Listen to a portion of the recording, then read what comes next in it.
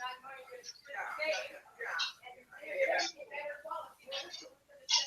know, it doesn't take a long time to get that stuff. You get that stuff immediately.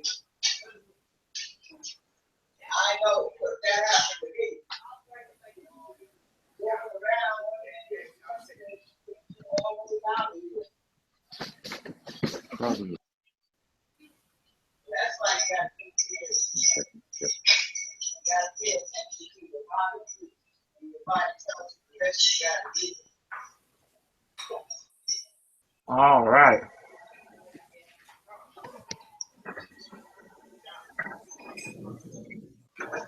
Well, let me go back in here and see if they got. All right, take care, Doctor.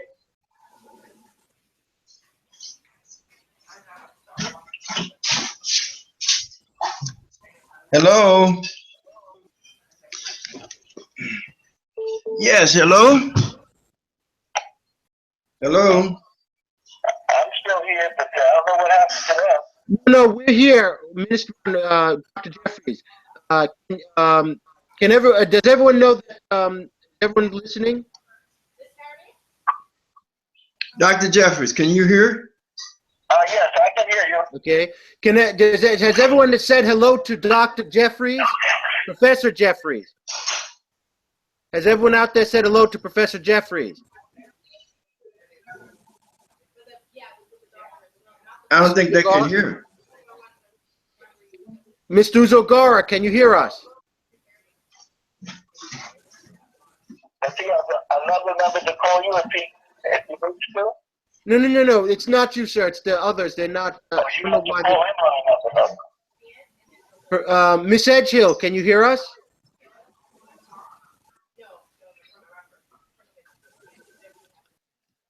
Okay, just a minute. Just hold on, everyone. I'm going to try to see what's going on with the connection.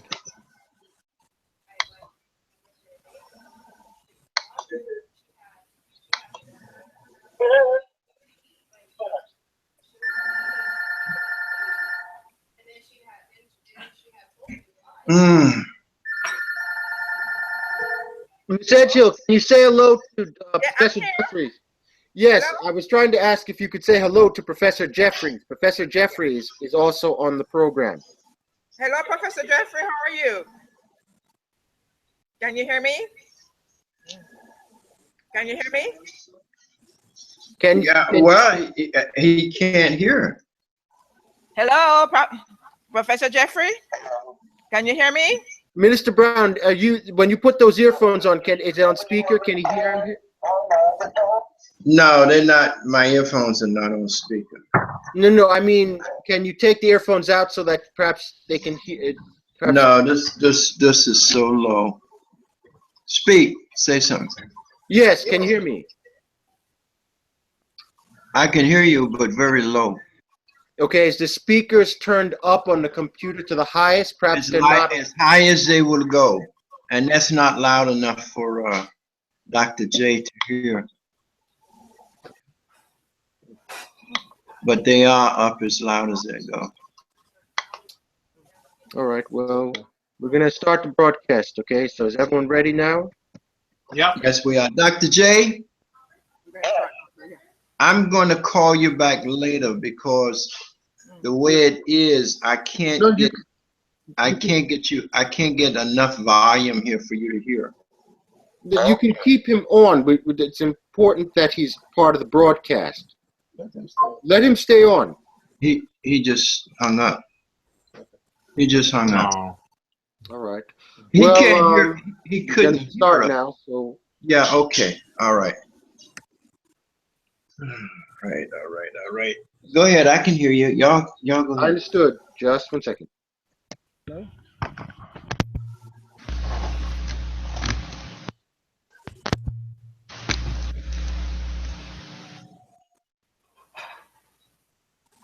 John?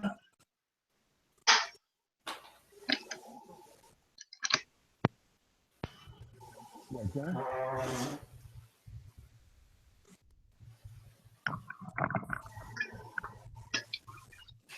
about to go live.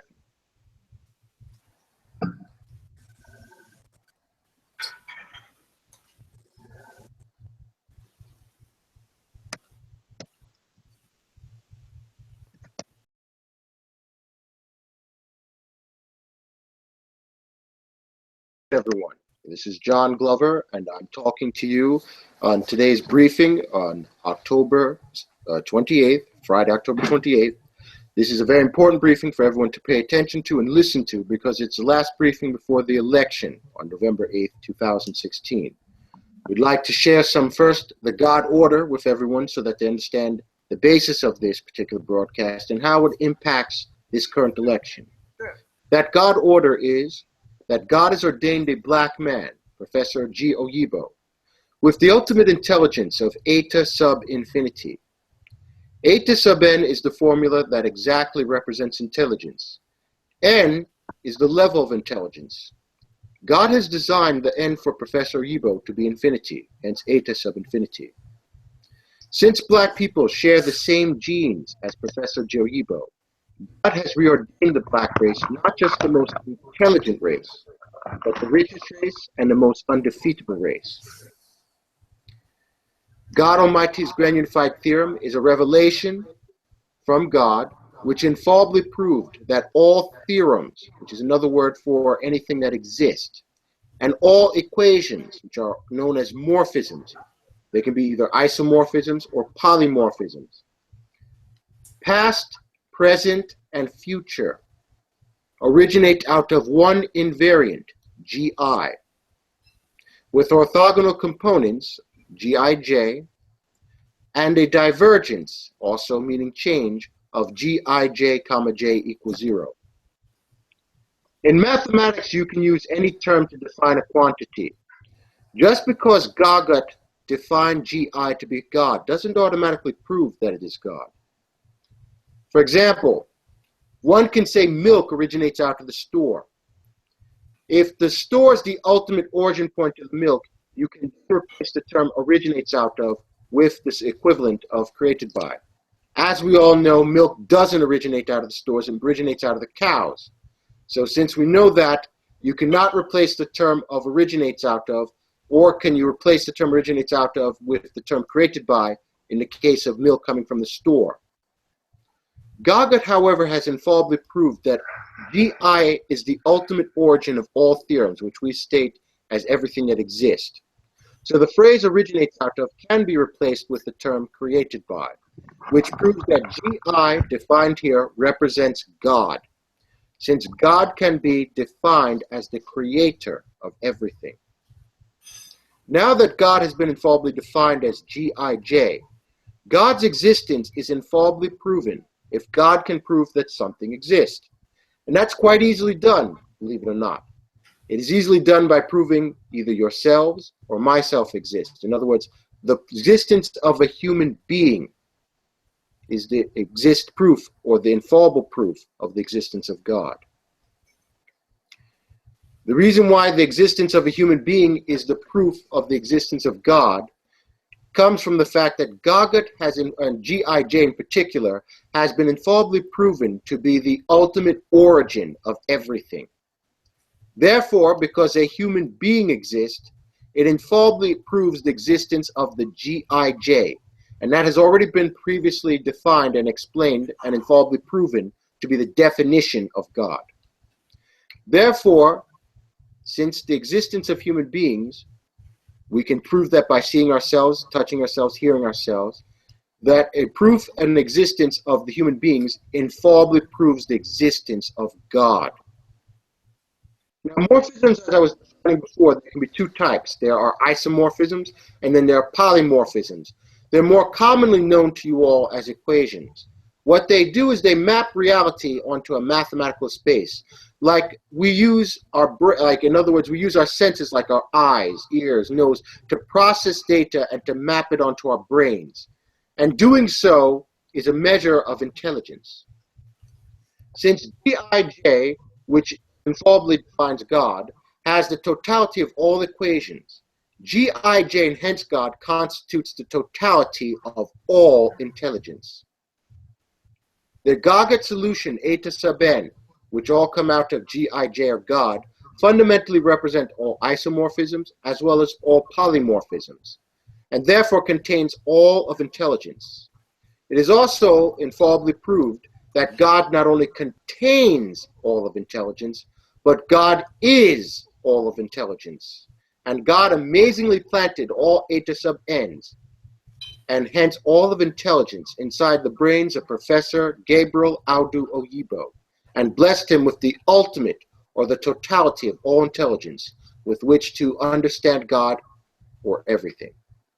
This is how God ordained Professor Oyibo with the totality of all intelligence, or what we call the ultimate intelligence, which can modestly be stated as God has ordained Professor Oyibo the greatest genius and the most intelligent human being ever created. Since the black race share Professor Oyibo's genes, God has ordained black people by extension to be the most intelligent race. And this has been confirmed by Jim Crow through Göttingen University and Yale University's research study. Now, I'm hoping that everyone that's listening can just quickly see on the screen some of the information pertaining to the Göttingen celebration, which I'm bringing up right now. Just bear with me 1 second.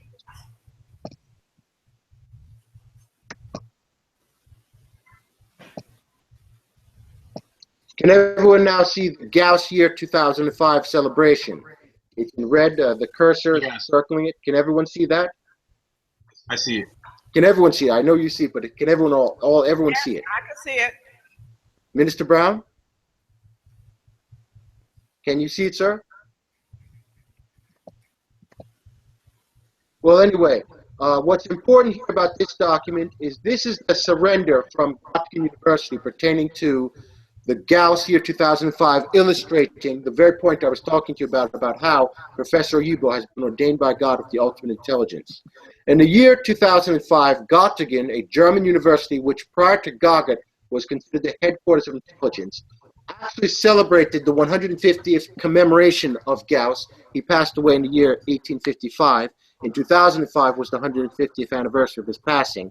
And they took the time to celebrate the greatest mathematics works to honor Professor Carl Friedrich Gauss for each week of that year.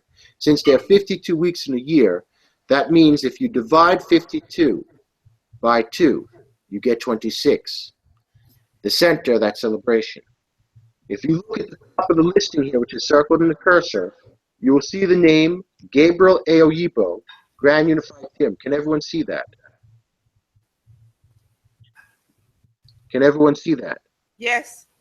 Praise God. To understand that ranking of GAGUT as the #1 work to honor Gauss, we must look at some of the runners-up. For example, if you go 7 places below here at NR 19, you'll see the name Sir Professor Michael Attia and Daniel Iago Nitzer, field medalist lecturers. Can everyone see that, which the cursor is circling at this time? Yes. Okay.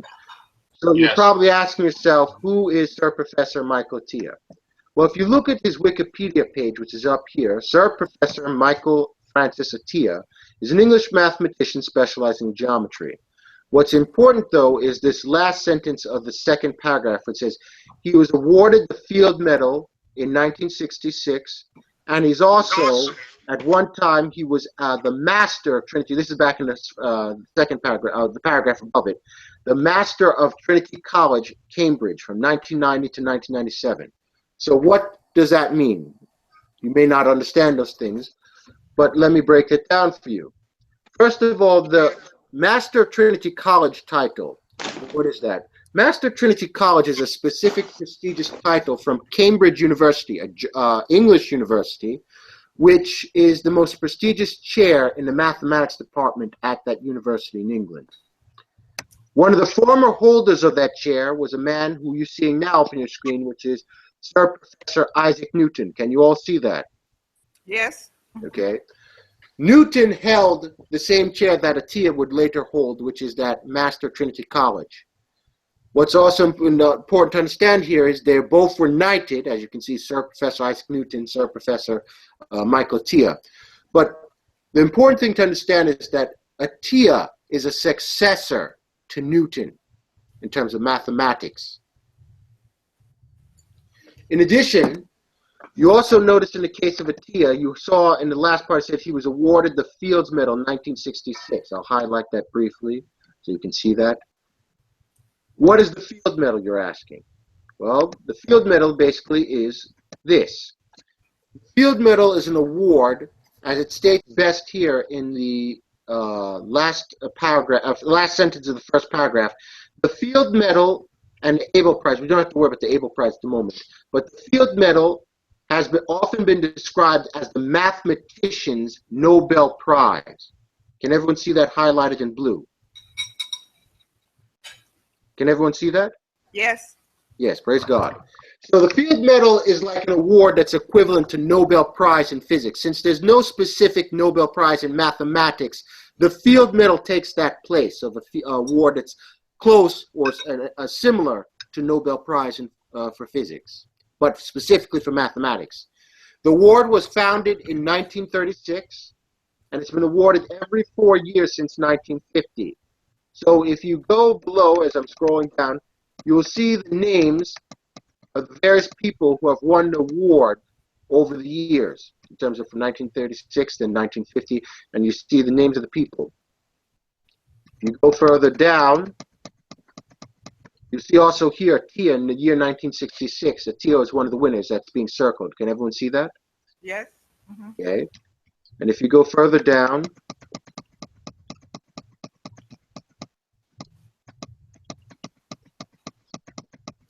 just quickly going over some of the names that are here.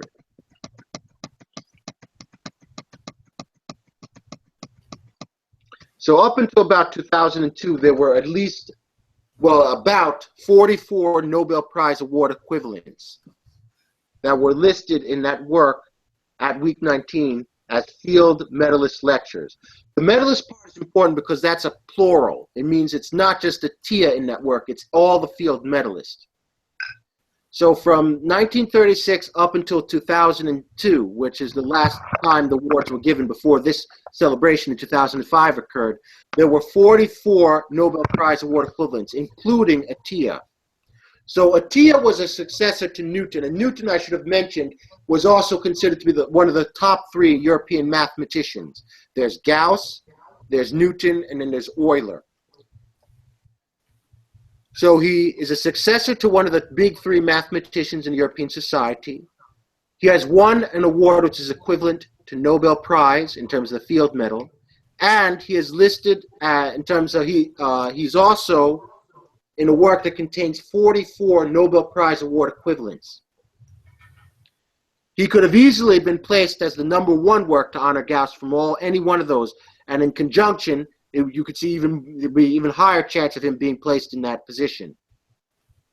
Göttingen, on the other hand, ranked his work inferior to GAGUT. That's why it's placed at week 19 as opposed to week 26. Can you see that? Yes. Mm-hmm. Can everyone see that? Yes, we can see that. Praise God. So then Yes, we're going to go to, I'm sorry? I said, yes, I see it. Thank you. So then we're going to go to week 23. At week 23, you'll see the name. The first name is not that important, Alexei Viktorov Bozhinov, but the second name, Anatoly Tifermenko. Who is he, you ask? Well, Anatoly Tifermenko is this particular person. Anatoly Timorovich Fermenko is a current-day Russian mathematician in the Moscow State University system and the Russian Academy of Sciences.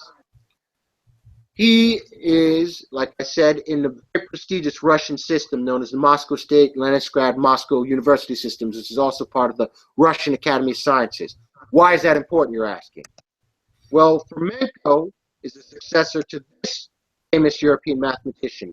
As I just mentioned, Gauss, Euler, and Newton, or Gauss, Newton, and Euler, make up the top 3 European mathematicians. Euler came a little bit after Newton. Newton was around since the mid-1600s and died in the early 1700s. Euler was mostly in the 18th century, from 1707 to 1783, and Gauss came afterwards in terms of 1777 up into the mid-1800s. So the important thing to understand is Euler, although he's a German-Swiss mathematician, he worked, you can see in the last part of the second paragraph, he spent most of his adult life in St. Petersburg, Russia, he was basically the head of the mathematics department in the Russian university system in Moscow and Leningrad in that particular area. So what's important to understand here is Euler, who's considered to be one of the top 3 European mathematicians, Fomenko is a successor to Euler in the Russian university system. That alone could have placed Fomenko's work as the #1 work to honor Gauss, because Gauss had a lot of respect for Euler. However, Göttingen painfully ranked Fomenko's work inferior, which is why it's placed at week 23 as opposed to week 26. Can everyone see that? Yes. Praise God. Then we're going to go to the one above it, which is NR24. Has the name David Hilbert. Who is Professor Hilbert, you ask? Professor Hilbert is this particular person up here. Can everyone see the image of Hilbert on Wikipedia? Yes. Okay. Hilbert is very important to understand in terms of his connection to GAGUT, in terms of Hilbert actually came from Göttingen University. If you look at the slide here, you'll see the institutions. Under the first one, which is University of Königsberg, the one below it is Göttingen University. He was a head of the mathematics department that came after Gauss. Hilbert lived from 1862 to the mid-1900s. So what's important to understand is Hilbert is also known as the last of the great mathematicians. He is also known for something else that's very, very important to understand in terms of him, in terms of his position at Göttingen. Again, if you scroll down to the, which I'm doing, on the look at the right-hand side in terms of the list of the doctoral students, you'll see that it's a very long list of names. Can you see that? Yeah, it's there, right there, right there. Can everyone see that? Yes, we can see that. I can see highlighting it. some of them. The reason why this is important is Professor Hilbert oversaw 69 PhDs in mathematics. As you can see, they're highlighted right there on the side. The reason why that's important is usually in a mathematics field, professors are lucky to get maybe 1 or even 2 at the very most, or 3 if you're really going out of doctoral students. And even then, most of the time, the doctoral students don't become stars in mathematics in their own right. No offense intended.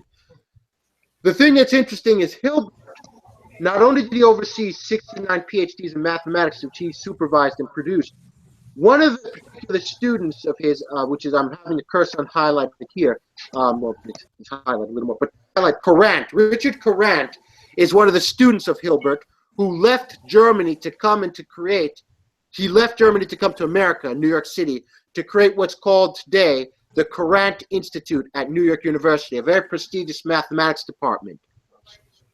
That particular, and it's in Mercer Street in New York City, Manhattan. The reason why that's important is that's a very prestigious American mathematics institute, which was founded by a German, Courant, who was a student of Hilbert. So Hilbert also is known for popularizing the search for another problem that GAGUT solved back in 1990, which is the Riemann hypothesis. Though he didn't formulate the problem, it was formulated obviously by a professor by the name of Riemann, who's also very important to understand, coming from Göttingen. Hilbert was the one in 1900 to recognize the Riemann hypothesis as one of the most difficult unsolved mathematics problem in the year 1900. GAGUT has since solved that problem since 1990. But the important thing to understand is Hilbert comes from Göttingen, was considered the last of the great mathematicians, oversaw 69 PhDs in mathematics. That could have easily placed him as the #1 work to honor Gauss. Göttingen painfully had to put Hilbert in a position 2 places below GAGUT because they recognized Hilbert's work as being inferior to GAGUT.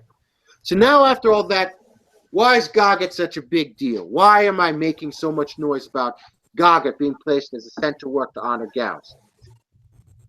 GAGUT was placed as the central work to honor Gauss because Göttingen recognized, and GAGUT in effect coded, that mathematics, despite the fancy name that frightens a lot of people because of the title, in reality, mathematics is nothing more but a study of theorems. And as I stated before earlier, theorems are just another word for anything that exists or reality. So mathematics is the study of reality or things that exist. In keeping that in mind, when you understand that, you also have to understand GAGUT also decoded that the term GAGUT, it's an acronym that stands for God Almighty's Grand Unified Theorem. Understanding that, the definition of GAGUT has all the words important, but the last two words are perhaps the most important in terms of understanding his proof of why GAGUT was placed as the number one work to honor Gauss. Unified theorem means it contains all theorems and all reality. Since mathematics is the study of theorems as decoded by GAGUT, and GAGUT from its definition means that it contains all theorems, hence unified theorem, one can now conclude and understand that since mathematics is the study of theorems and GAGUT contains all theorems, GAGUT contains all mathematics. Can everyone understand that? Yes. Yes. Does everyone understand that? Question, John. Sure. Okay. My question has to do with earlier. So those 69 PhDs who the math, I forgot, was it Hilbert you said Yes, oversaw? Professor Hilbert. They were all white PhDs or non-African PhDs. Yes, because at the time in Germany, as you know, this was before GAGUT. So you can understand it was not likely there were going to be a lot of black students in the classes in Göttingen studying mathematics. They were barely allowing the Jewish people, like I said, most of the Courant, who left Germany to come to America. One of the reasons why he left, I didn't explain this, one of the reasons why Courant left was he was a Jew. Although he was brilliant, the Nazis and the Holocaust occurring in Germany at the time prevented him from demonstrating his brilliance in Germany. So he had to leave Germany to come to America. Hilbert oversaw his PhD. Hilbert wasn't Jewish, but Courant was. But because of the hostility in Germany that the Jewish people were facing, Courant couldn't keep or stay in Germany and continue his career there. He had to leave Germany to come to America. So if you can see that amongst the Jewish people, the black people who can't even mix in for the most part would have an even worse time in such a mathematics department. So pretty much, John. Did that answer your question? Pretty much, yeah. I'm gonna add one more thing. So pretty much, the darker people got that they let in and curlier their hair was that they let in, what the smarter the newer people who came in that are darker will become, and the more they accomplish more than them. Is that pretty much what it was? That's correct. Wow. Yes. And what the GAGUT has basically done is basically shown and proven that infallibly by GAGUT determining that mathematics is the study of theorems, and GAGUT contains all theorems. GAGUT, in effect, contains all mathematics. What this means is that in 19, Sir Professor Michael Atiyah and the field medalist lectures that are in that, all those mathematics works can be reproduced out of GAGUT. The work of Anatoly Fomenko and his work, the GAGUT. The GAGUT. Sir Professor Isaac Newton's work can be reproduced out of GAGUT. John. Yes. A question. What do you say to critics who say that GAGUT is Professor Oyibo's grand unified theorem? They're qualifying it by that's his unified theorem, like implying that someone else can come up with their own grand unified theorem. How do like Nassim Haramein. Yes. Well, to answer that, the basis of why they can't say that it's what God has blessed Professor Oyibo with the formula of G2j, comma j equals 0. But the theorem is not only infallible, it cannot be superseded past, present, and future, which is the point I was just about to get to, and I'm glad you brought that up. In terms of GAGUT contains all the mathematics. What that means, in effect, and this is the why Göttingen and the Germans selected GAGUT to be the number one work, it can not only reproduce the work of all the mathematicians on this list and off this list, provided the works are correct, it also reproduces the works of Gauss, who was the star of the celebration, which they were honoring. Recognizing that, They recognize that Professor Oyibo's work, since it contains all mathematics, it cannot go beyond that. Every part of mathematics is embedded inside of GAGUT. And that's why we said Professor Oyibo has been ordained by God as being the greatest mathematician of all time. This is what the Germans confirmed, but they confirmed it to an even more precise level, which is dealing with the point you just brought up, which is GAGUT has basically forced the Germans to recognize Professor Oyibo as being the greatest mathematician of all time that can never be surpassed. That's for the past, which is what happened before now, the present, which is the current time, and the future, which means any time in the future, if we go to the year 2071, someone claims they've come up with a new mathematical formula, it comes out of GAGUT. GAGUT can reproduce it. If we go further to the year 3070, someone claims they've come up with some new mathematics, it is still embedded inside GAGUT. If you go to the year 10 billion, someone claims they've come up with some new mathematics, again, it can be reproduced out of GAGUT. There's no new mathematics now because it is all embedded inside of G2j, comma j equals 0. And the Germans recognize that. That's why they were forced to place GAGUT as the #1 work to honor Gauss. So in effect, when people try to say, oh, well, it's just Professor Oyibo's theory, it's not a theory, it's a theorem. It's an infallible theorem that cannot, it's what you call infallible, which is basically stating that there's no challenge to it. You cannot go against it. To go against GAGUT means they'll be going against every one of the mathematicians they hold dear, including Gauss, who they were celebrating. So in other words, it's suicidal for the Germans to try to attack GAGUT, because if they attack GAGUT, they will in effect say GAGUT. If they try to attack GAGUT, they'll be saying Gauss is destroyed. They'll be destroying Newton. They'll be destroying all of their favorite mathematicians. Euler, Newton, Gauss, Riemann, and so forth. All of them will be destroyed if they try to attack GAGUT.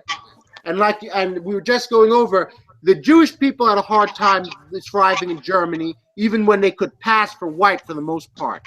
Right. So if you can imagine that, you can see the Germans were not going to, on any level, recognize or respect a black person if there was no GAGUT. When GAGUT came about, not only did they put a black person on the list, they put that black person at the very top of the list. That is the surrender that GAGUT forced the Germans to recognize, and in effect has destroyed white supremacy. White supremacy isn't just, you see some people wearing some sheets or burning crosses. The basis of white supremacy comes from Göttingen, and when Göttingen surrendered, that is the decision of the white supremacy. That's the important part to understand. But it's not an isolated incident. As powerful as Göttingen is, there's also other things that have happened around the world. We also concur and also agree with this particular part of the God order. And that comes from where I'm going to bring attention now, which is happening a little to the east of where we are, which is in India. In India, although it's not exactly white, it's most of the time the same dynamics that we deal with here in America in terms of Jim Crow happen in India. But it's important to understand is, you're seeing a paper here. Do you see the paper in front of you from Jamia Millia Islamia, Gauge Conditions for an Abelian Chern-Simon System consistent with equations of motion? Do you all see that? Yes. Okay. This is a paper by many people. One name that's in particular I would like you to focus is the one I'm circling slowly, which is a professor by the name of Krishendu Dasgupta. Dasgupta comes from an Indian university known as Jamia Millia Islamia. Can everyone see that? Yeah. Department of Physics from New Delhi in India, in the zip code. This is a paper dealing with, although you may not be able to tell from the wording, this is one of the papers he was trying to look for at the time he was doing this. He was looking for a unified field theory, not a theorem, but a unified field theory. He failed ultimately because he was looking for the wrong thing. He was looking for a theory as opposed to theorem. But Dasgupta searched for it, and one of the things that's important to understand is Dasgupta comes from a group of people who have won a great deal of Nobel Prizes in terms of coming up with or searching for what they were looking for, which is a unified field theory. For example, people like Chandrasekhar in 1983 won a Nobel Prize for what's known as the Chandrasekhar limit, which had a connection to the unified field theory. In addition, you also have in 1979, although he won it with two other European mathematicians, Abdus Salam, an Indian, also won the prize for what's known as electromagnetic weak unification. He won it along with two other people, but that's what I'm trying to get across in terms of the Indians have been very hopeful, or people that were considered hopefuls in terms of coming up with GAGUT. Even though they were looking for a theory, they were close or expected to be the people to come up with it. They won a great deal of Nobel Prizes on it. And Dasgupta is one of those professors of physics who was in effect searching for GAGUT, or for the unified field theory at that time. Why I bring this up is Dasgupta recognized after his failure, he had called our university, he sent us an email after seeing a particular discovery of GAGUT being presented to him in terms of GAGUT actually solving the problem he himself had been searching for. And in front of you, you're going to see that message. That can everyone see the page in front of them? Excuse me for a second. Sorry about that. It's a slight problem. But it should be coming up again. Just give me a second.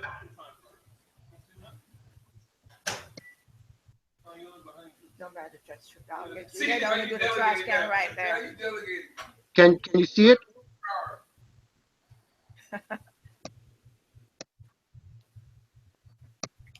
Can everyone see it? Yep. Okay. This is a letter that Professor Dasgupta comes from a top 20 school in India called Jamia Millia Islamia, a school funded by the King of Saudi Arabia. He wrote a letter in the July of 25th, 2007. Again, I don't know why these pop-ups are coming in. Sorry about that. Let me fix that. Just a second. I might get some over here. There's a not Indian store, Chinese store, but there's a Chinese store. Okay. Here it is. He wrote the letter on July 25th, 2000, titled, as you can see here, from Crescendo Dasgupta. And he basically said, on sending it to our university, and the title is God's Mission and Dasgupta. Can everyone see that? So it's not hard to get. Can everyone see that? It's in a Chinese store, Oriental store. Is everyone listening? Yeah. Okay. Can everyone see the page that's up? I just want to make sure, because I'm here. I heard one voice. I didn't hear everyone. Yeah, we're here. Yes, I'm sorry about that. Praise God. What you're seeing here is an oath sworn by Professor Dasgupta. He himself searched for GAGUT, or at least unified field theorem. He understood the difficulties in coming up or trying to present a God order like the GAGUT discovery.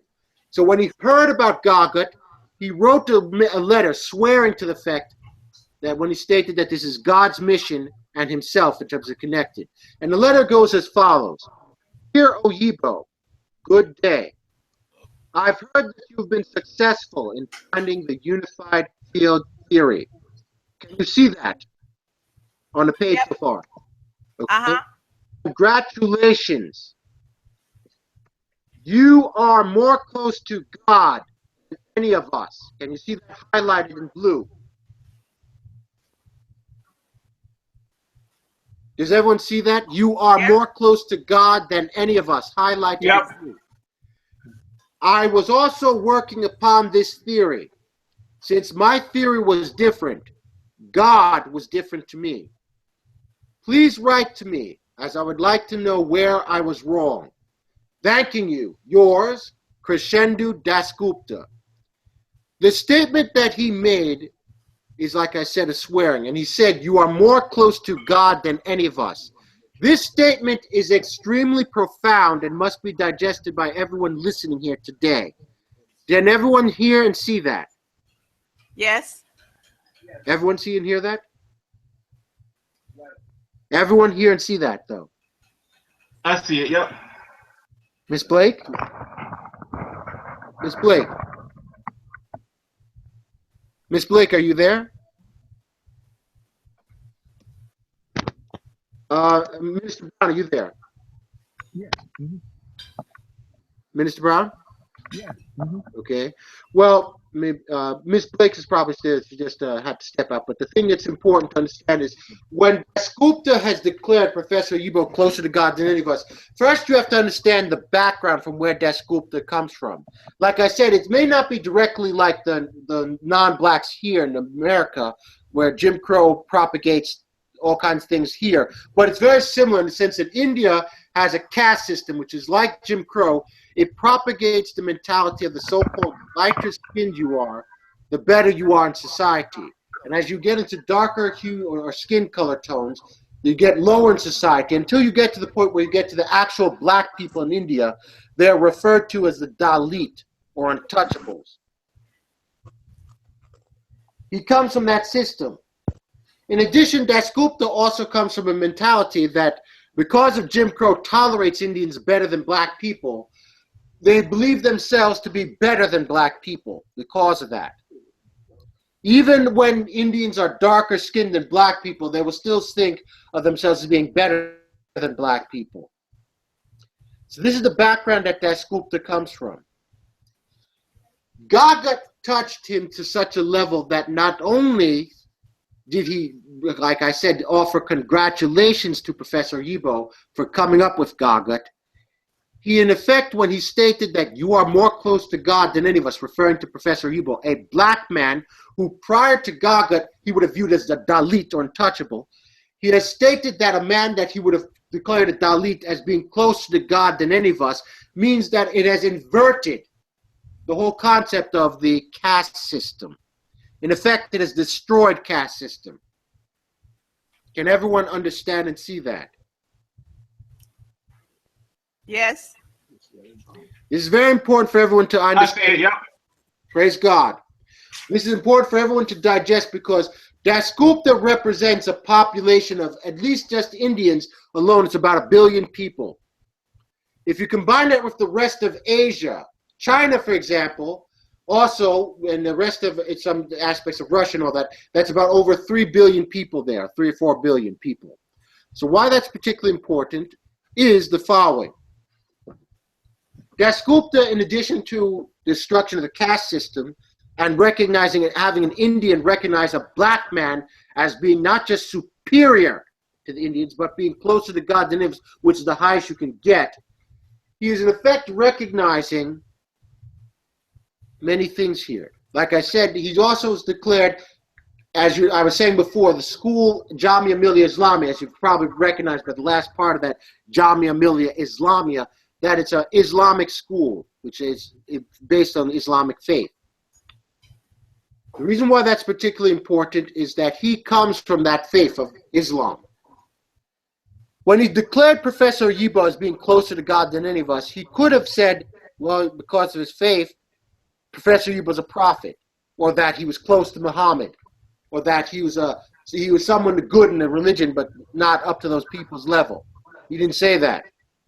When he declared Professor Oyibo as being closer to God than any of us, he is in effect stating that Professor Oyibo supersedes Muhammad. Can you understand that? Yeah. That's right. Praise God. Just as if he were Christian, the big name that he would be talking about is Jesus Christ.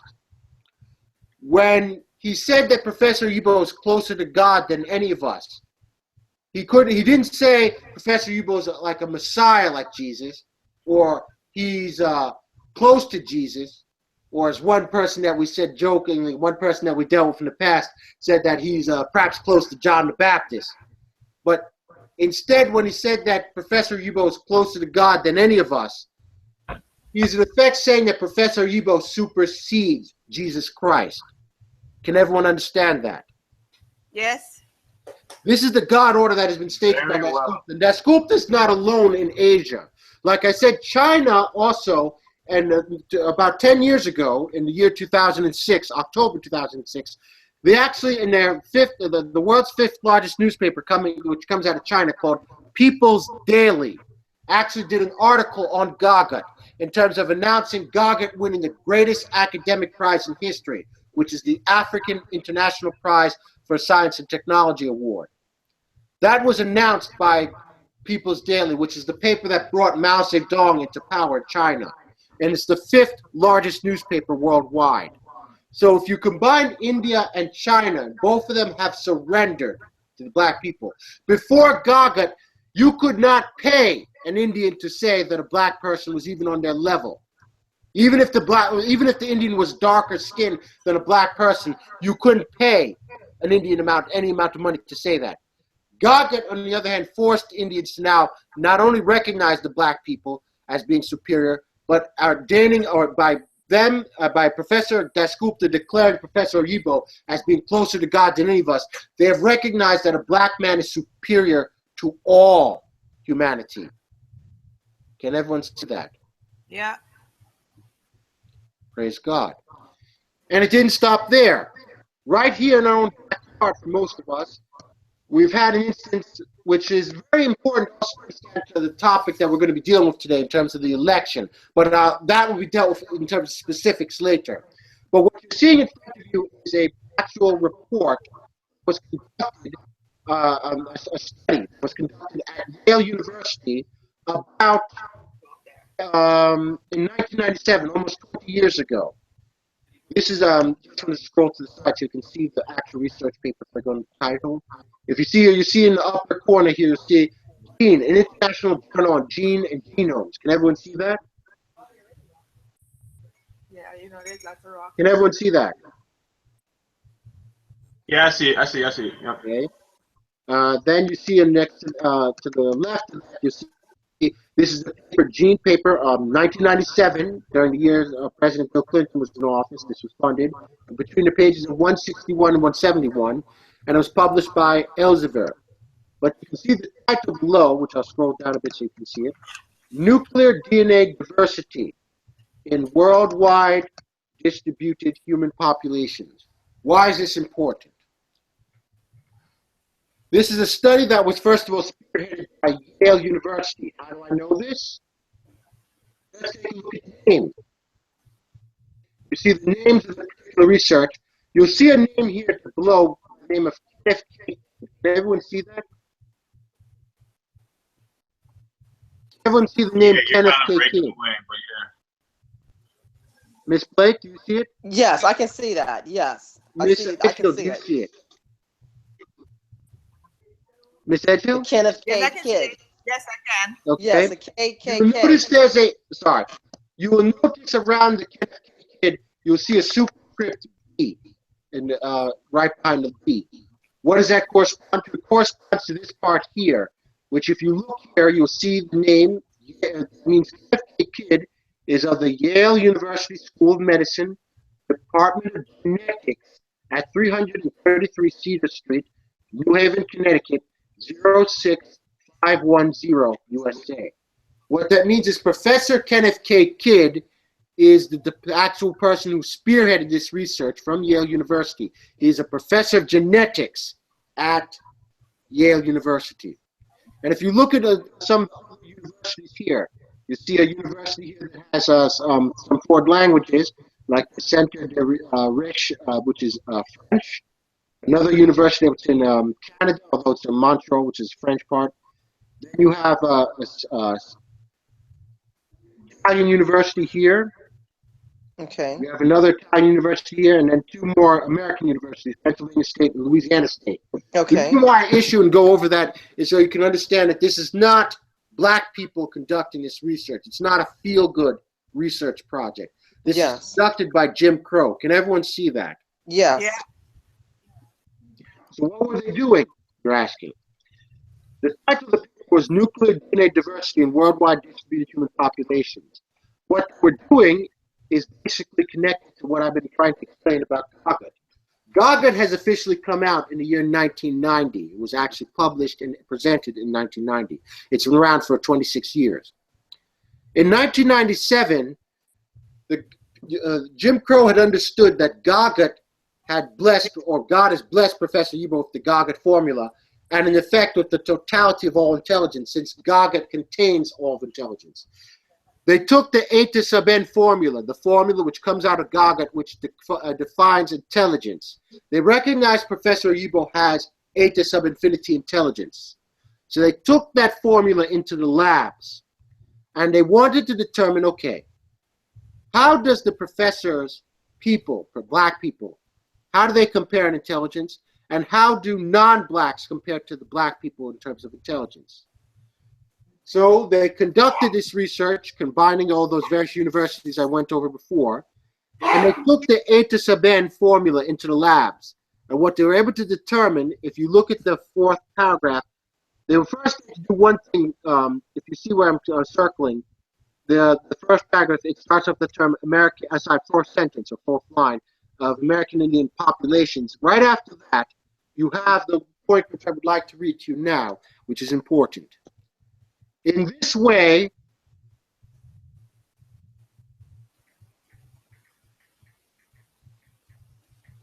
what does that mean? Well, first of all, as I went over before, polymorphisms are a measure of intelligence.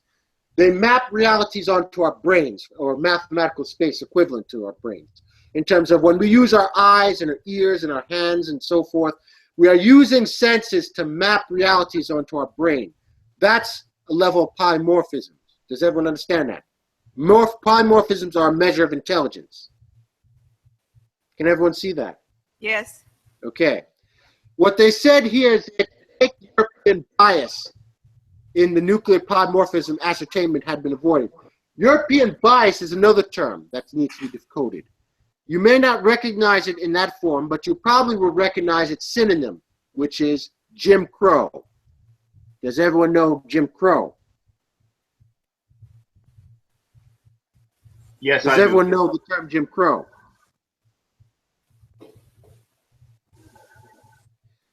I'm asking you all. Do you all Yes. heard? Uh-huh. Do you Yes. know the term Jim Crow? Yes. Yes.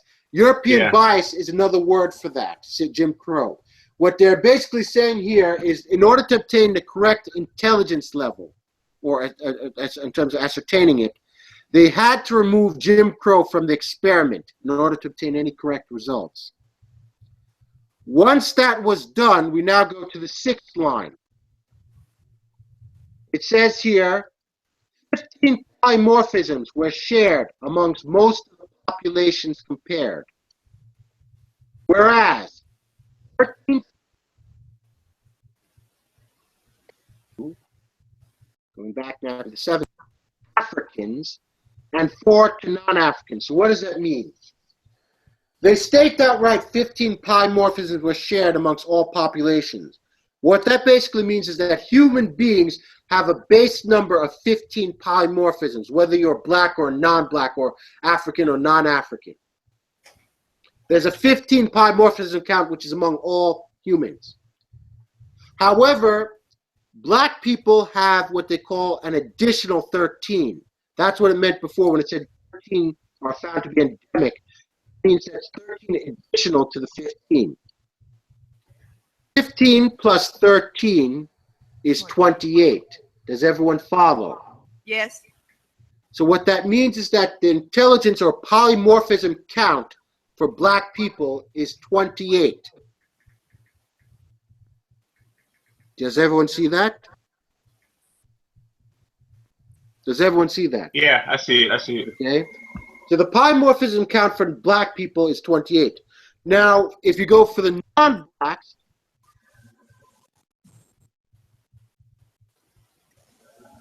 they state there are 4 that are endemic to non-Africans. And non-Africans will be your whites, Asians, Jews, and so forth. If you combine the 4 that are endemic to non-Africans and combine that to 15, 15 plus 4 is 19. The polymorphism count for non-blacks is 19. What this is in effect saying is that black people are the most intelligent race with an N count. An N in the eta sub n formula is representing the polymorphism count. Black people have an N of 28. Non-blacks have an N count of 19. So the ratio of intelligence to black people to non-blacks is a ratio of 28 to 19. Can everyone see that? Yeah, question about that, Sure. John. Question. Does that include indigenous blacks in America as well? Those who Yes, those who all black okay. people are shared in terms of black people share the 28 pi morphism count. What's more important is this, like I said, was conducted by Jim Crow. This is not black people come together for some feel-good thing. This was conducted by Jim Crow. But what they had to do, as it's stated in the fourth line, is they had to remove the European bias. And once that was removed, they were able to obtain the correct results in terms of black people being ordained as the most intelligent. Professor Oyibo has an N of infinity, but black people have an N of 28 plus, and Jim Crow has an N level of 19 minus. But what's important to understand also is to see this in a much clearer light is, let's take the number that we're talking about in terms of 28 and 19. Both of the numbers don't have a common factor, so you can't further simplify them. But let's round up or round down numbers to make a comparison. Let's take 28, for example, the number for the black people, and round it up to 30. Let's take the 19 number for the non-blacks and bring it down to 18. So approximating the 28 to 19 ratio, we're now going to use 30 to 18. Does everyone follow so far? Yeah. 30 and 18 have a common factor of 6. If you divide 30 by 6, you get 5. If you divide 18 by 6, you get 3. So 30 to 18 can be simplified to 5 to 3. And a ratio can be rewritten in a fraction form by taking the number to the left of the ratio, or the first number, and putting it as your upper number of the fraction, which is your numerator, and the number to the right of the ratio, or the second number, as being your denominator, or bottom of the fraction. So 5 to 3 can be rewritten as 5 over 3. Can everyone follow that? Yes. Yeah. 5 over 3 is what we call a reciprocal or an inversion of 3 over 5. Can everyone see that? Yeah. 3/5 is what Jim Crow propagates black people as being, a so-called 3/5 of a human being. GAGUT is decoded. In reality, black people are 5/3. 5/3 is important to understand because whenever you have a fraction where the upper number, which is the numerator, is greater than the number in the bottom, which is your denominator, you have what's called an improper fraction, a fraction greater than 1. 5/3 can be rewritten as a mixed numeral, which is 1 2/3. And 1 2/3 can be converted into a percentage. Since the fraction is greater than 1, the percentage will be greater than 100. So 1 2/3 is approximately 167%. So if an ordinary human being is 100% of a human, black people are 167% of a human. And that means black people are superhumans. Does everyone follow? Yeah. That is the God order that has been brought about and what has forced Jim Crow to surrender on all fronts. Whether it's Göttingen University, whether it's Das Gupta representing Asia, or this Yale study. All of them have now recognized the officialness of it's mathematical, it's scientific, and it's official. After 2,500 years of the fraud regarding the black race, in terms of the intelligence of the black race, black people have now been recognized as who they're supposed to be, as being ordained by God as being the most intelligent, richest, and most undefeatable race. And that's what we're going to be sharing with you now. This particular broadcast is important to understand that aspect, especially in light of the election, which is what we're going to be going into now. So hopefully everyone is ready. So we're now going to connect Professor Oyibo so we can explain the further aspects of all this in terms of what this means for us in terms of this current election. Is everyone ready? Yes. Yep, I'm ready. So I'm going to connect the professor on. Please hold.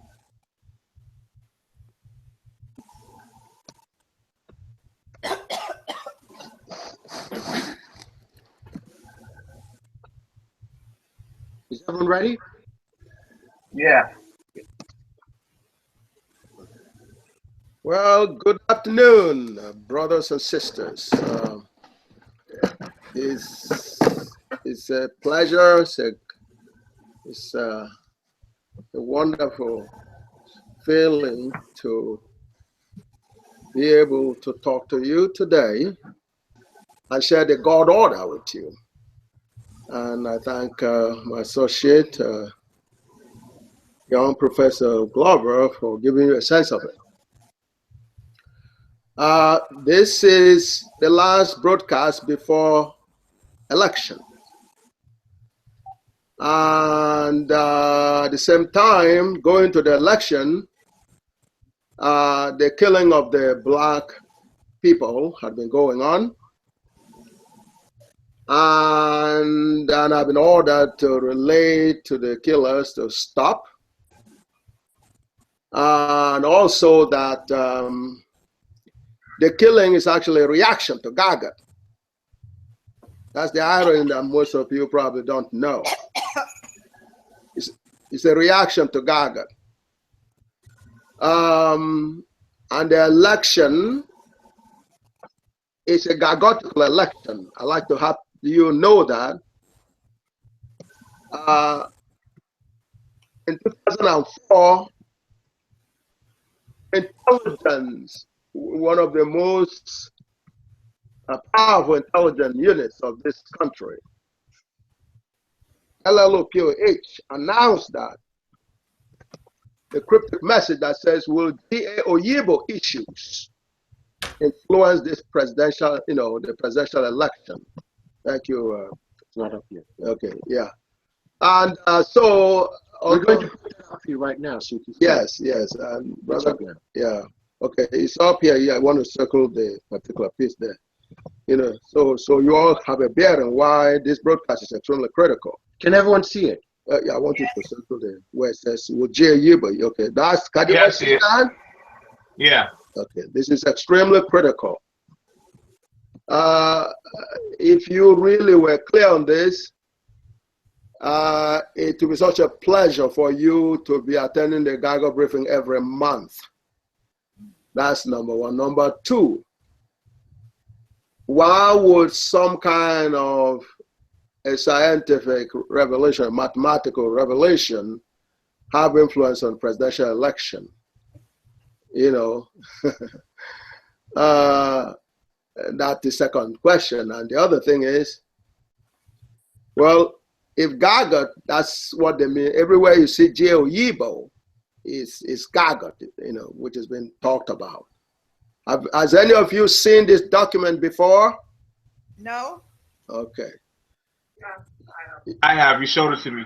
Yes, he said, will Oyibo issues influence the presidential election? One of the things that some of you may realize is that although they're not referring to me, they're referring to the revelation from God, which is GAGUT.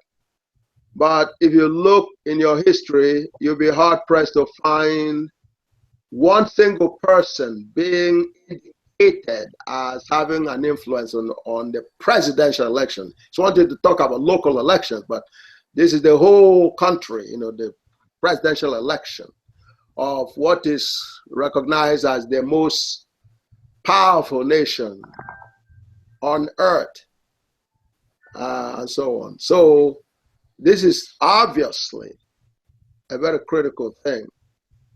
Of course, Oyibo issues as in, or AKA, GAGUT, influenced the presidential election shortly after this announcement was made, which was the next one. This was done in 2004. By 2008, the impact was very clear. It was loud, which was the election of the first black president, President Obama. This is the connection with Obama.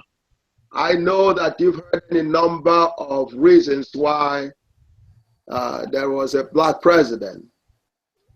If any of those does not say, does not coincide with this, it automatically means that was not a serious prediction. So the bottom line is, GAGUT decided the 2008 presidential election. And we can spend a lot of time, but we're going to get back to it. This is the thing now that you need to have in your mind. And therefore, because it not only decided the election in 2008, it also decided the election in 2012. And in this election, it's also deciding the outcome of the election again this year. Some of you would ask, why? I mean, what's the sign? Well, if we get back to 2008, how did GAGUT decide the outcome of election 2008? Well, there was a black president in the history of this country. That's why. Because of GAGUT being a revelation from God through a black man whose name appears there. A lot of heavy-duty things have happened in our history, at least, especially in the last 400 or 500 years. But none has gotten even to 1% or 0.000% of what we're talking about here. That's why it decided. Because right from the beginning, God has been recognized as the leader of the universe. God is the creator. God is the boss. God is the one that gives the orders. God is at the top of the pecking order of the universe. So, therefore, but what is special about God that gives God that kind of position? What is special about God is God has ultimate intelligence. It is with that intelligence that God is able to create the universe. So therefore, the person who created the universe automatically, is in charge of the universe. So, but that is overall. He gives the pecking order. And after God has given that pecking order, next in command distributes it. Next entity in command distributes it. So, locally and universally. Now, for the local, the planet is automatically by virtue of recognizing God's power as coming from ultimate intelligence. It is understood whoever has to symbolize God as in giving the pecking order on the planet,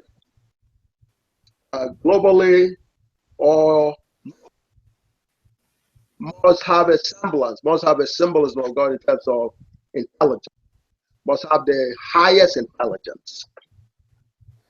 So, and it's not just highest intelligence, highest other qualities as well. You have to, be nice to people. You have to be kind, have a big heart. You have to have a good smile. You have to have good looks. You have to have all kinds of things. Everything that makes you, symbolize God in terms of perfection. And intelligence summarizes all that.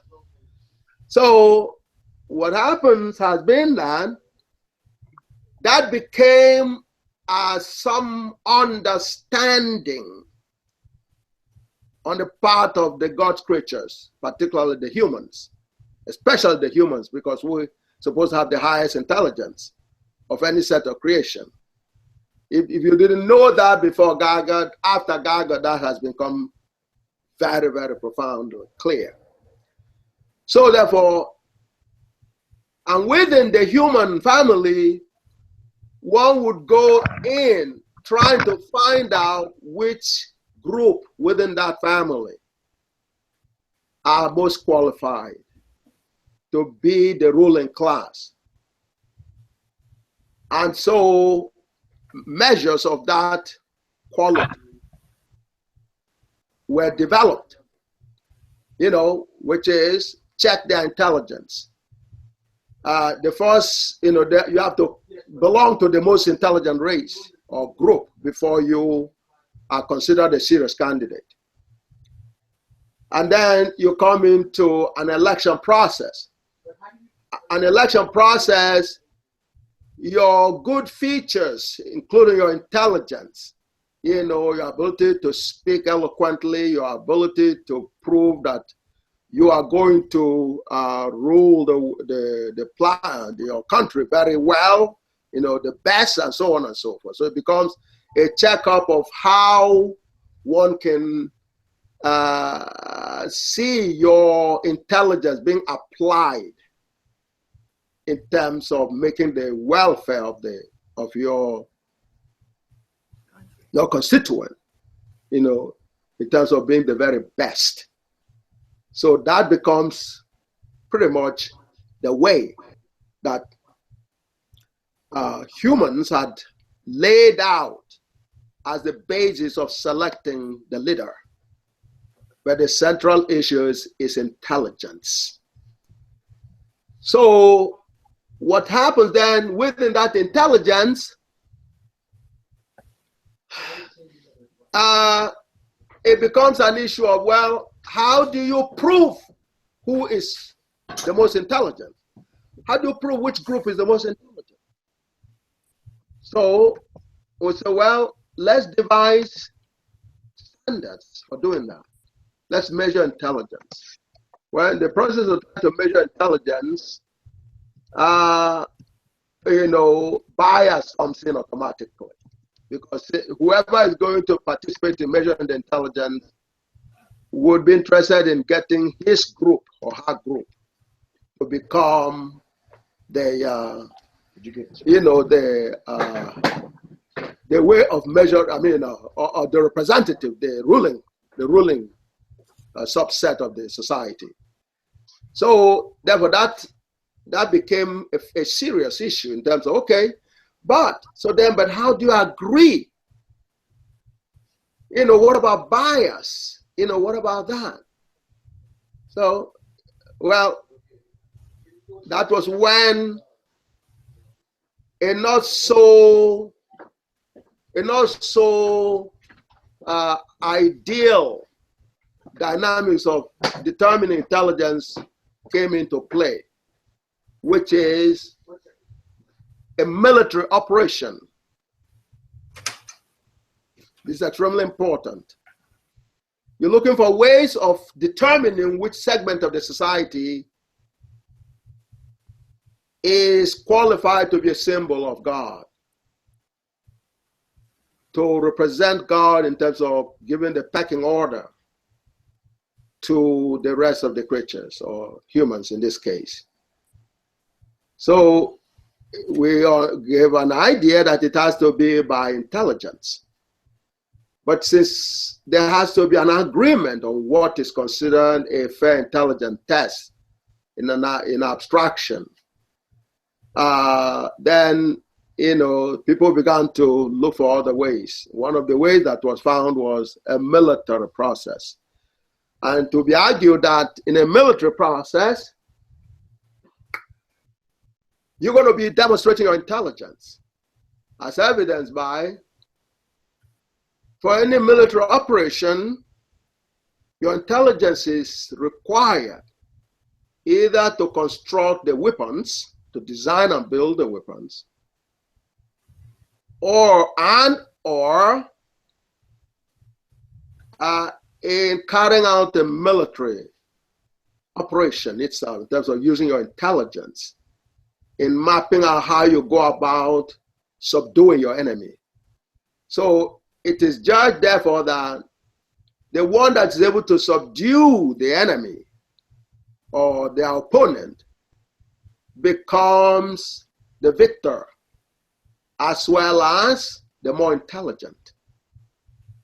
especially since it can be argued that the military operation requires, up intelligence in both the hardware, as in the weapons, and the techniques in terms of the military strategy.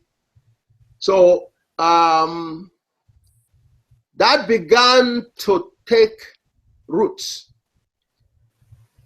And as soon as humanity dispersed from the original center where they were created, which is Africa or Galaland, Gala, G-A-L-A, or G-A-L-L-A, or G-U-L-L-A, and G-O-L-A, and a number of ways that Gala is spelled. And so that journey began. People went in all directions, including Europe. And in Europe, they had to encounter ice and tough weather, in terms of very cold weathers. So those people who went in that direction had their fighting skills sharpened, in part because of deprivations and the hard, severe environmental situations. In the process, the environment attacked them, robbed them of their natural intelligence. This report from Yale verifies that.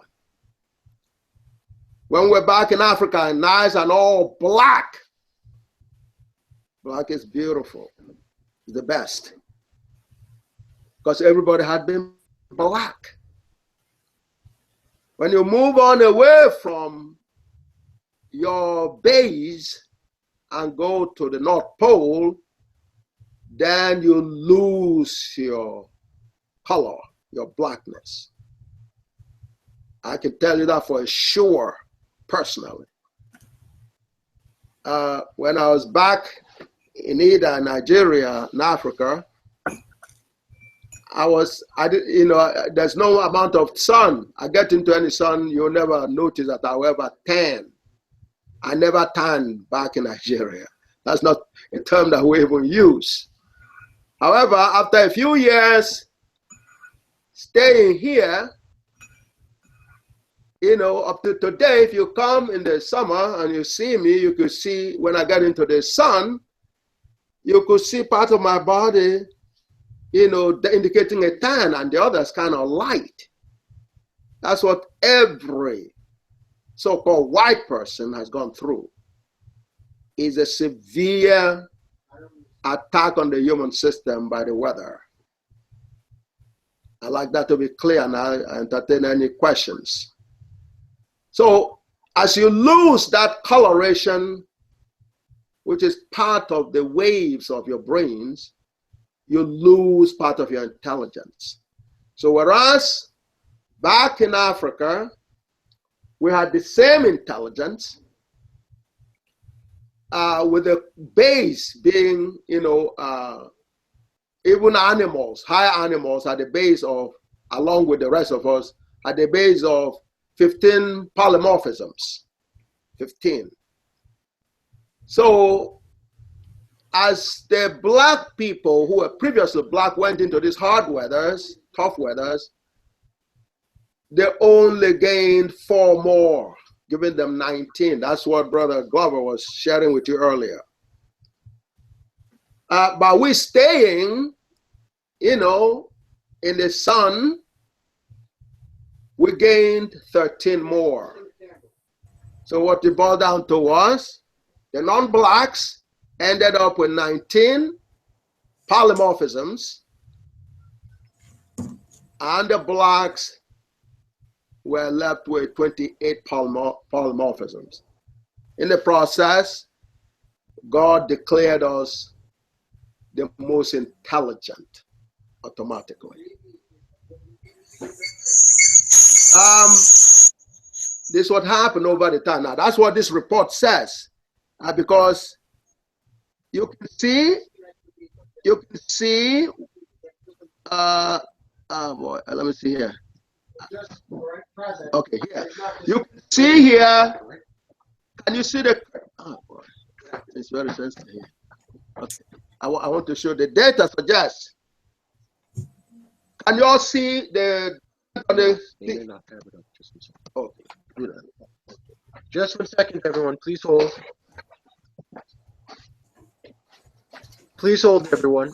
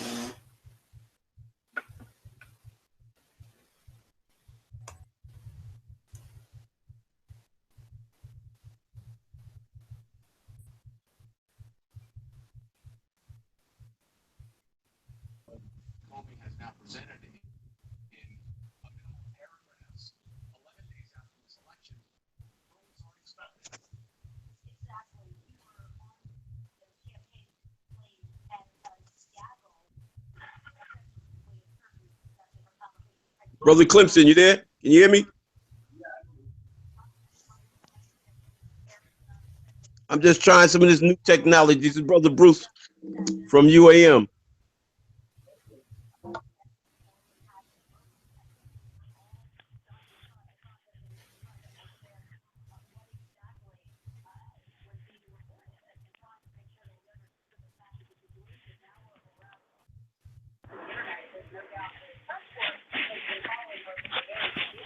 I can't hear nothing.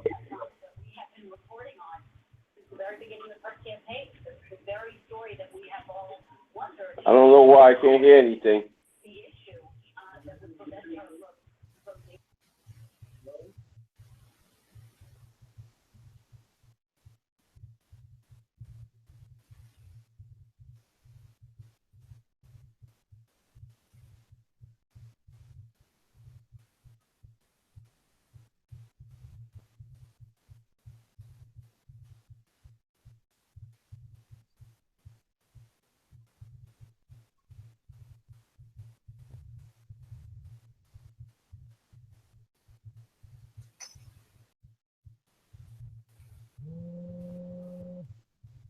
Everyone see the image in front of them?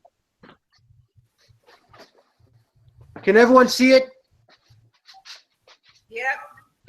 Can everyone see it though? I'd like to make sure, and everyone, Mr. Courtney has joined the presentation. Just wanted to let everyone know that.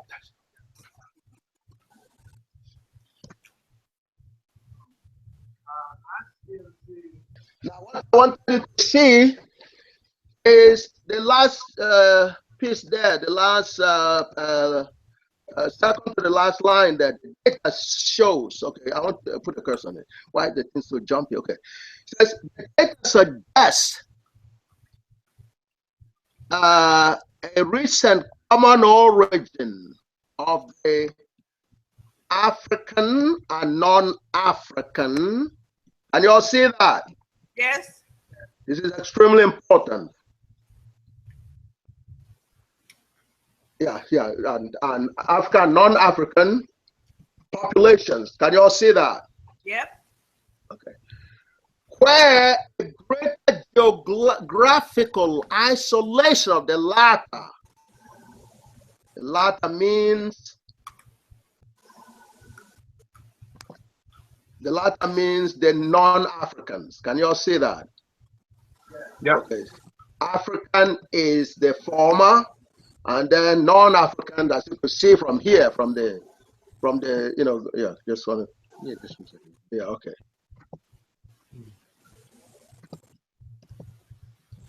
Okay. Okay. The data suggests a recent common origin as back in Africa. You understand? Question. Common origin, yes. So pretty much, based on the political sense, that means that if we were conquered, if any of these countries who have been colonized, aka conquered, based on this, it should be the other way around. Precisely. It's not possible to conquer Africans, is what this document is saying. So you say, it says, the data suggests a recent common origin of the African and non-African populations. Can you all see that? Yes. Yeah. Okay, Africa is the former, and then non-African is the latter. Okay, can you all see that? Yes. Okay, you know, in other words, the one before is the former, and then the one after is the later. Yep. Later on, you understand? Okay. Yep. I'm not. I know you all are great English speakers, but okay. So I just want to make sure because I'm in geometry. Okay, everything's geometry actually. So it said. So it says the great geographical isolation of the latter, meaning the non-Africans, those that went to the North Pole were isolated. Can you all see that? Uh-huh. Okay. Resulted in a smaller number of newly acquired. Okay. Yeah. Newly acquired polymorphism. You all see that? Yep. Okay. This, please understand that. Yeah. You know, go back again here. Okay. So that isolation is going to the North Pole. That's what is meant by a greater geographical isolation of the latter resulted in a smaller, meaning they gained 4. So we're going to go back again, but I want you to see that is a matter of space and time. God created us to, you know, to live around Africa and all that, and we may visit the North Pole or whatever, but that is not really a place where we're supposed to stay for any length of time, because the weather slows our intelligence down, and by taking our color, it also affects our intelligence in another way. So this is evident. So therefore, what we're saying is, but let me go over the okay, so it says back to the polymorphism. Yeah. Okay. I'm going back. Let me go back to the text to the top so I can read all two for them. Okay. Nucleotide variation. This is abstract. I might as well go by it now. They've gone. Professor Glover went over this before, but I have to go over it again because you have to. This is a critical document. This document was, you know, can you all see that nuclear DNA diversity in worldwide human populations? Can you all see that? Yeah. Okay. Why is this particularly important right now? It is because the election is about, among other things, this document. Did you all know that? No. Okay. The election, like I gave the background, is putting the person, the group that is closest to God, to lead God's creatures on the planet or part of the planet. That is the whole idea. God gives the pecking order. God tells, you know, the creatures what creatures are supposed to do. And although we do have a free will in terms of deciding whether we like to do it or not, God holds the ultimate. Because even when you say you're going to disobey God and try to go and do things, God decides. God can allow your free will, but God may choose to overrule your free will. Do you understand that? Yeah. Okay, so the politicians and presidents are supposed to guide us through that process as a symbolism of the Creator. So people who are supposed to come into that role are supposed to be the most intelligent, because that's the unique attributes of God. And God is not just the most intelligent, God is the totality of intelligence. That's the definition of God. God is the one unbounded space-time of intelligence that we call the universe, which can't expand. That's God. People didn't know that before GAGUT. But this is a report was funded by President Bill Clinton as a result of finding out Professor Oyibo's intelligence being ordained by God to be the ultimate, as in cannot be exceeded. It's not just among humans, but among all God's creatures. That was a wipeout, eradication of Jim Crow altogether. But there's at least one good thing for Jim Crow to celebrate, is that Oyibo comes from the human family.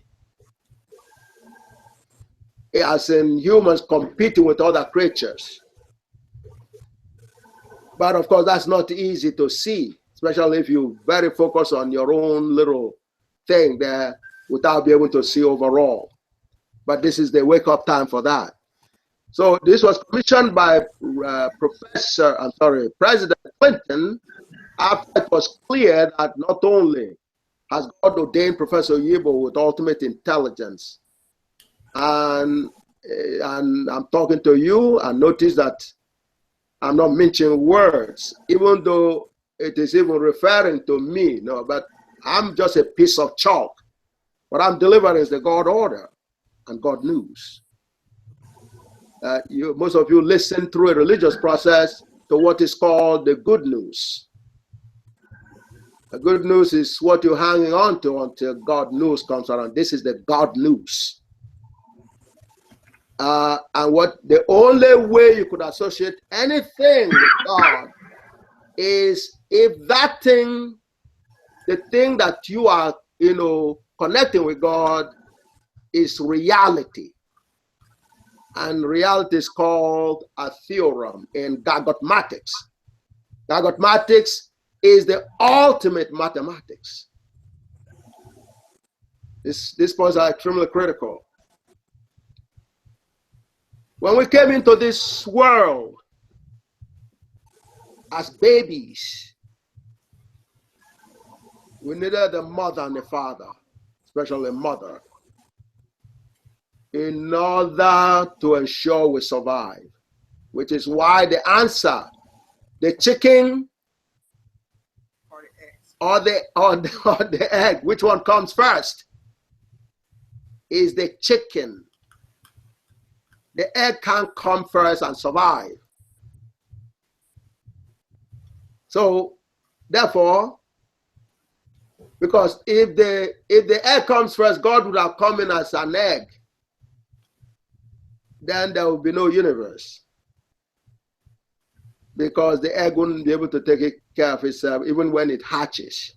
So anyway, that's that. So in any case, it's all about intelligence. So when we came in, we had to learn from babyhood. So the mother has to be there. We don't even know, that we're supposed to eat. The mother has to tell us we have to eat. We have to drink. We have to do any number of those things. It's a learning process. And then, we reach maturity and we're able to say, hey, we want to be on our own and so on and so forth. But up until that moment, and even beyond that moment, we have people guiding us. We have teachers. After we leave mom and dad, we go into schools and we learn from teachers and so on and so forth. Even when we graduate, we still go into a situation where we have a set of pecking order established in institutions. And what is supposed to be guiding dynamics is intelligence, a measure of intelligence. Intelligence is supposed to be part of your, college, going to college and getting degrees. Intelligence is supposed to be associated with that. Unfortunately, it's not as much as would have been preferred. to say the least, not to mention that's any number of bias system, which is what has been the issue right from the beginning. Yes, we agree there has to be a pecking order. The key word is the universe is an order. There's an order in the universe very clearly. The sun rises and sets and so on. So that's an order. You know, something's guiding that. It's not a willy-nilly. It's not just chaos. There has to be an order. And for an order to exist, there has to be a pecking order. Entities are used to guide that process to make sure everything is in order. Otherwise, there will be collapse. There will be nothing. So therefore, a pecking order then is established with God, the ultimate in charge. Then the segment of any particular, intelligent system like human system will have to be the best among humans. So the process of deciding that, like I went over before, the ideal one is to find a way to be able to say, yes, this individual set is closest, is clearly the most intelligent. And then we'll have, in effect, that's what was determined in America, where they had the Germans, being classified as the most intelligent segment of humanity. But that was basically within a European system. Africans were not really considered in that particular determination. However, so when they came over here, as a matter of fact, during the Berlin Conference, they ignored our existence of intelligence altogether. But it went way back before then. They came on our shores around the 300s BC. Okay?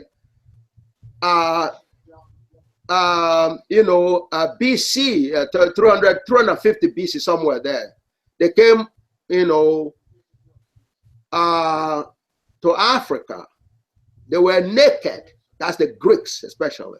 They were naked, they were uncivilized, to say the least, but they were on horseback. And they came out and told us, put up your hands, we're going to take over. That's supposed to be testing out their devised measure of intelligence, process. Because like I said before, people came to a conclusion, okay, if you're able to overrun people's land, then you are more intelligent compared to those people, and you should be able to give them pecking order. But what happened in the process is, automatically that involves the robbery of their possessions, and both physical and non-physical, both mental and non-mental, So therefore, obviously that was not a really valid, the best way to measure intelligence. For one thing, it was violent. And the Greeks prepared for that process, particularly. In the Greek system, they had the Hellenites, and then the Spartans. Okay, the Hellenites and the Spartans. The Spartans were the warrior types. The Hellenites were supposed to they were supposed to be more sophisticated and, less violent. But the Spartans took a position, which is what has been carried out by the entire European, as a people. They took a position where, when they go into a war, they never surrender. They either win or die trying to win. That was what was brought into Africa when the Greeks came on our shores. So they came on and they said, listen, hey, we come to take over your land because we're more superior. We can prove it. We have a lot of practice from the Spartan days. We're going to take you over. And our people looked into their eyes and said, first of all,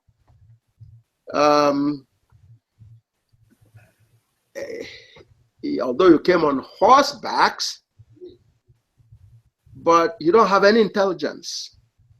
You are naked.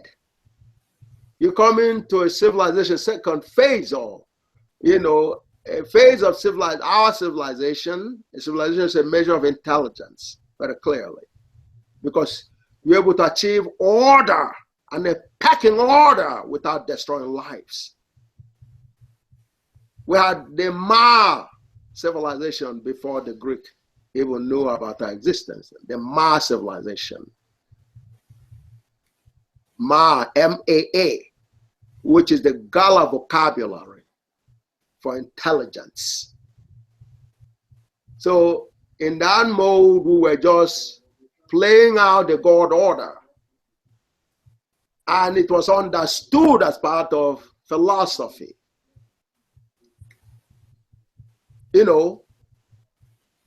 That's what God wanted. That's the basis. God is in charge. It's intelligence. We knew that. So we call the civilization Ma, intelligence civilization, which is like you understand, a re-emphasizing of the intelligence, because civilization itself already says, it talks about intelligence. So if you say Ma, civilization, intelligence, okay? Intelligence civilization. That's the ideal. That's what God wanted.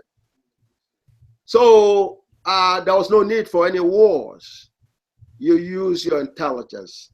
And in the process, the war was intellectual war. It wasn't a life-destructive war. But the Greeks, when they came, they had no such idea, because they lost their polymorphisms, over in the cold weather. So their thinking was, well, if we threaten you and force you to accept whatever deal we want from you, then we've won the war and we become more intelligent than you. Then we rule you or give you pecking order. That's what they came in. So now that has been going on, and in the process, over the years, hundreds of years, from antiquity, or from 350 BC, right through to and then in the process they picked up something like religion. Africans did not have a vocabulary for religion. They can talk about spirituality. They could also talk about philosophy. Of course, spirituality is part of philosophy. The use of the mind is the center for the African people, because you are endowed with so much intelligence. It's a way of life for you. But once you've gone into the caves of the Ice Age and everything else, you've lost all that. So you come back now and you use a Spartan model of a measure of intelligence. So you either be accepted as being intelligent, or you die trying to force somebody to accept you as being more intelligent. That was the Spartan concept of intelligence.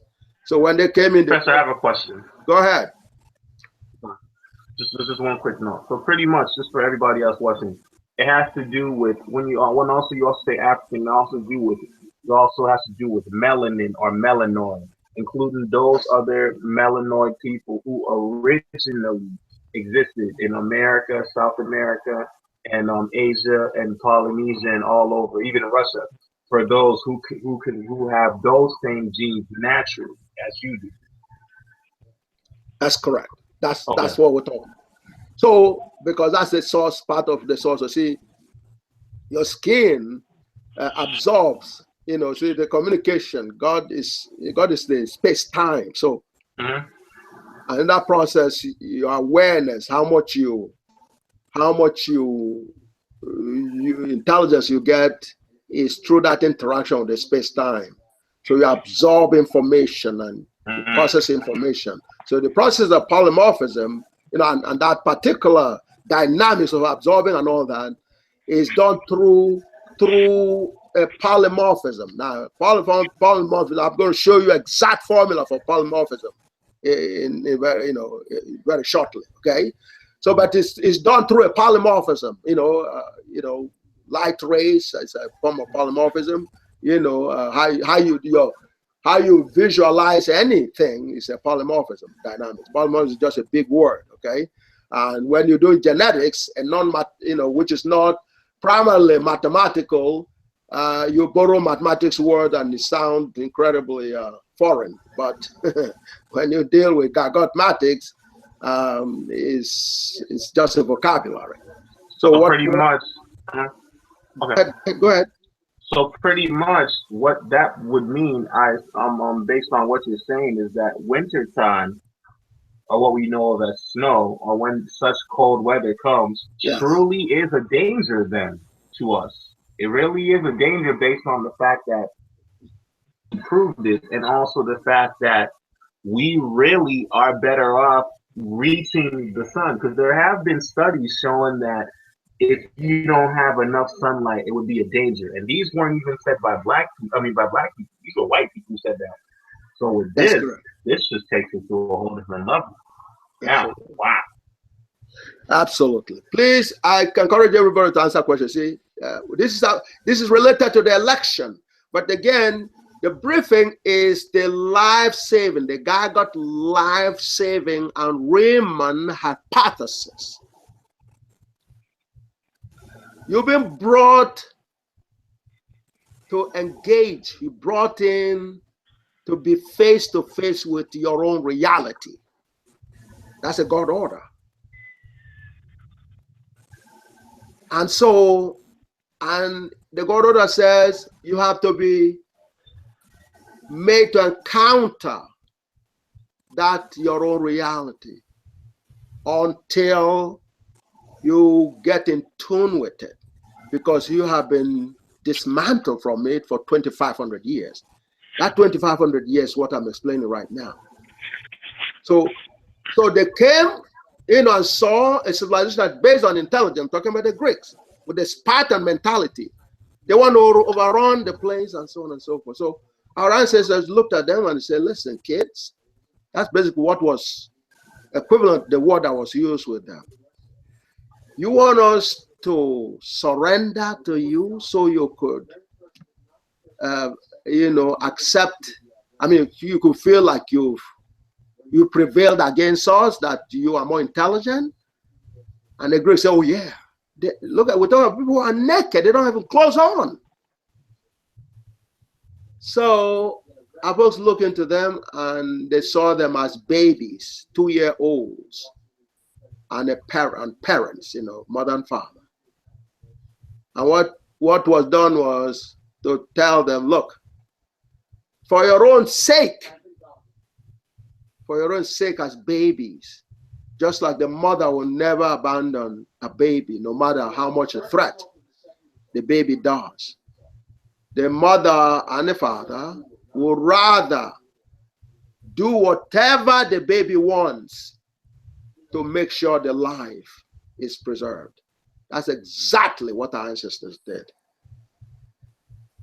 And in the process, a message was sent over to the Greeks, who represents the babies, the 2-year-olds, and we, the parents, the ones with intelligence. We said, look, we will do what you say, but we must let you know that we are invincible. We are invincible because we're the most intelligent. Intelligence, the real intelligence, not, a terroristic thing that can be likened to intelligence, but the real intelligence is what measures, is what decides who gives the pecking order. So we told them that. So we told them, in effect, like say, look, you 2-year-old, you want us to, with your gun onto our heads, to say, yes, you are the master, we will do that. We have no problem doing that. And we're going to wait until after we fed you and you go to bed and you start sleeping, we will take the gun away from you. And then when you wake up, then we'll teach you some lesson. That was, you understand? Do you all understand?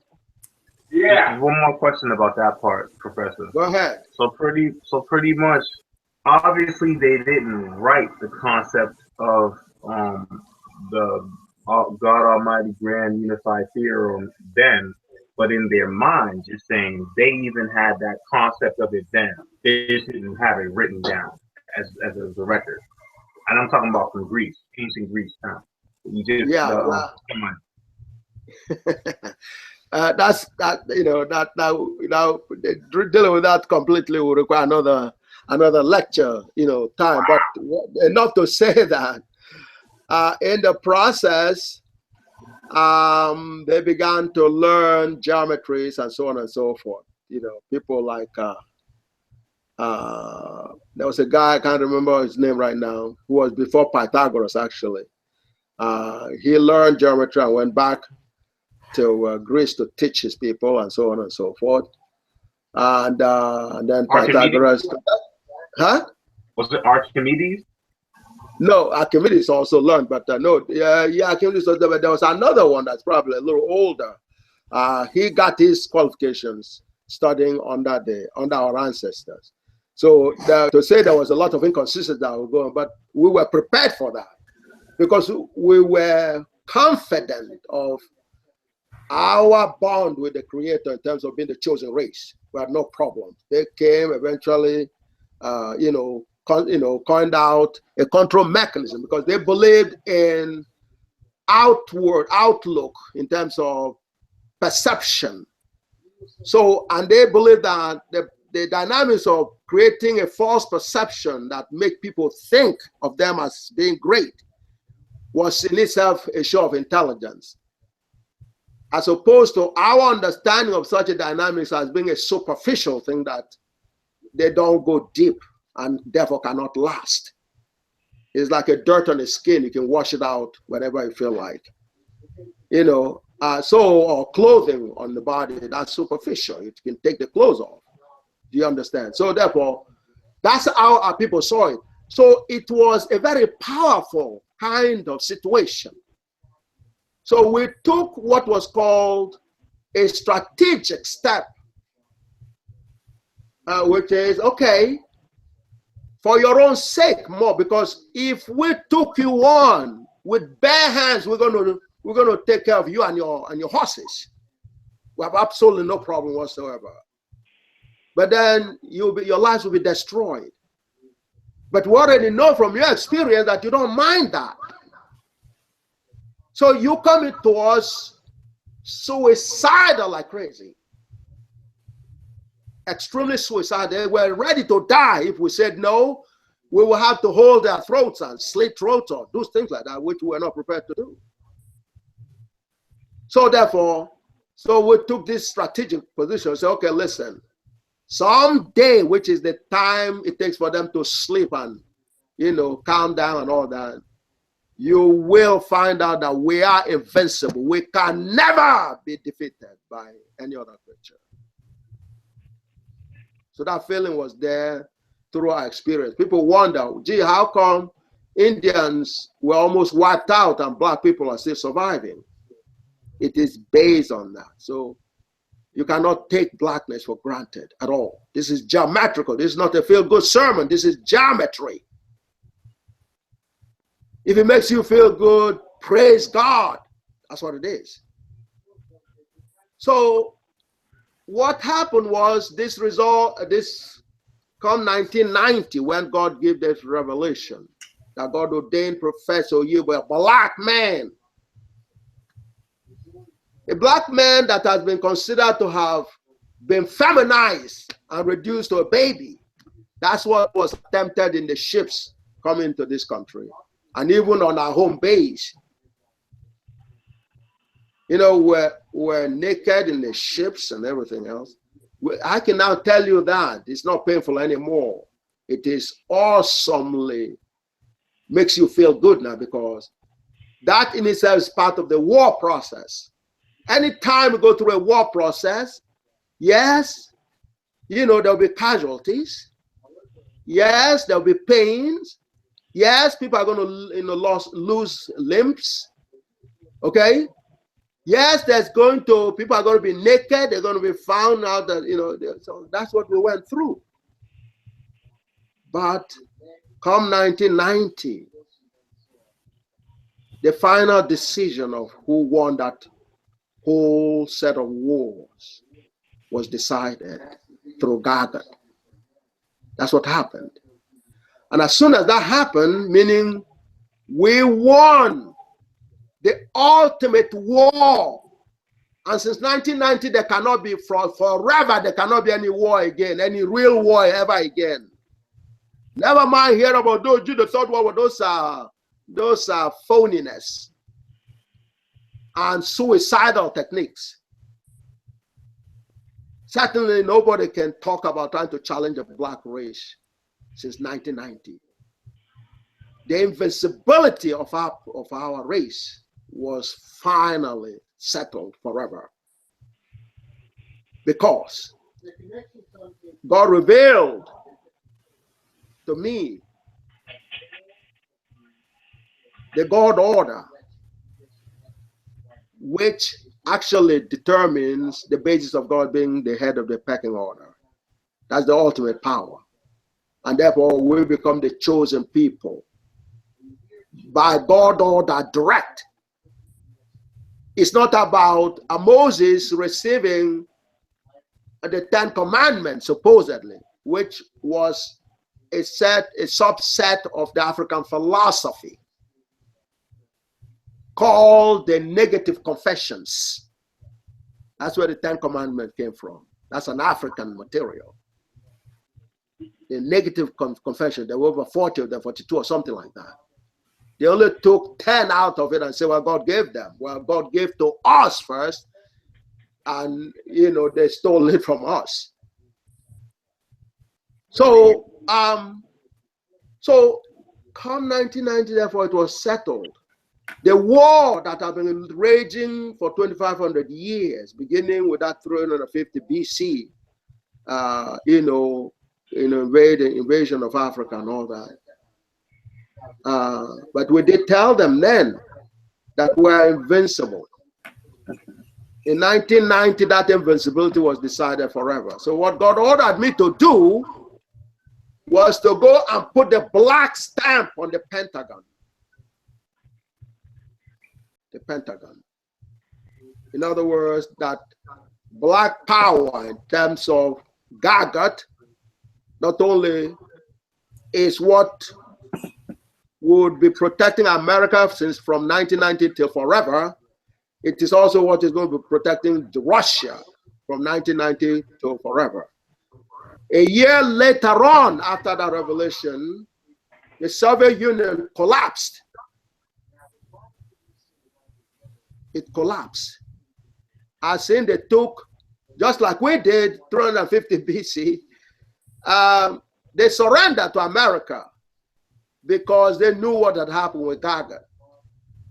To allow them to get visas to come to America to learn about GAGUT so they could build up their security, their military systems, to be able to cope with Americans. That's what happened. Most people didn't understand that. The Soviet Union collapsed because of GAGUT.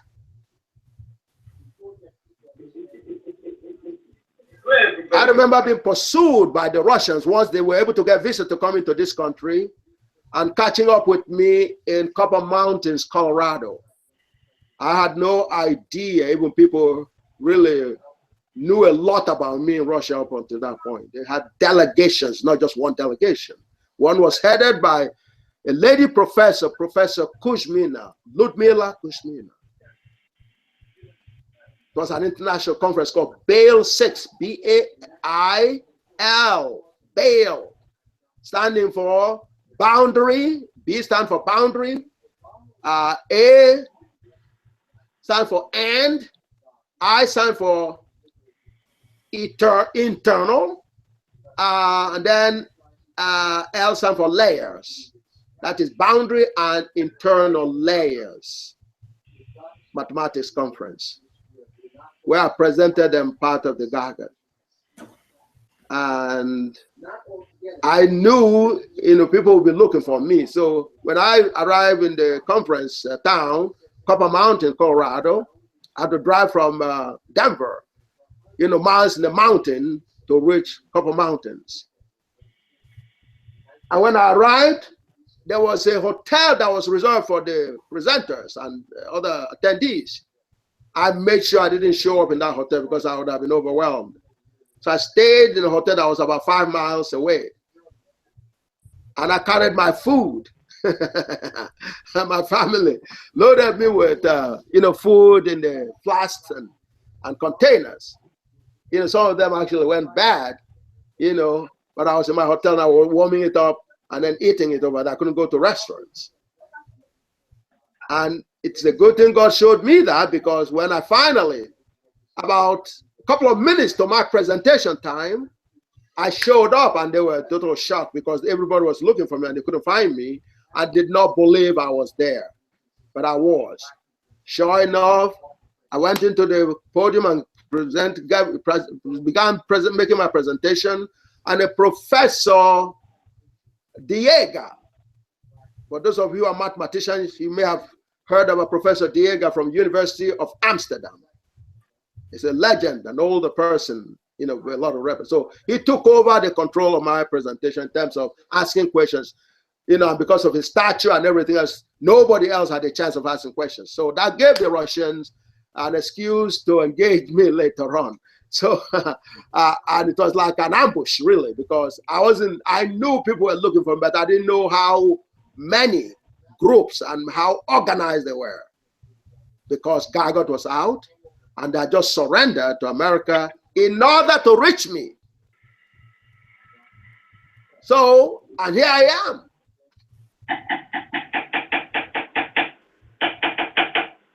You understand? That was Copper Mountain, Colorado.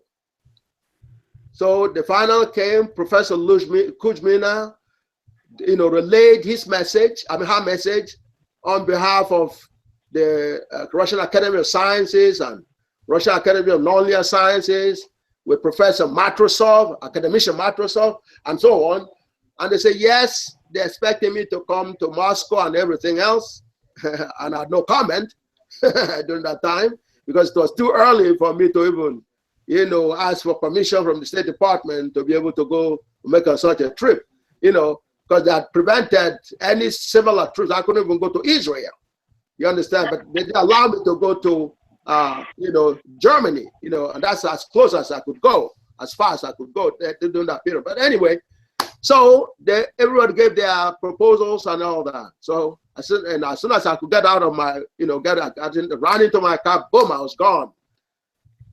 They didn't know which hotel I was. I went and stayed there, and the next couple of days I was gone. Got back to Denver, got on a plane and back here to New York. Now, so therefore, there was a lot of huge things that would happen. They didn't stop there. They led another delegation into this country. I wanted to have some kind of a project together. They even had solos. That solo is a very famous Russian billionaire. Okay, Solos or Losos, something like that. I know some of you may have heard the name. They had him supposed to be, funding some of the projects and so on and so forth. So anyway, there was a lot of activities. What happened was a book was published, and that's not even counting the war, the dynamics that was going on between Cambridge professors from the department, the DAMT, which is Department of Applied Mathematics and Theoretical Physics. That's Stephen Hawking's department. There was a lot of intellectual war that was going on between them and me. And the lead guy there was a guy called Professor George Batchelor, a colleague of Stephen Hawking. I mean, there was a lot of things happening, during that time. Stephen Hawking was announcing to the world it's not possible to find any formula or any understanding of the unified field theory during that particular time. The same 1991, when Soviet Union collapsed as a result of GAGUT, was the year the Brief History of Time by Stephen Hawking came out. But that was 1 year after GAGUT has arrived and the announcement was being given to the world. And in between, the State Department, in terms of the Pentagon, has to be updated. And that's where the super maneuverable concept of building warplanes was given to them. And of course, it was recognized appropriately by the Pentagon, in the report that some of you have seen already, and which you probably, when we get a chance, we'll also show you at least the front page of it. So this is not a trivial thing we're talking about, in this particular presentation. This is the ultimate revolution of human science. In other words, this is the biggest thing since the creation itself, undoubtedly. And it has black people in the center in terms of it, the symbol of God on the creature's level. Okay? So it becomes a God order because it is coded, and the code is Gij, comma j equal to 0, and the proof of that code that it is actually from God, as in infallible truth, that's the only language God speaks, is the eta sub n, which is the exact representation of the totality of polymorphisms, which is how, because eta sub n goes all the way from 0 to infinity. And since to your formula here, here's with his son. This is Dr. Jesse Clay. How do you spell? Can everyone see him? No. John. Yes. Can you please, see pause him? for a second? I like the. Are you okay? Just a little. Yes. Just hold on. So now you say his name is Professor Gray. Okay. All right. The volume's not coming too clear. I can't hear you, so I'm not gonna Hold on. We're gonna. Professor Dr. Professor G, who taught mathematics at Howard University. Howard Okay. University, Rutgers University, University of Pennsylvania, and Drexel University. Just 1 second, brother. Okay. Okay. Okay. We can see a picture. There's that Professor Gray. Hello. Hello. Can you hear us? I'm trying to find my here we are. Hello. Okay. I can't see. Yeah, it's really bad. Yeah. The audio's bad. All right, we're gonna have to sign. I'm gonna have to tune out. I'll come back. They have to leave. I'll make sure that they have enough time and they can participate. And in the meantime, I'm gonna share you the book with you. Okay, I'll bring it to church and you can look through it. But he's brilliant. Yeah. Hello. Okay. Riemann hypothesis. Miss Gray, can you hear us? Yeah, he solved it. I mean, okay. Miss Blake, can you hear us? Yes. Hello. I'm in the midst of Hello. several of these. We have another one that Can you, is, is there really just again? Yes, Miss Blake, can you hear us? Hello. and she says you go. I'll bring it. I'll bring it. Hello. Okay. Hello. I can't. Hello. It's incredible. Hello, Professor Gray. Because I didn't even hear which university. See how they interfere. It is unbelievable. Hello. Hello.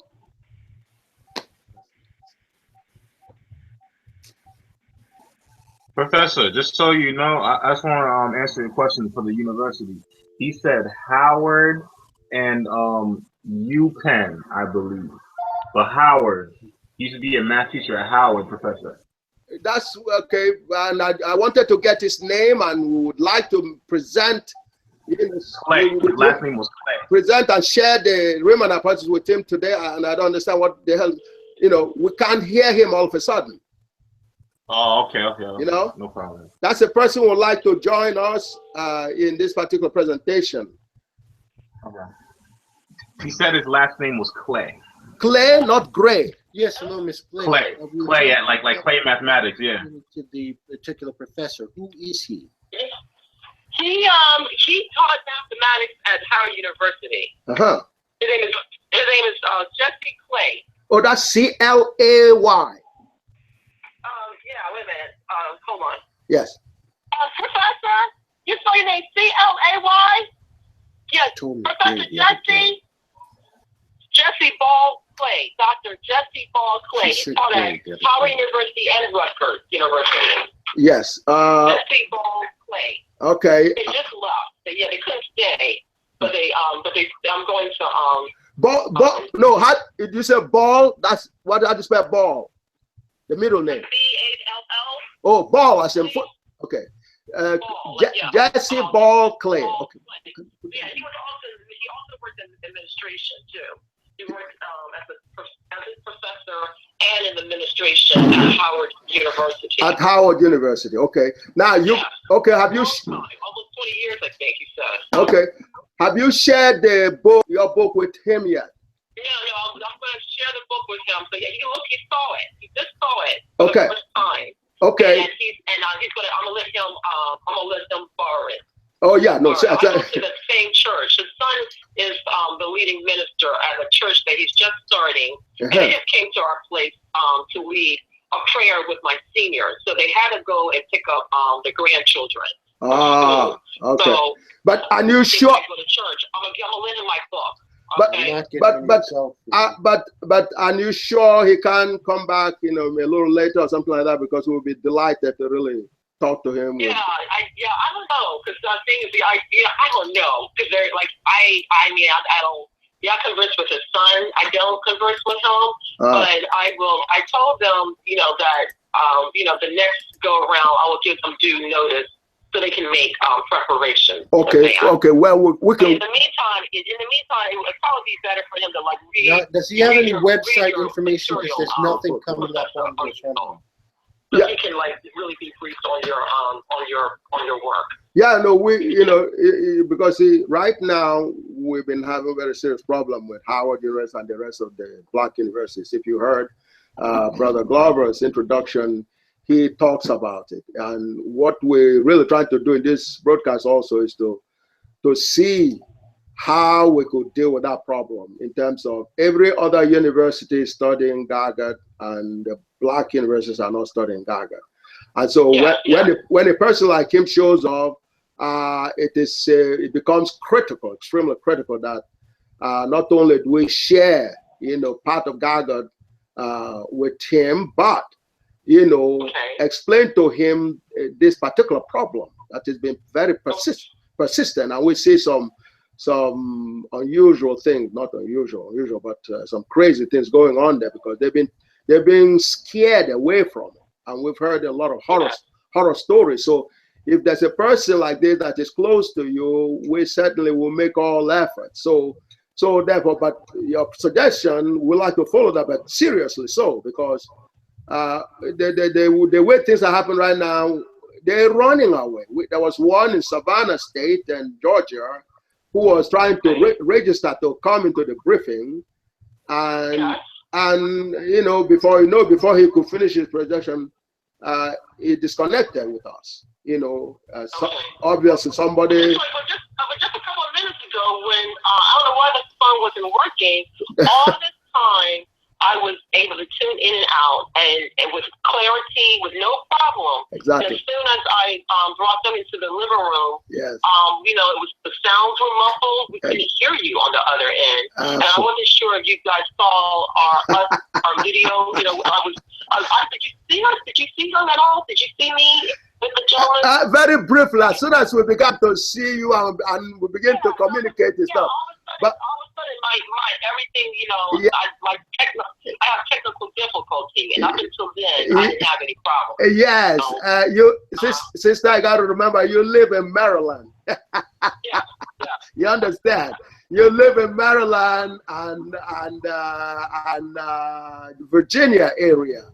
Our central intelligence dynamics are concentrated in there.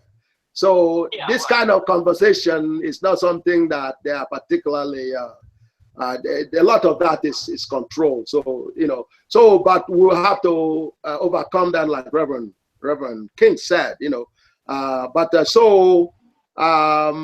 understand, next briefing will be good, or even before that in this particular case, because he needs to, you know, what we would have asked is, you know, maybe because John just searched for him and he still cannot find any information about him, you know, and we were wondering perhaps if he has. He's retired. He's retired. Well, no. Okay, how long ago has he retired? I know if you say 80. He's about 81 or 81 years old. So maybe he's been retired for some time, I'm thinking. Maybe, yeah. You know, it's been a while. He may not be on the horizon. Okay. You may not be able to find information. Okay. Because, for instance, my father would have been in his 80s. My father also attended Howard. He was a chemistry major, Phi Beta Kappa, and graduated from the Howard University Medical School. So he remembered my father. So these are like older gentlemen. They're older than you, Professor. So. Sure. You know, so they made, you know, like their information might have grandfathered before the internet. Yeah. Before the internet, you know, has information on them. I'm just joking, you know, I'm just being silly. So, but he definitely taught there. Definitely taught at he's a PhD. Definitely. Well, okay. So what we, you know, we sadly, like I said, we're very, very, very anxious. You know, like the first broadcast we had last year, we had another brother like that, this time from Africa, who listened in and stayed with it. And, you know, in other words, just like you heard me say, we are in the center of this. In other words, the whole idea of the Riemann hypothesis is an application of GAGUT, and the points that I was just explaining before in terms of God ordained me with ultimate intelligence to represent a race, which is not how God ordered. In other words, the God order is, you know, is made extremely clear and infallible for the world to see. So, so when we're bringing a God order to a people, we have to make sure it is a God order. That's the bottom line. So the God order defines itself, it proves itself, and all that. So Riemann hypothesis, and I kind of overheard one or two words he said about Riemann hypothesis. He saw the book. He saw the book. He saw where on the title cover, you know, radically unifies mathematics as solves Riemann's hypothesis. Absolutely. So he, you know, immediately understands. You know, he's qualified to be part of the briefing. With with everything that you're sharing. Yeah. That's I'm listening in from a different perspective, but I can still gain and do my best to share from a layman's perspective. Oh no, I can bring other people who are more technically qualified. Oh no, that like other mathematicians and stuff. And I have a friend, she's a doctor. I want her to participate. A doctor friend is a clinical specialist. I want her to participate. Well, we'll be delighted and looking forward to that, because this is a very, very critical part of this development. Because, you know, this thing has wrought, as you saw Harvard. Yes. You saw MIT. Yes. Between those two, there are about 500 professors and students that are tasking, you know, you understand me? One of them is Dmitry Panchenko, a professor of mathematics there at MIT, that got on the picket line and took on the administration and said, look, we have to teach GAGUT in here. Do you understand? So, unfortunately, they're teaching GAGUT, but not publicly. You know, so they do that in the research and restrict it to the higher level of things. But that's not, that's what not God, but Göttingen itself. See, we wanted him to be there when we're presenting Göttingen. Wanted Professor Clinton. Right, yeah. There is no introduction. They weren't here for that. Oh, see, that's a very critical. Yeah. They needed to hear the introduction. Yes. He has to hear that. Yeah. You can have everything under the proper context. Absolutely. So I agree with that. I will have to bring them in at the very beginning. Yeah. Yeah. So therefore we can work on that if you really feel, you know, that. I am, because I'm talking to as many people as I can who have ears to hear. Yeah. I really am. No, absolutely, because it's about, you know, the point. So in other words, the whole election is about what we're talking about. Because, you know, recently there have been a campaign from the right wing that are trying to, you know, show a reactionary dynamics of it in terms of they're reacting to black people being chosen as the leadership race and the most intelligent race and so on and so forth. So they try to react it against that, and what is happening, which is would explain the dynamics of the cutting off our communications. The very first broadcast, we had a lot of that. I mean, there was a lot of scrambling that was going on and all that. So we understand where that is coming from, but we're up to the task, you know, as a people, because we have been ordained with the ultimate intelligence. But so the issue is the God order versus the devil's order. You know, and the God order must, the God's order must. So the God order must prevail, because the devil's order at best can only be for a short period of time, and it will disappear. It's what Brother Glover talks about in terms of transient. That's a transient. It's going to fade away because it can't stand, you know, the God order. God order is how we came into existence. The devil has the devil doesn't have anything to show like that. You know, God has, we human beings, as an order to show. You understand? So the devil doesn't have anything to show. So therefore, the devil fades away. That's why it doesn't have anything to show. So, but the challenge of really getting it out is there. And if anything, it's like for me, it's a inspiration so we can teach these children. I mean, that's why I just told the professor and his son that. I said, somebody like me, a housewife, you know, I can at least, you know, galvanize other teachers and after school programs. It's no more than just getting the children to become more interested in mathematics. Yes. Start with the basic, and they can like build up. Yes. Because these children they don't even know how to add. A lot of these children don't even know how to add, Professor. Yeah, this. I mean, my girlfriend was explaining. She said, "Well, how can you get these kids to even consider what Professor Oyibo's sharing? They're busy using the telephones to do basic additional problem addition. It's a solution problem. So we have to get away from thinking that we're not capable of solving our own problems. That is a piece of cake in dialectical dynamics. So I want you all to be rest assured about that. It's fun. Getting over that problem is a lot of fun. All that is needed is bring the people on.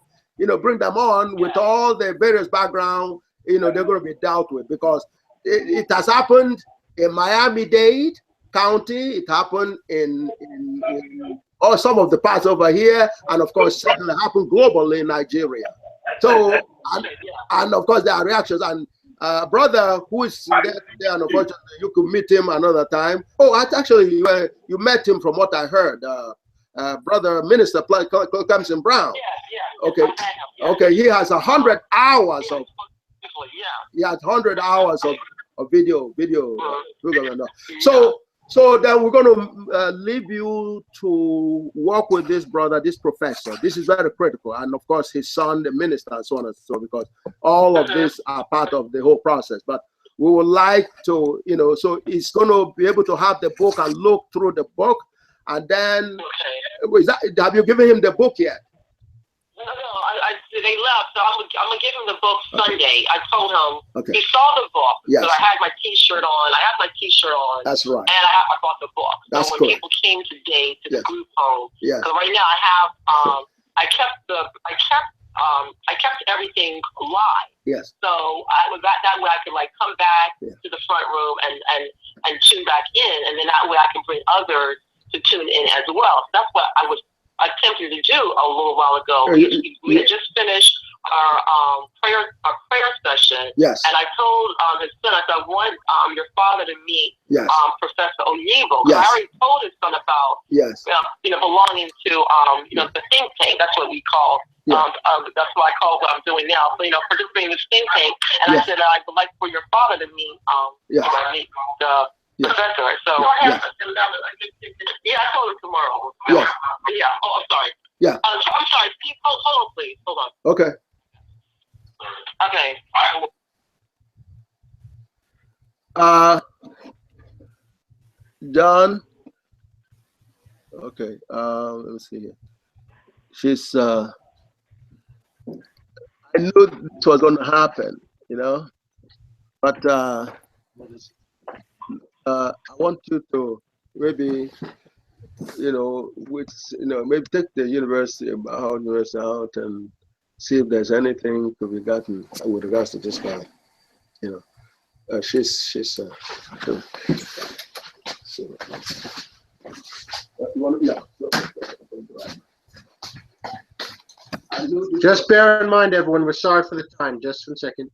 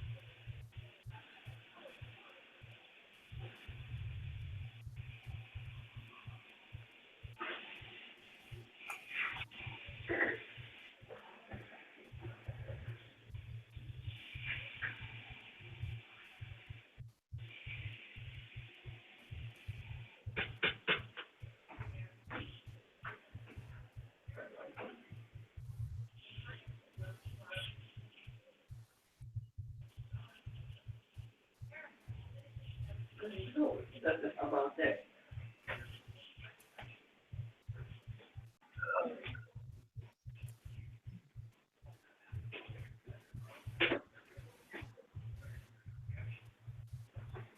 Now what?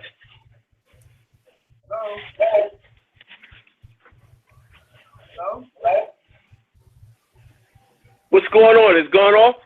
No, just 1 second. Please hold, everyone.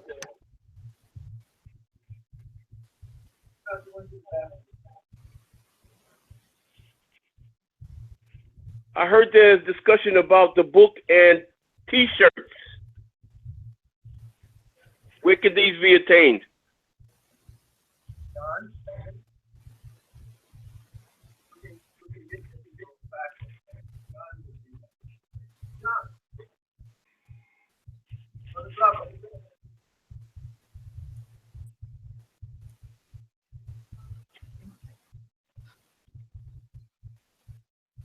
Yeah, John?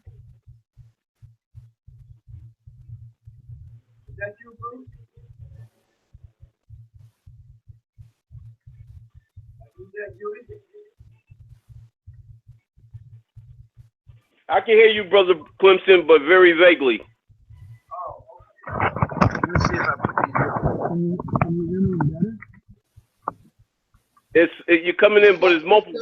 Sonia, listen, so now we get into episode 4. Can you take that up as a project and brief us until everything is settled, because we need the brother in the broadcast? And if while waiting, like I said, we could even do another one for that sake, even before the next month, if possible. Do you understand? Yeah. Okay.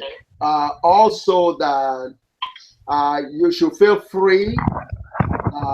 So if he wants to talk to us directly, to give him our number, yes, or do a 3-way with him or whatever. Either way, he should have access directly to our university. Yeah. That might make more sense. Yeah. Yes. And beginning. He talk to you at his convenience from his house, you know, at a time where it's convenient for you and him. Yeah. Because he may not have the techno he may have the technology to do the hangout. Yeah, okay, that's all right. Yeah.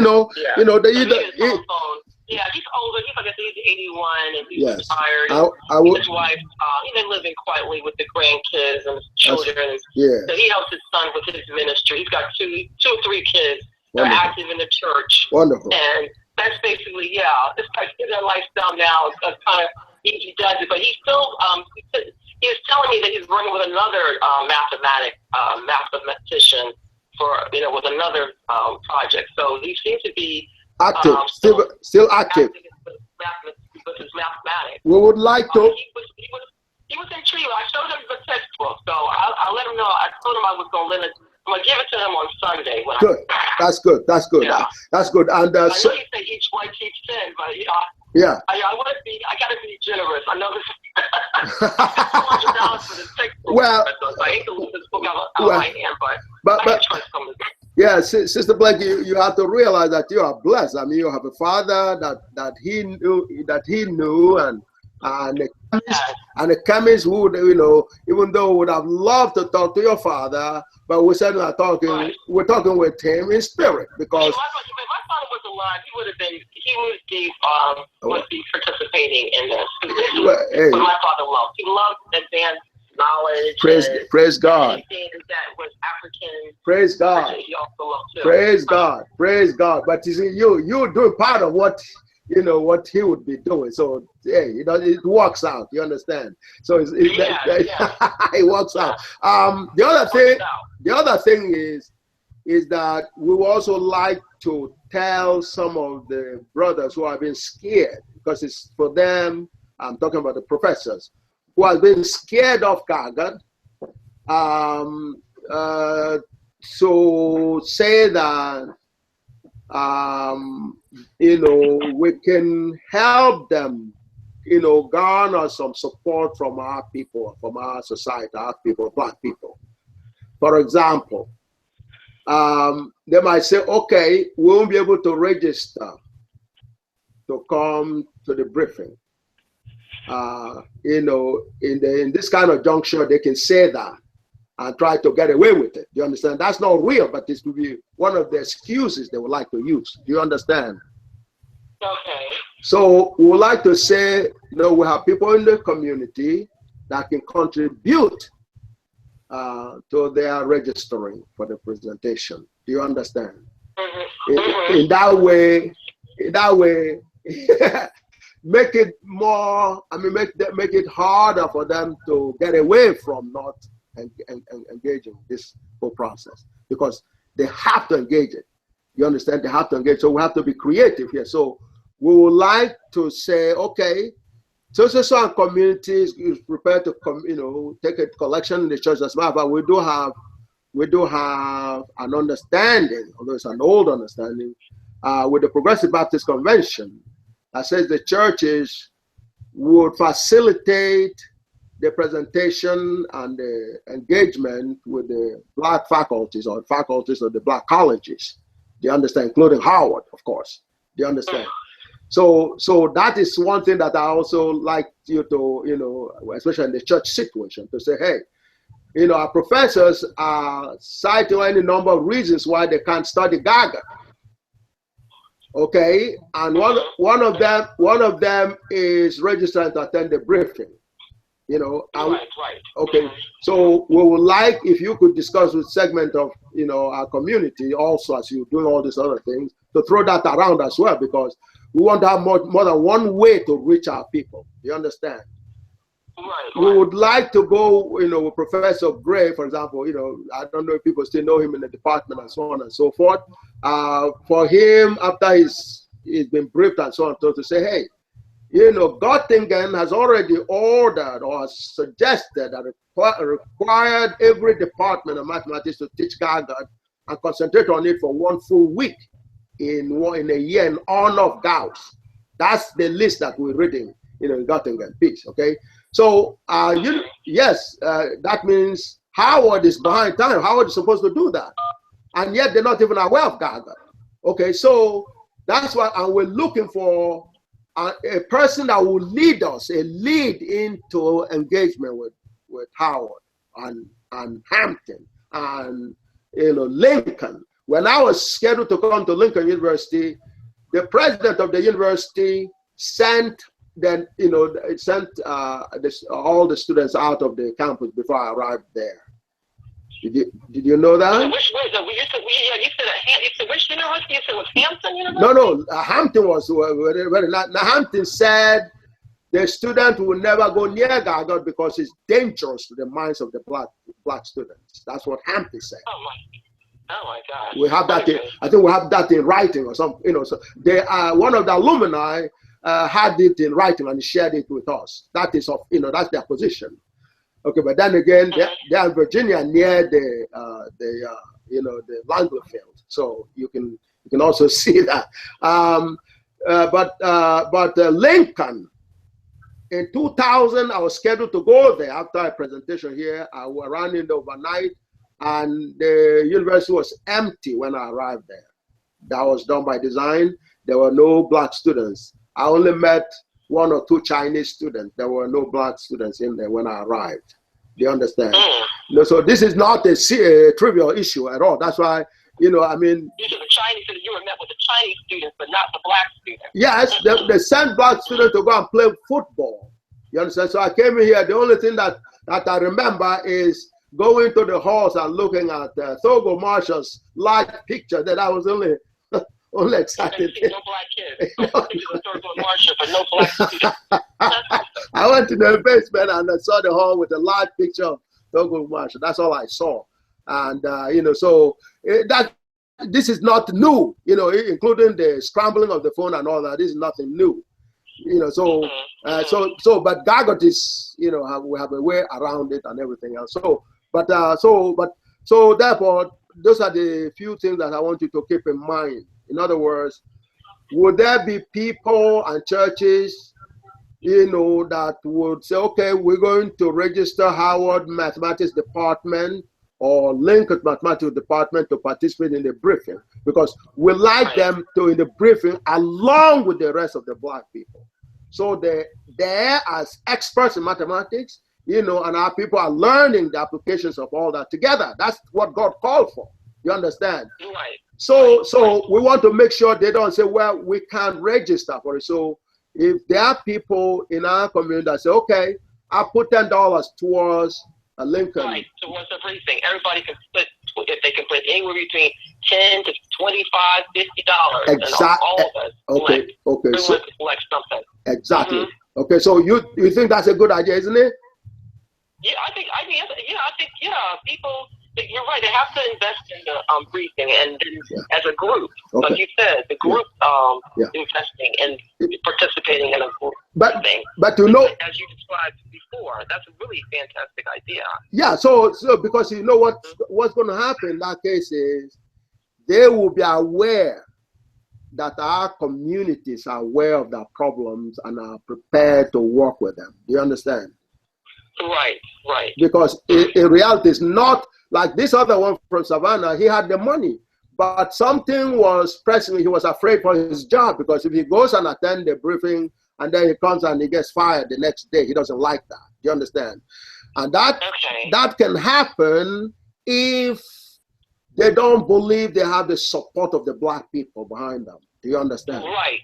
Yes, I understand. Yeah. So it's not even so much the money as them get a feeling the black race is behind them. Do you understand? Right.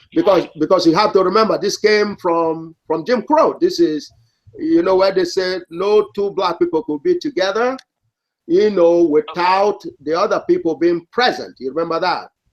Yeah.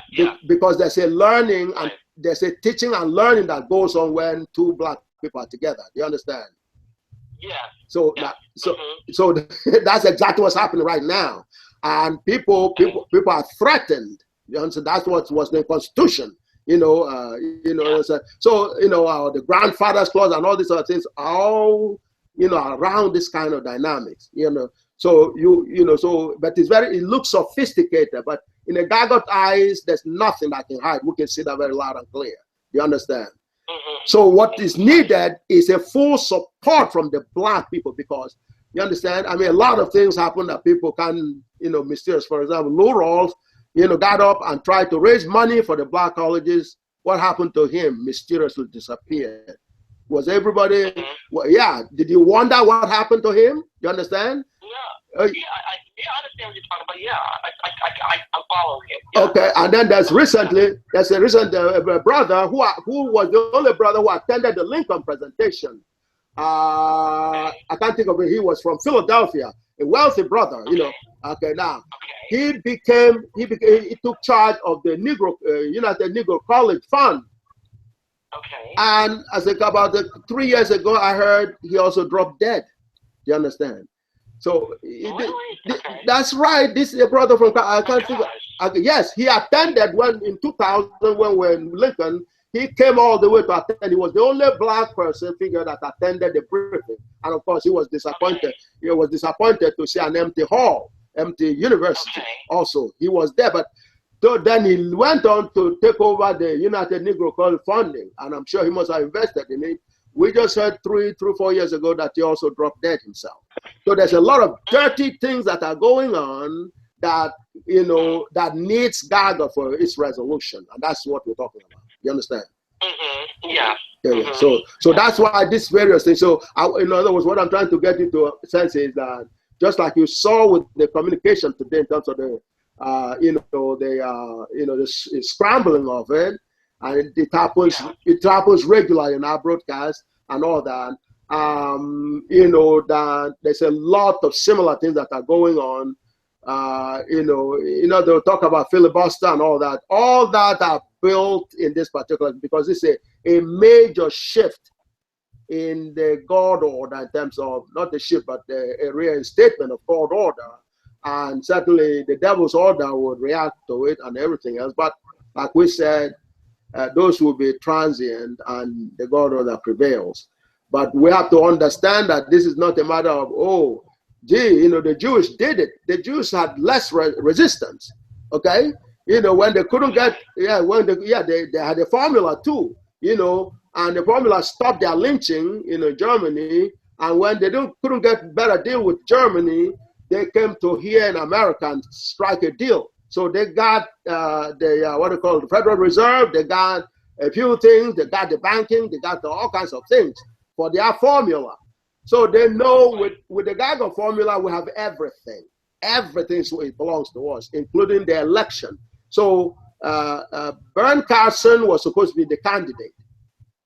Because black people, yes, Ben Carson, even though he was a Republican, he was supposed to be, okay, because he became a front runner at some point. Do you understand? Right, he did. Okay. He was leading at some point. I mean, he was getting up in the polls. Okay, but there were two things that were happening. Our people did not come to the briefing to understand what was going on. That is a cryptic message. That's what we're just going over. Okay? Now, they didn't come to see that as we now decide, the presidential race, with the race of presidents. They don't know that, even though it happened twice already. The third one has now happened because we have second-class citizens, second-class candidates now. They're still GAGUTical because both Clinton and Trump are associated with GAGUT. That's what I was going to talk about, today, and it seems like you're not going to be there, but probably going to read something later. But that's what's happening. So the GAGUTical candidate, but the second-class GAGUTical candidate. The first-class GAGUTical candidate is brother Ben Carson, professor. Right. That's the first class. Okay, yeah. That's who they got now. Yeah. So what Trump did was, because Trump did not see the black support in a way that Trump would understand, and he just bribed him and persuaded him out of the race. That's what Trump did. But Trump was expecting Carson to know about Göttingen, because Trump, as a German, was spoken for by Göttingen surrender. That's what we're sharing with our people right now. That the Göttingen is the supreme headquarters of the European supremacy. Göttingen University. Okay. Yeah, that's where Queen Elizabeth's home is a couple of miles, not too far from Göttingen. And her great grandfather, King George II, actually founded Göttingen University. Did you know that? No, I didn't. Okay, the Queen's great grandfather, King George, August George II, founded Göttingen University. Okay. So you can see how that is a supreme headquarters of the European supremacy, and they surrender to the black race. That's what's happening. So this is not a trivial thing at all. And so that, that's why they're keeping black people from understanding the total picture, and everything else. And right now we have what is called Heather McDonald, who is being pushed by the right wing to misrepresent what we're presenting here by saying that black people are inferior to the non-blacks. That is being pushed right now. It's it's part of the election agenda. So this becomes extremely critical. This is not a trivial issue anymore in terms of what we're presenting right now.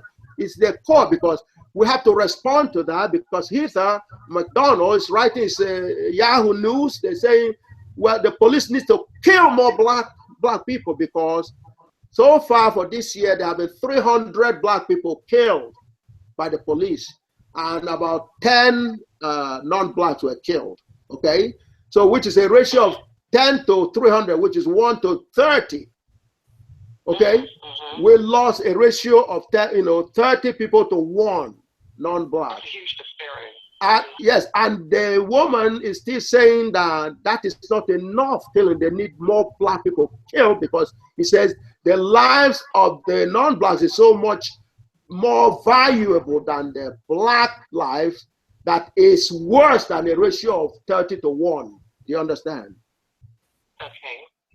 This is extremely serious. In other words, killing 30 people to 1 on their side, he says it's not enough. She obviously wants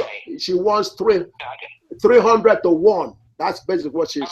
So now the only thing that stops it is what I'm talking to you about right now. So you have to understand that's like the 3/5, except this is worse. When they call us 3/5 of a human being, that is to devalue our life. It's a reverse of the problem. We are, as this proved, we are 5/3, not 3/5. So he's reversing the figure. It's supposed to be 1 life, black life, to 30 European lives. Do you understand? And but she's saying the opposite, and that is not even good enough yet. She wants something like 300 black lives killed to 1 non-blacks. That's what she's saying, and Trump is supposed to be listening to that. So this is how you're going to make your decision in terms of the 2 second-class candidates. Who should you be voting for? Do you understand? We missed our first chance already, which is what's his name, Carson. So now we're stuck with the second class, but they still got GAGUT in the sense that Trump is German, meaning he has been spoken for already by Göttingen. That means he knows that the election is for black people, okay? But he's just stealing his way in there. But if he's going there, he must serve us. You understand? Because we're supposed to be the president. So if he go in there on some kind of affirmative action, then he cannot ignore our issues. You understand? The same thing with Clinton. Okay, and Clinton has presented GAGUT to this, onto the Senate already. That is a lady, as a senator from New York, she presented GAGUT, and although she has a position from the guy from South Carolina, the old man senator there, she had a position, but she did present it. So she's GAGUTical in that sense. So both candidates are GAGUTical because they're associated with GAGUT. They know what GAGUT is about. Do you understand? And using these other techniques to beat black people down. But that is why this presentation becomes extremely life-saving dynamics. And I'm hoping that you can see that, right? Yeah. Okay, so therefore, the dynamics that you have been blessed to engage in is extremely critical in this whole process in that sense. Do you understand? Yeah. Okay, so and then we'll talk to you before the election itself to answer more questions, and feel free to call here. But that is as much as you could handle right now. This brief thing is that, yeah, the two candidates are GAGUTical. Okay, so GAGUT is decided. GAGUT is deciding the election again this year. Okay, because the two candidates are GAGUTical. This is what they need to be shared in the church. But now we have to see which of the two is going to serve the black, purpose in terms of deal with our issues once they're in the office. That's what needs to be. That's what remains. Some of that we're going to be discussing in the presentation as we go on today. But the two are so GAGUT decides who becomes the president. The first class candidates will be black people, but otherwise the ones who know what GAGUT is and what should be done with GAGUT are the next non-black categories to come in. Do you understand? That's where these two people fit in right now. Can you see that? Okay. Yes. Okay. Yes. Yes. All right. Mm-hmm. Okay. Yes.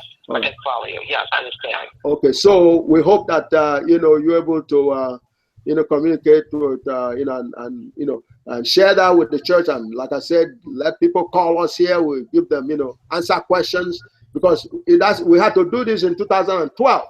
And it was very successful, in terms of engaging the churches and, answering questions and so on and so forth. So we're open to that again, this little time that's left. It's very critical time, because last 2010, 2012, we didn't have too much time either. But we engaged, and the churches were dynamite. They called and we talked to them, we explained things to them, and we did have a good ending. You understand? Right. Yes, you did. Yeah. Okay. So that's what we need to continue this time around. But so if you think of another question in terms of as you make your own personal choice for the candidate, please call us and discuss that with us. Okay? I will. Okay, I will. All right. Thank you so much, Professor. Okay, you're welcome, and you are phenomenal. You are definitely phenomenal. You're dynamite. We're very proud of you as a black sister.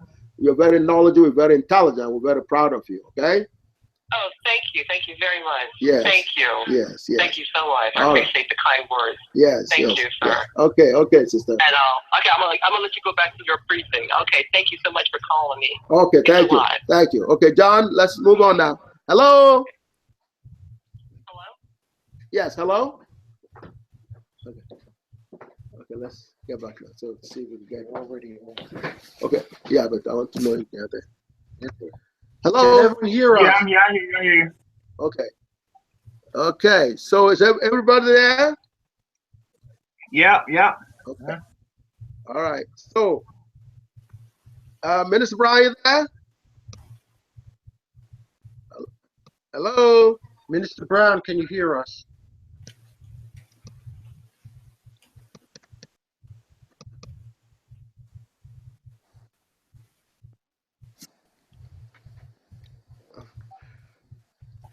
Okay, so Mr. Copney, are you there? Copney, are you there? Yeah, I'm here. Okay, great. Sorry, we had to take time out to talk to the brother. You all heard what happened, right? Yes, I did. Refreshing my memory, because I was hearing a lot of stuff, but what happened? Yeah, well, that was a professor, brother, an elder with who has been a math professor both in Rutgers University. Oh yeah. Okay, yeah. And Howard University, and he was coming to stop by to participate to whatever extent he could, and so on. He got jammed up. And as soon as the sister who was introducing her brought her to talk to me, as soon as I came on, the CIA set up the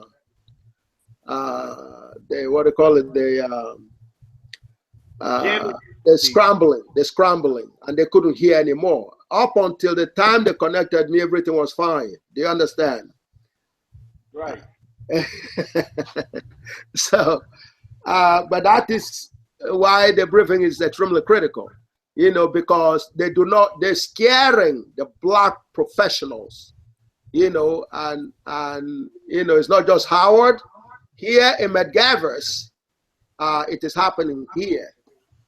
So what it requires is you, the masses, you who are community leaders, to become aware of this, you know. So if you were listening somewhere, you would have seen this, you would have heard the scrambling that happened as soon as I came on.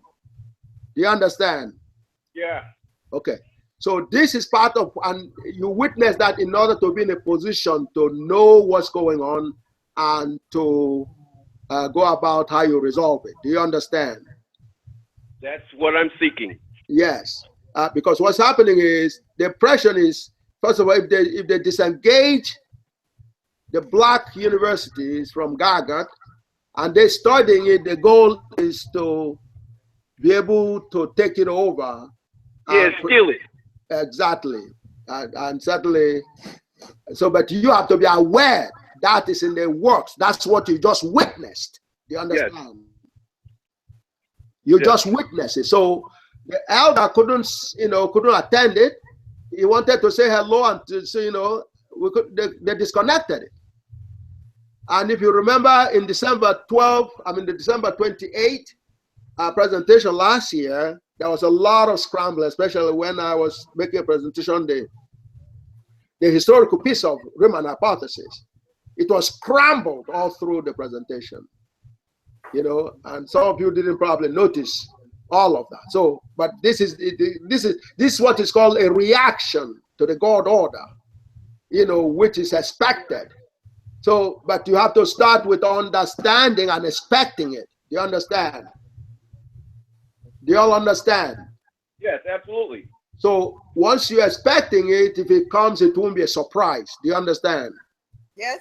In addition, and especially Sister Egil, it's nice to meet you, and I heard you know that you are very, very dynamic and very powerful on the West Coast over there.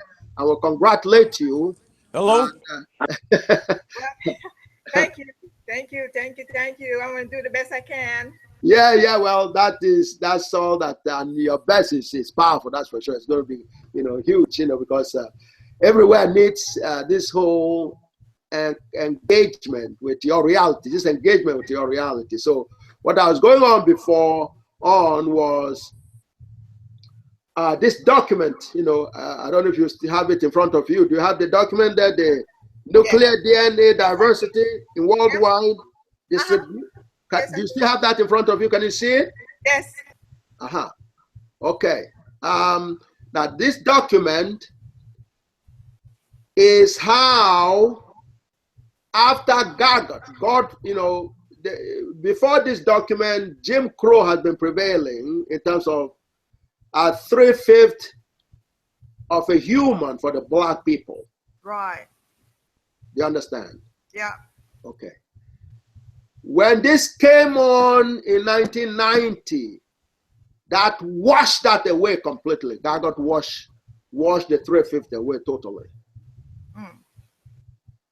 Because God revealed that my intelligence is infinity. Only God has anything better than what God gave me. Only God has anything better. No other creatures has anything better. Or even equally. Now that's what dismantled the 3/5 of a human for black people. And they spent a lot of time trying to dig my roots to find out if, you know, I'm hiding some kind of European mother or grandfather or anything that it went through my lineage. And we're not quite successful along that line. So they could not get away from it. So what was done was, for the president of this country, first of all, the Soviet Union collapsed in order to have access to GAGUT, by being able to get visa to come to America to study GAGUT. So they surrendered in 1991. That's 1 year after this was announced. And Clinton, who was the president during that time, commissioned Yale University. So you will look, in the authors list there. You look, you see the authors, the list of the authors, of the report. Can you see that after the title? Below the title, you see the names of people in there. Can you all see that? Yeah, I see all the names. Yeah. Yes, you see Iwar Zinkesk and Nia Yotova, Mikhail Janik, and Maria Korab Lakoska, and so on. And then there's a Kenneth K. Kidd. Can you see that? Yes. Uh-huh. Okay. Kenneth K. Kidd. Kenneth K. Kidd, that name is very important. Okay, something is vibrating already. I like for you to see that. Okay, so if you see that there's a letter that's a subscript on his name, can you see that? Yeah, I see it. It says B as a boy. You see that, right? Yeah, B. Uh-huh. Okay, so now if you go to the description of what the letter stands for, you will see the B. Can you see the B down there below where the of what the letter stands for? Can you see that? Yeah, I see the B. Okay. And you see what comes after the B. You see what comes after the B? After the B is written, you see what is in there? And you see what happened? No, I'm sorry. So, no, not from his name, the superscript. You will go down below the names. You will see where the superscript are explained. Can you see that part? A, B. Yeah, I see. Or are you talking about the Yale University School of Medicine? Correct. That's where Kenneth K. Kidd comes from. Do you understand? Okay. And given that President Clinton and President Bill Clinton, as well as Hillary Clinton, have Yale as their alma mater. That's where both of them, got some degrees from. Do you understand? Okay. But more importantly, that Yale does not even see it as second class or second to Harvard. Yale considers itself as the best school in the world. Do you understand? Okay. So we went in there and commissioned Yale to supervise that research that would determine the intelligence of every segment, every group of humans in the world. Do you understand? Okay. That's what that report means: nuclear DNA diversity, the variation, of what race has what intelligence in the world. That's what that is about. Do you understand? Okay. Okay. So, John, I see a lot of pop up here. Can you help me out here? This is not like I requested them to show up. They're popping up like crazy. Okay. So now we understand that is a test of intelligence.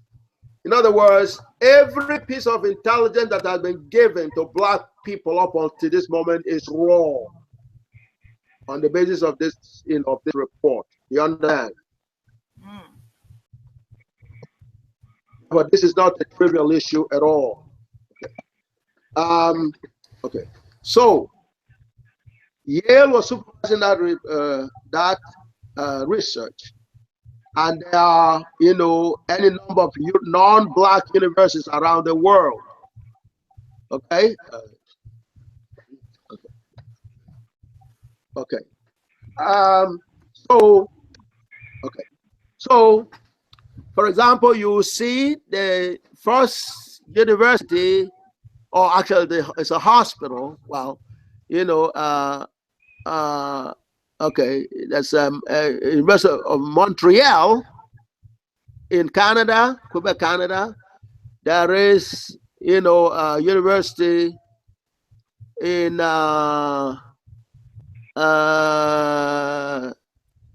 Okay, is that Italy? Okay, can you all see that? The universities are listed, below the names. Can you read some of the universities there, right? Right. Okay. There's a university from Montreal. Okay, that looks like the first one. Yale is the second one. The third one is a university from Italy. Can you all see that? From Rome, Italy. Can you see that? Yeah. Yes. Okay. Yep. Then the fourth Yeah. one is also from Italy. Another university from Rome in Italy. Okay. And then another one is Penn State here in the United States, in Pennsylvania. Can you all see that? Yep. Right. And then the sixth one is University Park. Huh? University Park, Pennsylvania. That's right. Okay. And then the last one is the Louisiana State University. Can you all see that? Yes. You can see Howard is not here, right? Right. Hampton is not here either. Do you understand? Mm. There's no black university here at all worldwide. Do you understand that? Something that will lead a group of non-black universities to arrive at a research result that says the black race is the genius race. You know that has to be an act of God, right? That's right. Especially you have a Louisiana state. That's you understand? That's not too far from Baton Rouge where they're killing black people and all that, right? That's right. Okay. So, and by the way, I was in Baton Rouge myself, and I saw a lot of horrors there myself, but that's another story. So what happens is, this is the result. The result of it is what you have there in terms of the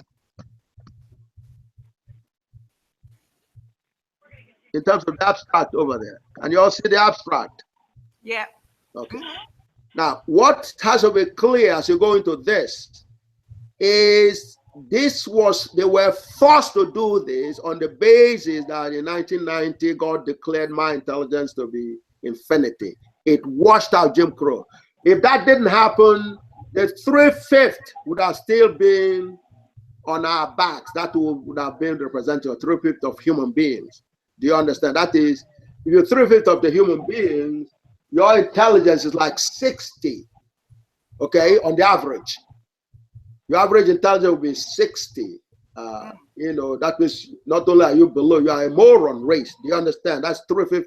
3/5 is 60%. Do you understand? Do you all understand? Yes. Yes. 3/5, 3/5 is percentage-wise is 60%.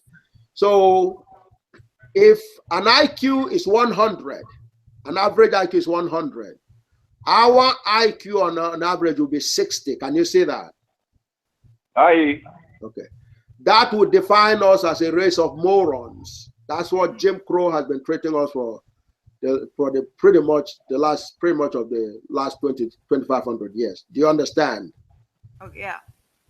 So if an act of God did not come, that would have been still the case.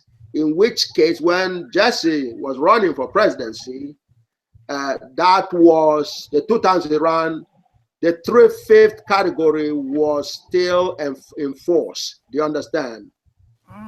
So therefore, coming from a race of morons, there was no chance for him to become president. Can you all see that? Oh, okay. Right. According to them. Huh?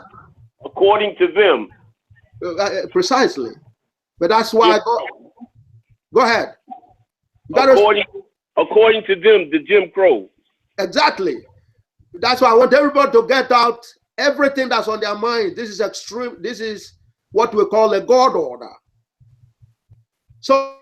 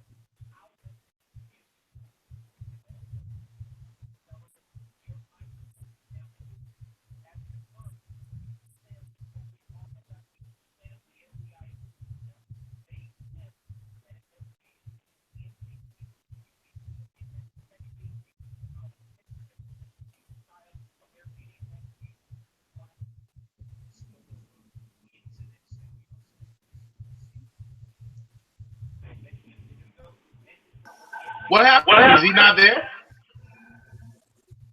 Oh. Yeah, I lost him too.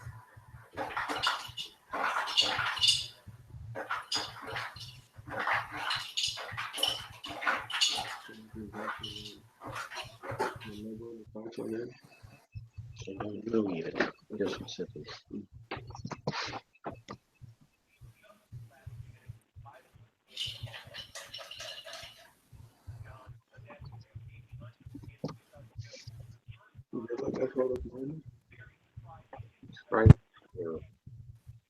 Oh, he's been there for the last couple of hours.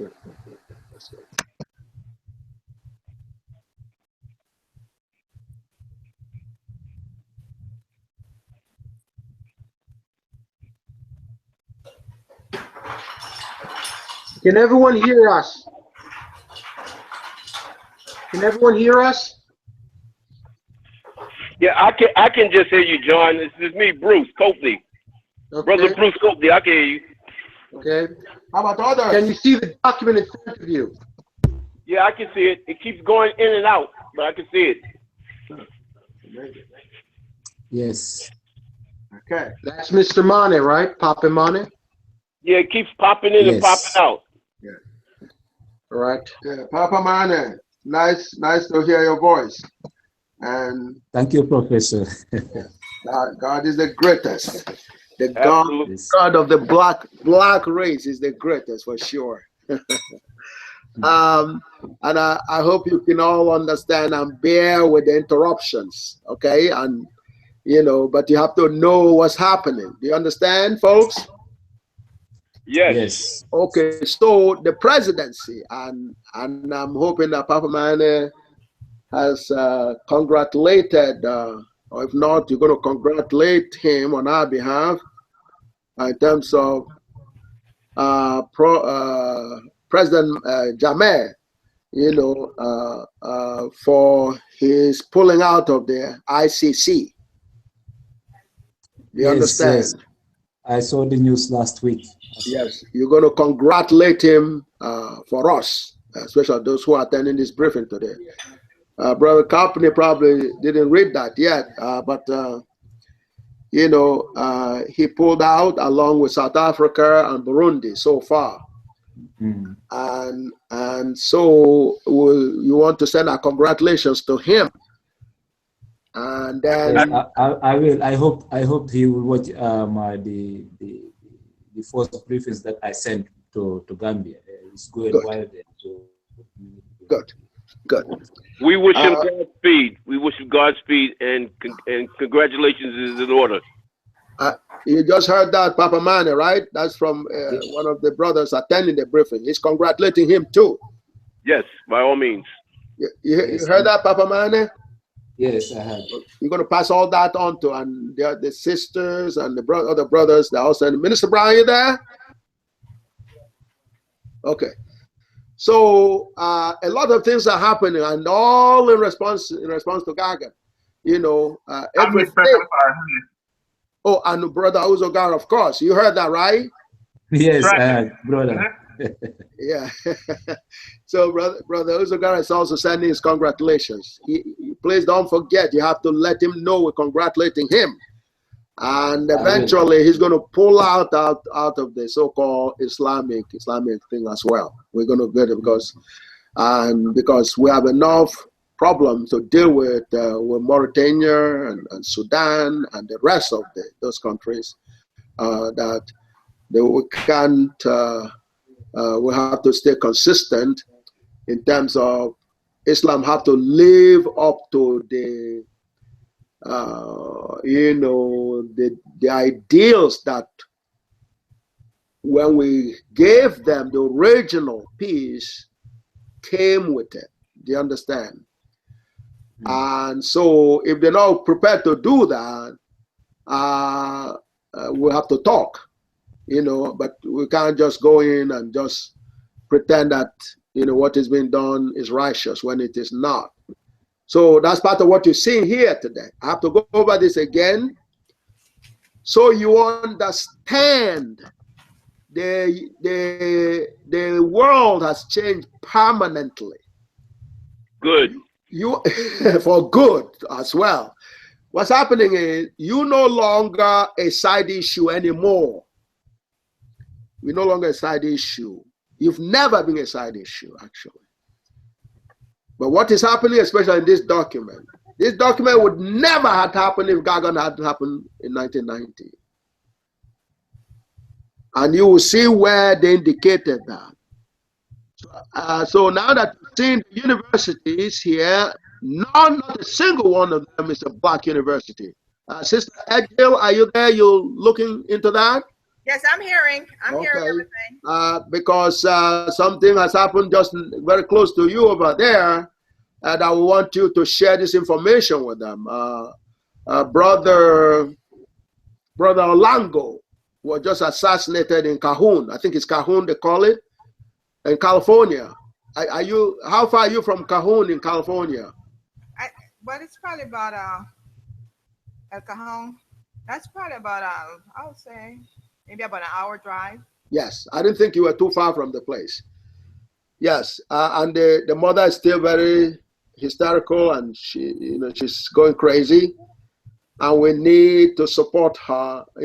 Just like the families of Trevor Martin and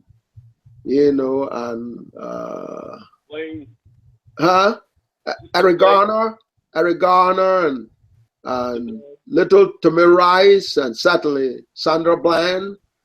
And what I was telling you before is a Heather McDonald pushing as an election agenda that black lives need to be destroyed further. I hope you all heard that, right? I remember hearing you say that, but I haven't heard it. Oh, well, if you put it on Google, you probably find it. Heather, Heather, and then the last name is McDonald. Oh, yeah, she's a model. That's right. She, and she's working for the so-called right-wing group, right. Who are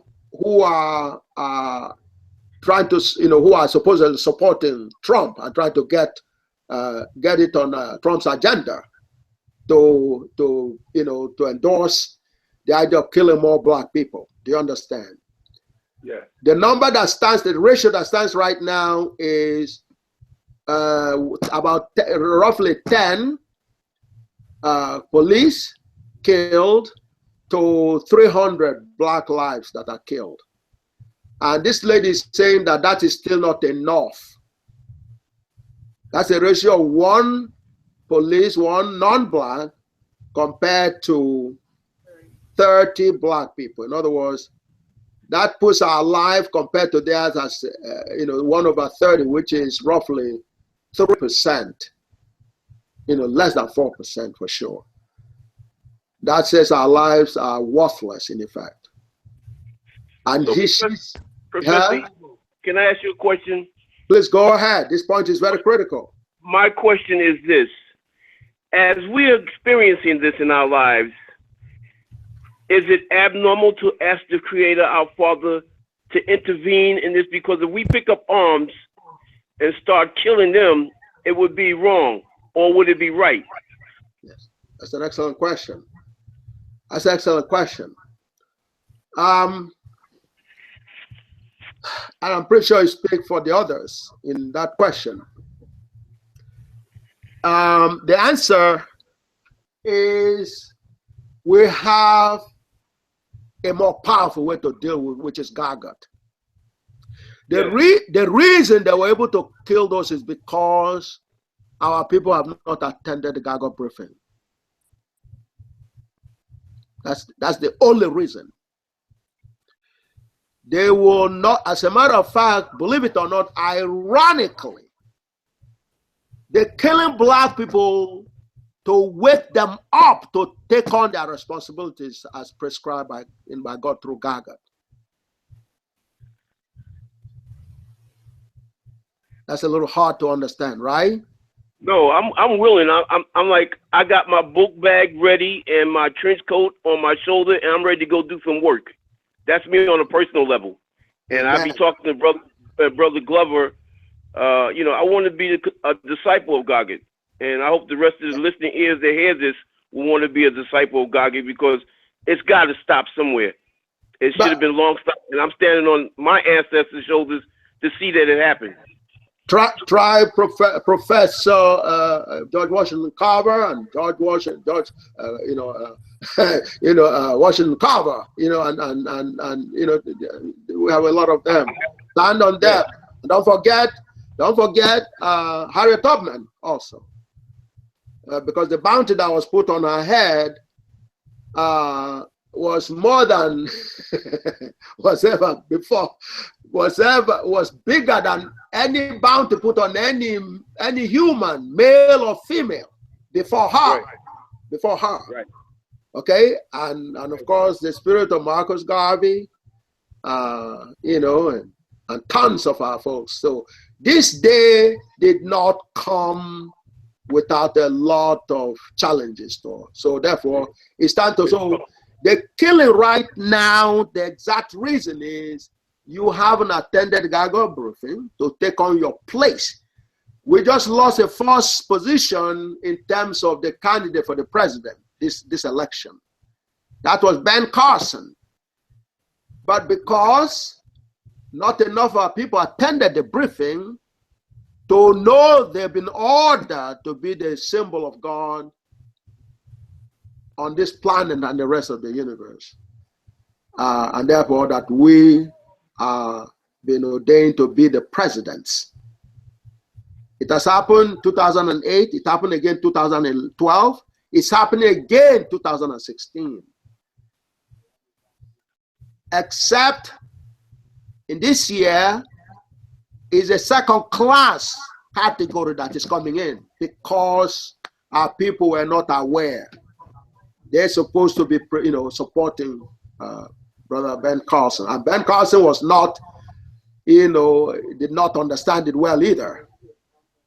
Even though he's supposed to be very intelligent and everything, he didn't understand. He still, you know, he wasn't associated with GAGUT and was not really, you know, being GAGUTical, so he couldn't communicate and say, hey, I'm the right candidate. He didn't say that, although he was a front runner at some point. So Trump, who is also a second-class GAGUTical candidate because he's German. The Germans are the most knowledgeable of among the non-black people of GAGUT, the Germans. That's why they surrendered in the Göttingen peace. So, Brother Courtney, when you go to UAM, you got to talk to Brother, you know, Brother Mason, not Mason. I wish you could get Mason in there. You know, Maddox and Lady Maddox. That all energies that were spent within just the UAM discussing about the European supremacy. This is a time for them to deal with the elimination, the disappearance of European supremacy. It is now the black supremacy. So you understand, Brother Michael Brown was supposed to be giving orders to Wilson, you know, and say, yeah, boy, how can I help you? Wilson would have understood that. But because he didn't do that, he was shot and killed.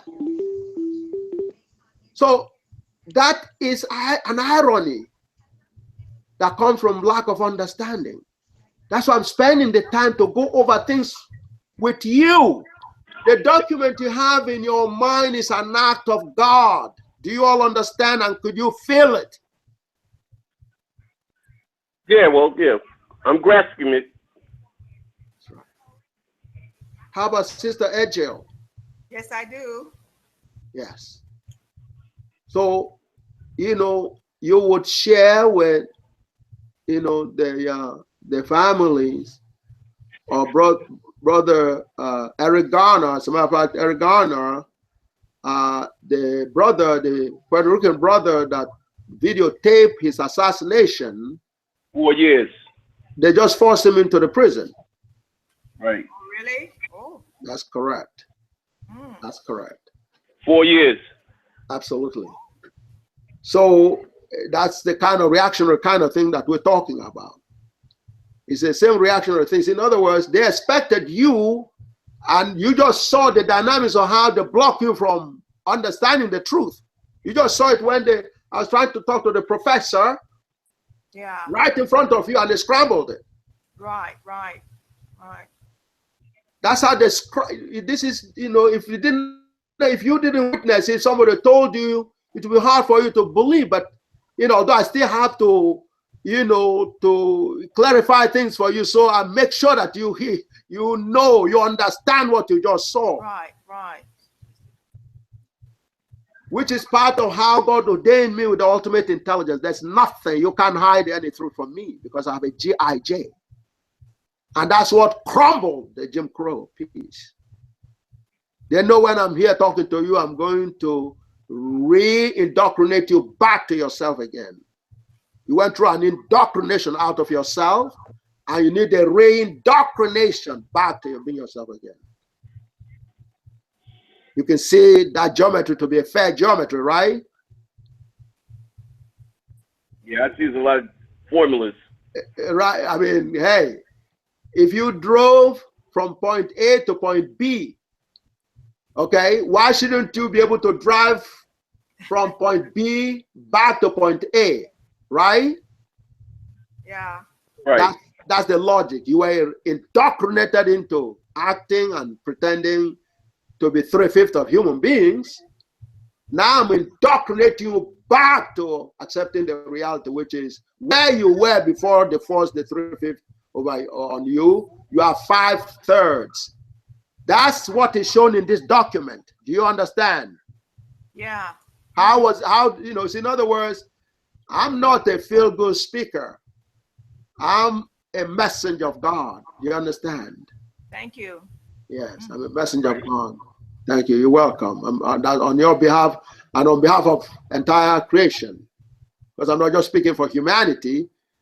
But we have to give Jim Crow some credit, like what happened in Göttingen and this one that we're reading right now. We have to give, because they were cornered and they have no choice. Because when they saw infinite intelligence declared, in my brains through GAGUT, they had no choice but to surrender. There's no choice, because it's not something you can hide. It's coded. It's a formula. Einstein said, in terms of formula, he says, politics is for the moment,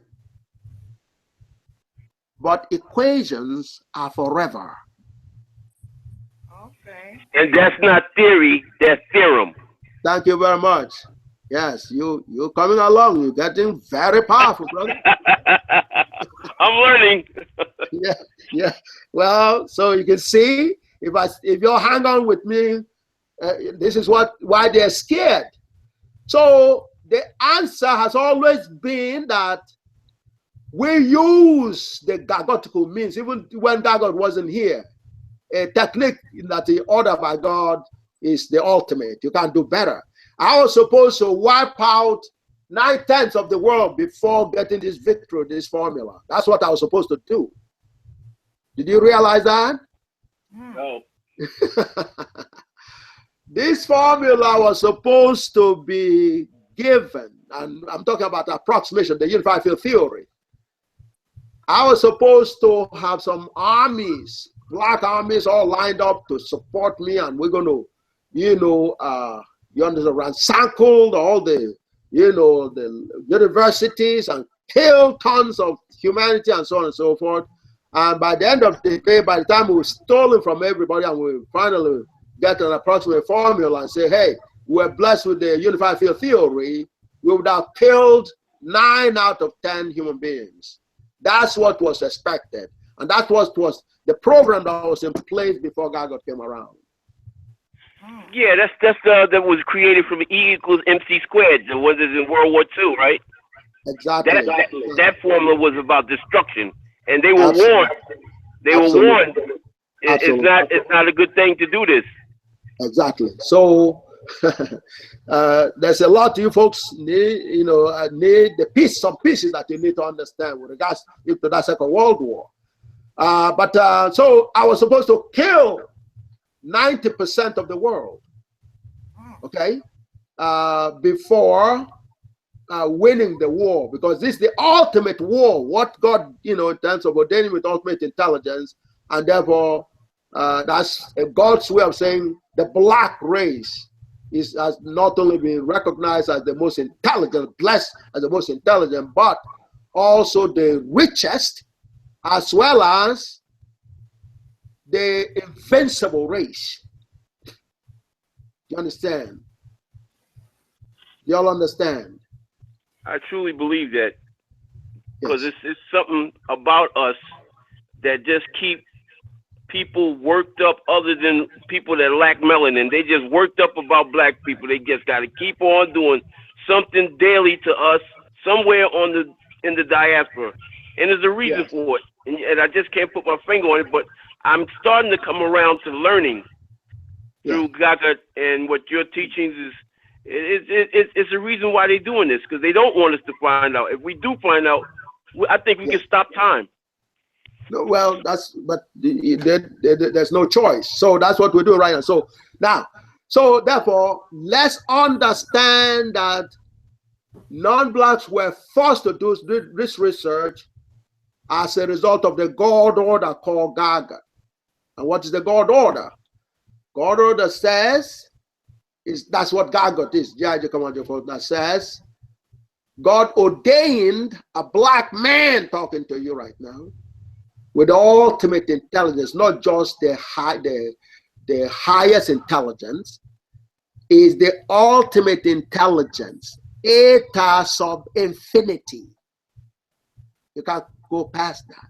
As a matter of fact, that is God's intelligence as well. But there's a huge difference between God and myself.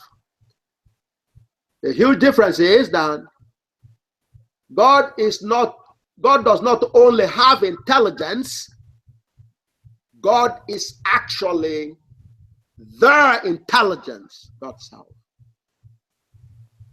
So what God did was to take an image of God and put it in my brains. That's what God did. So in that way, I'm no comparison to God, but I see the totality of God. That's the best. That's all any creature can do. You can't do more than that. Amen. Amen is right. So, therefore, because I can see God clearly, Stephen Hawking, in the brief history of time, in 1991, 1 year after GAGUT was already out, but he wasn't aware of it. And I remember engaging his department. He probably was on the background because he was announcing to the world it was not possible to find a unified field theory. And I was debating, GAGUT with his own department. That is the Department of Applied Mathematics and Theoretical Physics in Cambridge University. And his colleague's name is called George Batchelor. I was having very tough debate, intellectual debate with George Batchelor, Professor George Batchelor. He also has a chair in Cambridge in that department. So it was a colleague of Stephen Hawking. I wasn't talking directly with Stephen Hawking, but I'm pretty sure Stephen Hawking was here. But Stephen Hawking was saying what I had just reported was not possible. Okay, so I was engaged with. So now he made that announcement. It was put in the movie and everything else. Now, so, but it's here. And so they had to act quickly. So that means with a black man having the ultimate intelligence that is infallible, that has washed out 3/5 from the black people, totally forever. Clinton got a message very loud and clear. The Germans began, alerting the whole world because the German was in search for that thing. That's why Göttingen is so very critical. So, and they would have celebrated it by 1995, but they wanted, a situation where it will coincide with Gauss's, commemoration. So they waited 10 years. They waited till 2005 when they celebrated Gauss and celebrated GAGUT at the same time. Do you understand? Yeah. Do you all understand? Okay. And what happened meanwhile, as the United States was trying to get the pieces together, of course, Clinton will not talk to me. I remember my brother wrote him a letter. No, actually, no, he didn't write him a letter. He actually met with him in Miami. Not Miami. I think it was Gainesville. Clinton visited Gainesville and, during the campaign, and my young brother was talking to him, said, gee, my brother, and so on, and, and you understand, he didn't want to talk about me, okay, and so on and so forth. So he did a lot of things, but he did commission Yale to do this research because the 3/5 is out of the question. So when you hear Heath and McDonald trying to bring that nonsense back again, that's a desperate effort. Do you understand? Okay. Can you all see that? Right. 3/5 has been washed out by GAGUT. That's why you have this report here. This report is not only the official position of the United States, it is a scientific report. Do you understand? Do you all understand? Yes. Okay. It's scientific because it comes from Yale University School of Medicine, Department of Genetics. Hmm. Do you understand? Okay. Please ask me questions. This is extremely important. I'm not presenting some history thing to you here. I'm presenting reality. Dr. Oyibo. There's no guesswork here. Dr. Oyibo. Yes, ma'am. What can we do about the chemtrail? Okay. Give me a background in terms of, what you would like to see done. Stopped. Or okay. somewhere where somehow where we can, maybe like you say, do something that will not have an effect on us. Yes. Okay, and that's what we're about here. Okay. But I like this to be understood so well. You understand? In other words, these are the huge things that God has done through GAGUT in the last 26, 27 years. So that problem that you indicated is already resolved in this one here. So now that you know that, God ordered this. I had to go through a lot of personal pain as well. Just before this was announced, 1989, I was sitting down when, my family dragged me to watch, I don't have time to watch news and so on. But, once in a while, they will get me into McNeil, Laura, or something. Lair report. McNeil Lair report. That's Thank right. you. And there was a sister there, GALT. I know she has other names. I think GALT is a partner, a hyphenated name, GALT. Charlene GALT. Charlene was was, so anyway, so I watched that, and they were showing how a sister in Boston was being kicked by 6, big male police in Boston.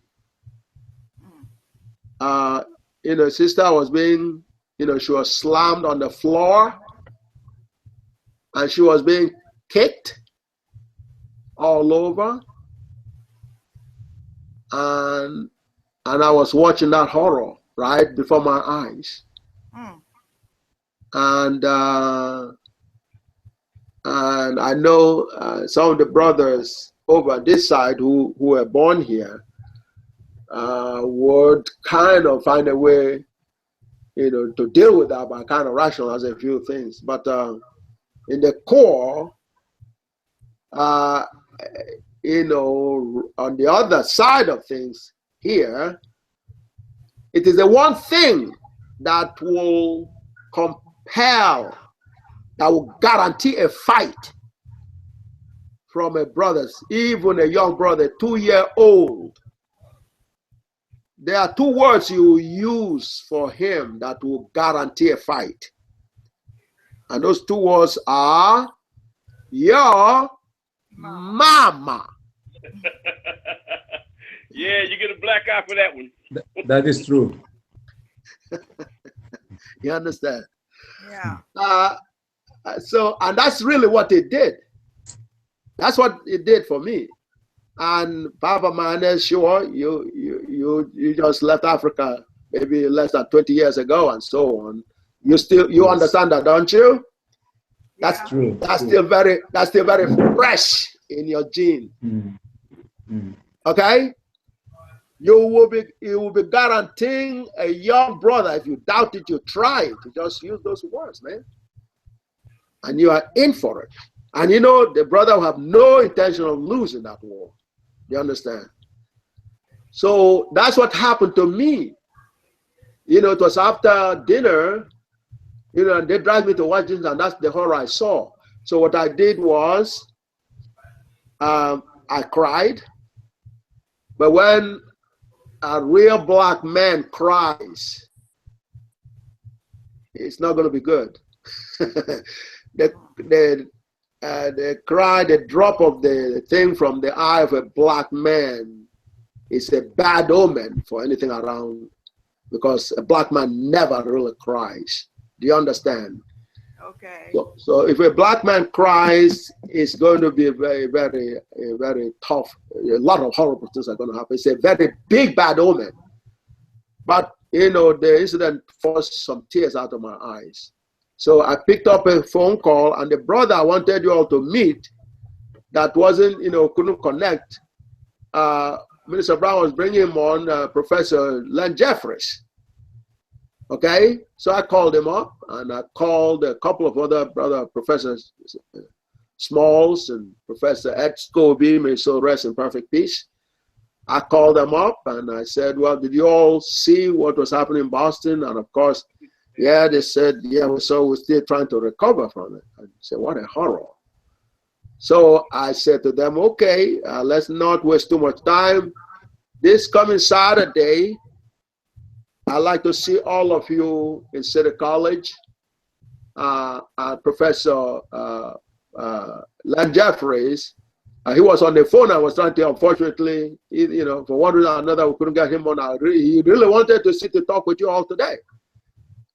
But so he said, oh yes, you could have my office. As a large office in City College in Harlem. And he said, yeah, we can gather in my office. And they all came in, and we went on and we set up what is called the fire pit. That was just a year before GAGUT exploded, or GAGUT came on the scene.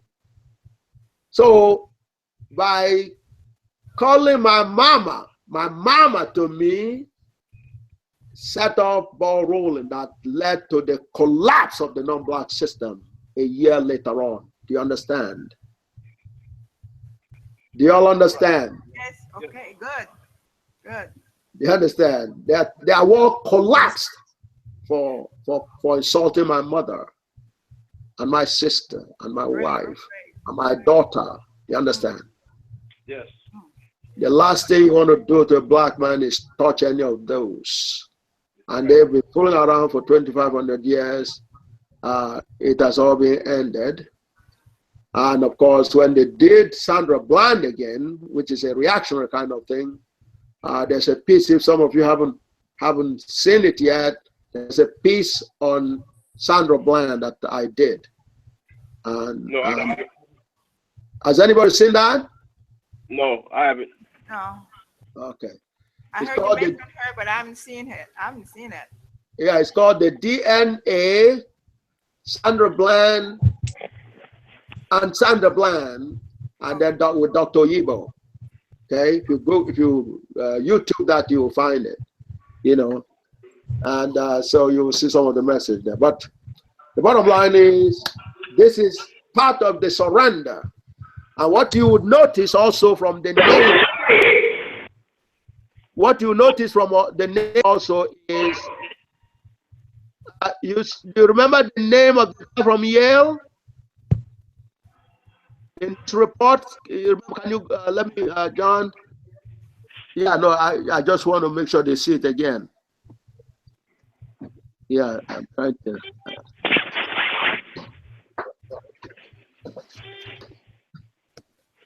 Yeah, but I want you to go back here. You're not in the right mode. Okay, okay. Yeah, okay, yeah. But I want you to get back here. I just want to, so just hang on. Can you all see the name again? Kenneth K. Kidd. Can you see it? Yes. Sister Ejio, can you see that? Well, I see what the nuclear DNA diversity, I see that's up there. With the cursor circling at this moment. The name of the professor from in the Yale. left corner. Yeah, okay. Okay. Okay. That's the person in charge of that directed the researcher. Okay. Now I want you to take a name at the initials of his name, and in fact, they bolded it. Can you all see that? It's extremely important. They bolded the initials of every letter of his name. Can you all see that? Now, bolded it. You see this one? You see the here? I see there. Yeah. You see there, and then then you see this here. Yeah, I'm still here. You see the second K? Yes. This one here, that's the second one. You see that? Yes. Now see the third one. See another K there? Yeah. You notice that they're all bolded. You have A here, another K here, Yeah, another 3K. K here. What does that say? Kid.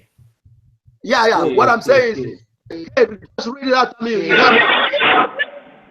Read this one here. What does it say? Can you hear us? That's how that's it. Miss Edson, did you hear what we were saying? Yeah, I can hear. Okay. If you take the first, middle, and last name initial. I want you to read this initial here. What does it say? KKK. Exactly. That's the point. You know, I want you to. So what does that say in terms of, what does that say to you? It is bolded. KKK. What does that tell you?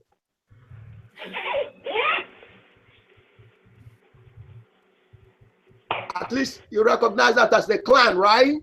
Yes. Okay. So therefore, the clan is involved here. And as much as it's actually, something that acknowledges the superiority of the black race. What does that say KKK has done? They have surrendered. Can you see that? But how have they done that? Because it seems like we're still being traumatized by them. Well, probably because we haven't attended the GAGUT briefing to see this. Do you remember the Juneteenth in Texas? Remember that story? No. All right. Juneteenth was after the Civil War. Oh. And they said you know, black people were free, right? They're supposed to be free and they're supposed to get out of the plantations and so on and so forth. Yeah. A year later on in Texas, at Nass, Texas, black people were still on the plantation and suffering. You remember? That's what is called the Juneteenth. Yeah. Okay, that's what's happening right now. Okay. Because over there on that plantation for 1 year, they were still being traumatized as if they were not free yet. Do you understand? Mm-hmm. So, but you have a signature of KKK here saying they surrender to GAGUT on behalf of the black people, as saying the slavery was over, so-called slavery was over, and people are still suffering on the plantation. What happened there is what's happening right now. Can you see the parallel, sister? Well, nah, we're still in slavery as far as I'm concerned. But okay, but you know, yes, you know, just like those folks from Texas, you know, were still on the plantation formally, still acting as if they were slaves. Yeah. Okay, you know, when Bob Marley talks about, you know, free your mind, free your, you know, free the, you know, get rid of that. That's one of the reasons why they killed him. Mm-hmm. Did you know that he was assassinated because, you know, he was too powerful? Did you know that? Well, I thought he died of a brain tumor.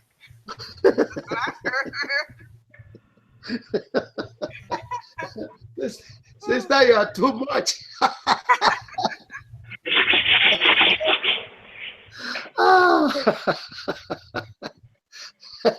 Well, did you know that he was more popular in Poland than the Polish president? Did you know that? No, I didn't. You know, that could give you a brain tumor, right?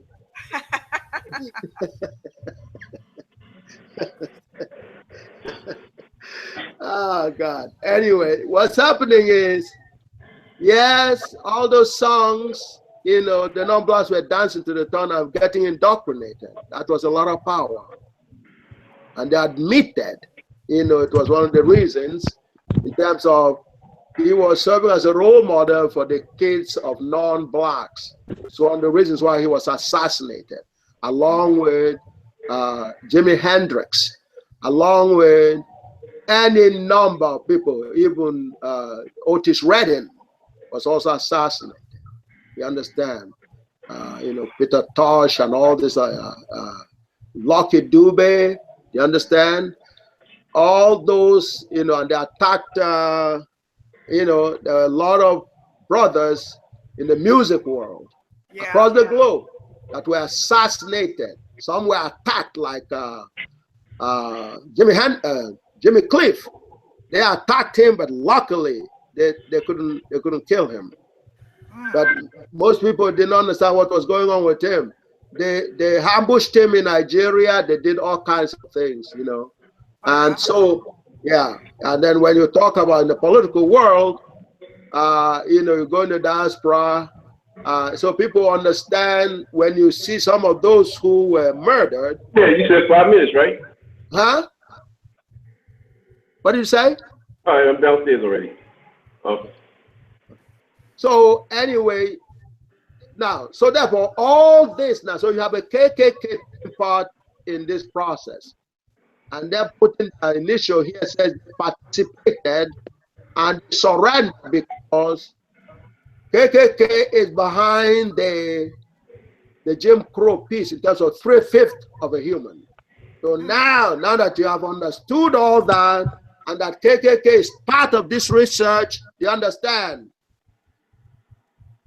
The symbolism sounds here for you to say KKK from Yale. That's what it's called. That is what they call intelligence presentation. Dr. Okay. Oyibo, Yes. If the equation has changed around, since we're 5'3", will they consider themselves morons now?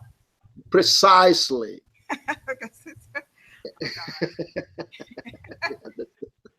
You understand? Now, praise God. But this is the result. That's where they said that here. But it's important for you to put at the back of your mind that the professor in charge is a KKK. That's a symbolism of the KKK. Can you see that much? In other words, they could just put.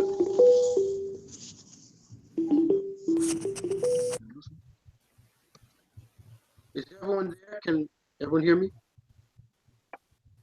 Hello? Hello? Okay.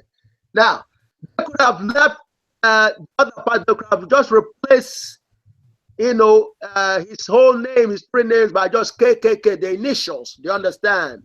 Yeah.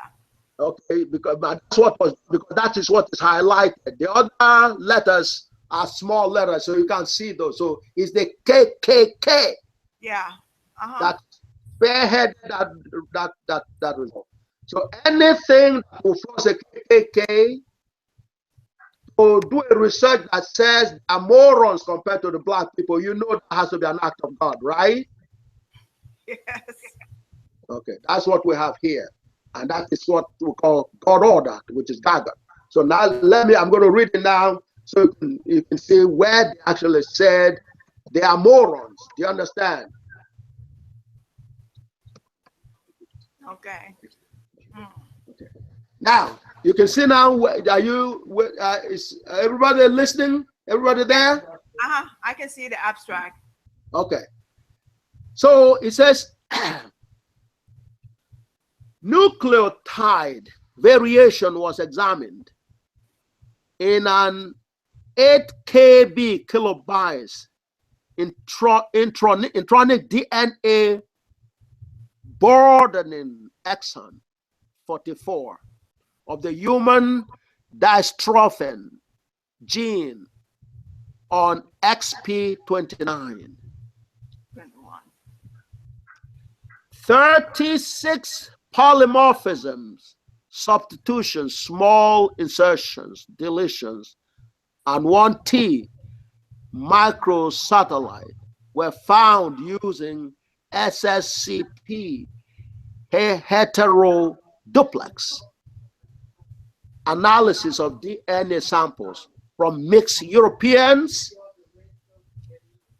Papua New Guineans, as well as from 6 African, 3 Asian, and 2 Amerindian populations. Can you all see that? Yeah. Okay.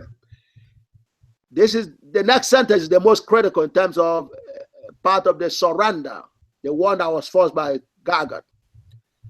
In this way, the European bias in the nuclear polymorphism ascertainment has been avoided. You see that? Yeah.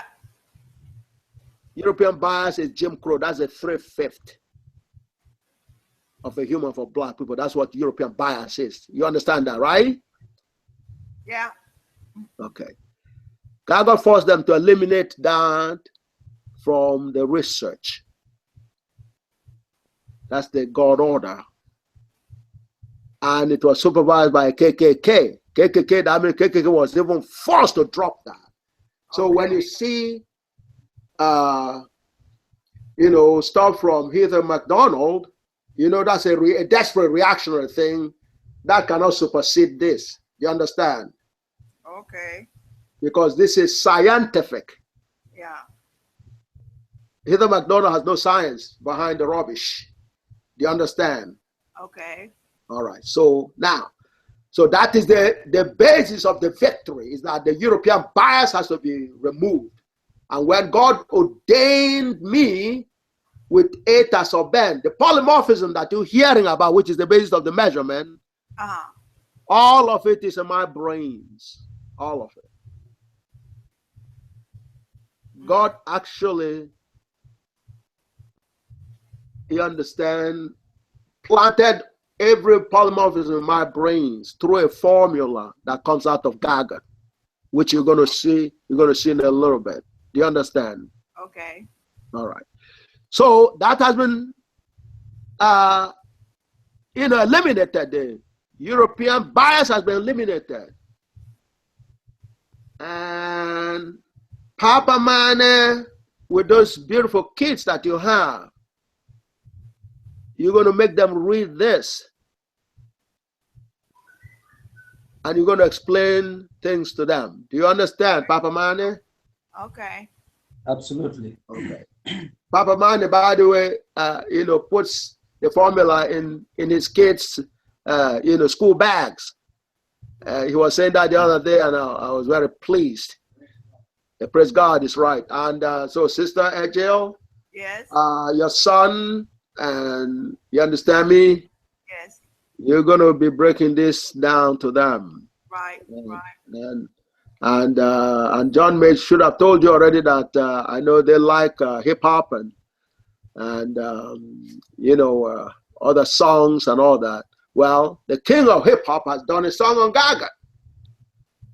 That's KRS-One. The unified field is something he did, and they consider it as one of his best. So bring that to the attention of your son, and also, Sister Echio, and certainly Papa Mane, and everyone else. Each one teach men is what remains now, because only very few people have access to this document. Now, GAGUT had to decode this document for people, because if you were reading it, you will never understand it by yourself. Can you see that? Yep. Yeah, that's right. So you need a GAGUT as part of the dynamic. So now, in this way, the European bias means in the 3/5 thing, that usually they start with, which is where everything comes out as fraudulent, was eliminated. Now they could do the actual reading. So the next thing then is in a maximum likelihood tree constructed from frequency data, Africans clustered separately from the non-African populations. Can you all see that? Did you follow that? What I just read from the document, the abstract? I'm looking for it. Okay, that's the to the right extreme right of the document, the fourth line. It begins with in a maximum likelihood tree. Can you see that, Sister Ejil? Yes, I see it. Okay. Actually, can you read that for us? It's an African clustered separately from the non-African population. Okay, that's right. So that is one uniqueness among Africans. We didn't cluster in a mixture with others. You are either Africans or non-Africans. Oh, okay. We stood out. So Africans clustered separately from the non-African populations. That was one thing they saw. Just like God used me, you understand me, to differentiate Africans from non-Africans. Do you understand? Okay. Usually research of this magnitude will take maybe a whole country or 1 billion people collaborating to do it. Do you understand? Okay. God did not allow that to happen. God used one single black person. Six Africans represented us here. Yeah, see that. And 3 Asians. And three Asians and 2 Amerindian populations, plus whatever they use as, the Europeans. Do you understand? Okay. So now, the next line, it says 15 polymorphisms were shared among most of the populations compared. Yeah. Did you see that, right? Yes. Uh-huh. I need all the concentration you can give to this document. It's very important. I want you to, I'm breaking it down for you to see it in the very simplest terms. I didn't think you will ever understand this. But with GAGUT, it's a piece of cake. Now, that's part of what is meant by Oyibo being blessed with ultimate intelligence. Right. There's nothing you can hide from me, but it's on your behalf. In the process, I have been ordered to get you back to being yourself again, meaning to become, return back to being the mighty race that we were created to be, the mighty race. Do you understand? I can hardly wait, Dr. Oyibo. You began the journey already. When our ancestor, Honorable Marcus Garvey, said that, you know, most of us were thinking, oh yeah, he's trying to make us feel good. It is the truth. Okay. It is the absolute truth. It's an infallible truth. That's what we're talking about right now. We cannot mix with other people. We're so superior. We're in a class by ourselves. Do you understand? That's what it says there. Amen. Amen is right. It says Africans clustered separately from others. We're not just a Joe Blow kind. You understand? Uh-huh. Yeah, no, we're not. We're not that. Absolutely not. Okay? Yeah. But none of the blacks, those are jammed together. They're all the same. Oh, okay. We are special. We cluster separately. Separately. Oh. You understand? Yeah, I'm getting that now. Separate. Yes, we're in a class by ourselves.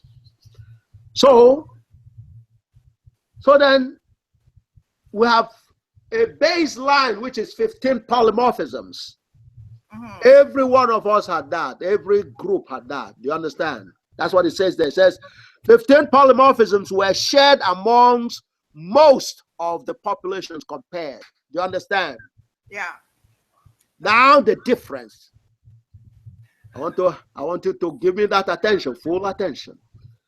Whereas, the next part of the sentence says, whereas 13 sites were found to be endemic to Africans.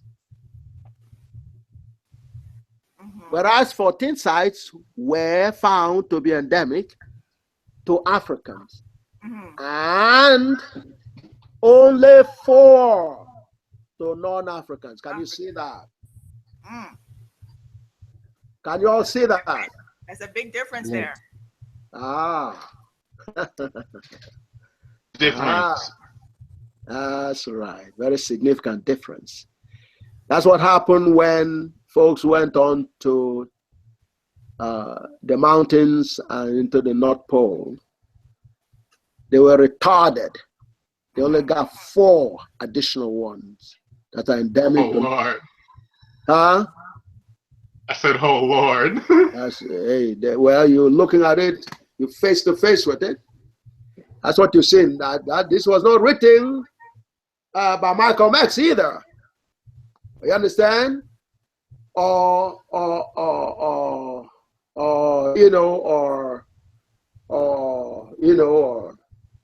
Reverend King, or Hampton, Fred Hampton, or James Brown, or Marcus Garvey, you understand, or Mandela. No, this wasn't written by them. You understand? Okay. Or Kwame Ture, or Kwame Nkrumah, or Ture. This wasn't written by them. You understand? Yeah. This is written by non-blacks. The KKK wrote this document. Do you understand? You probably heard them.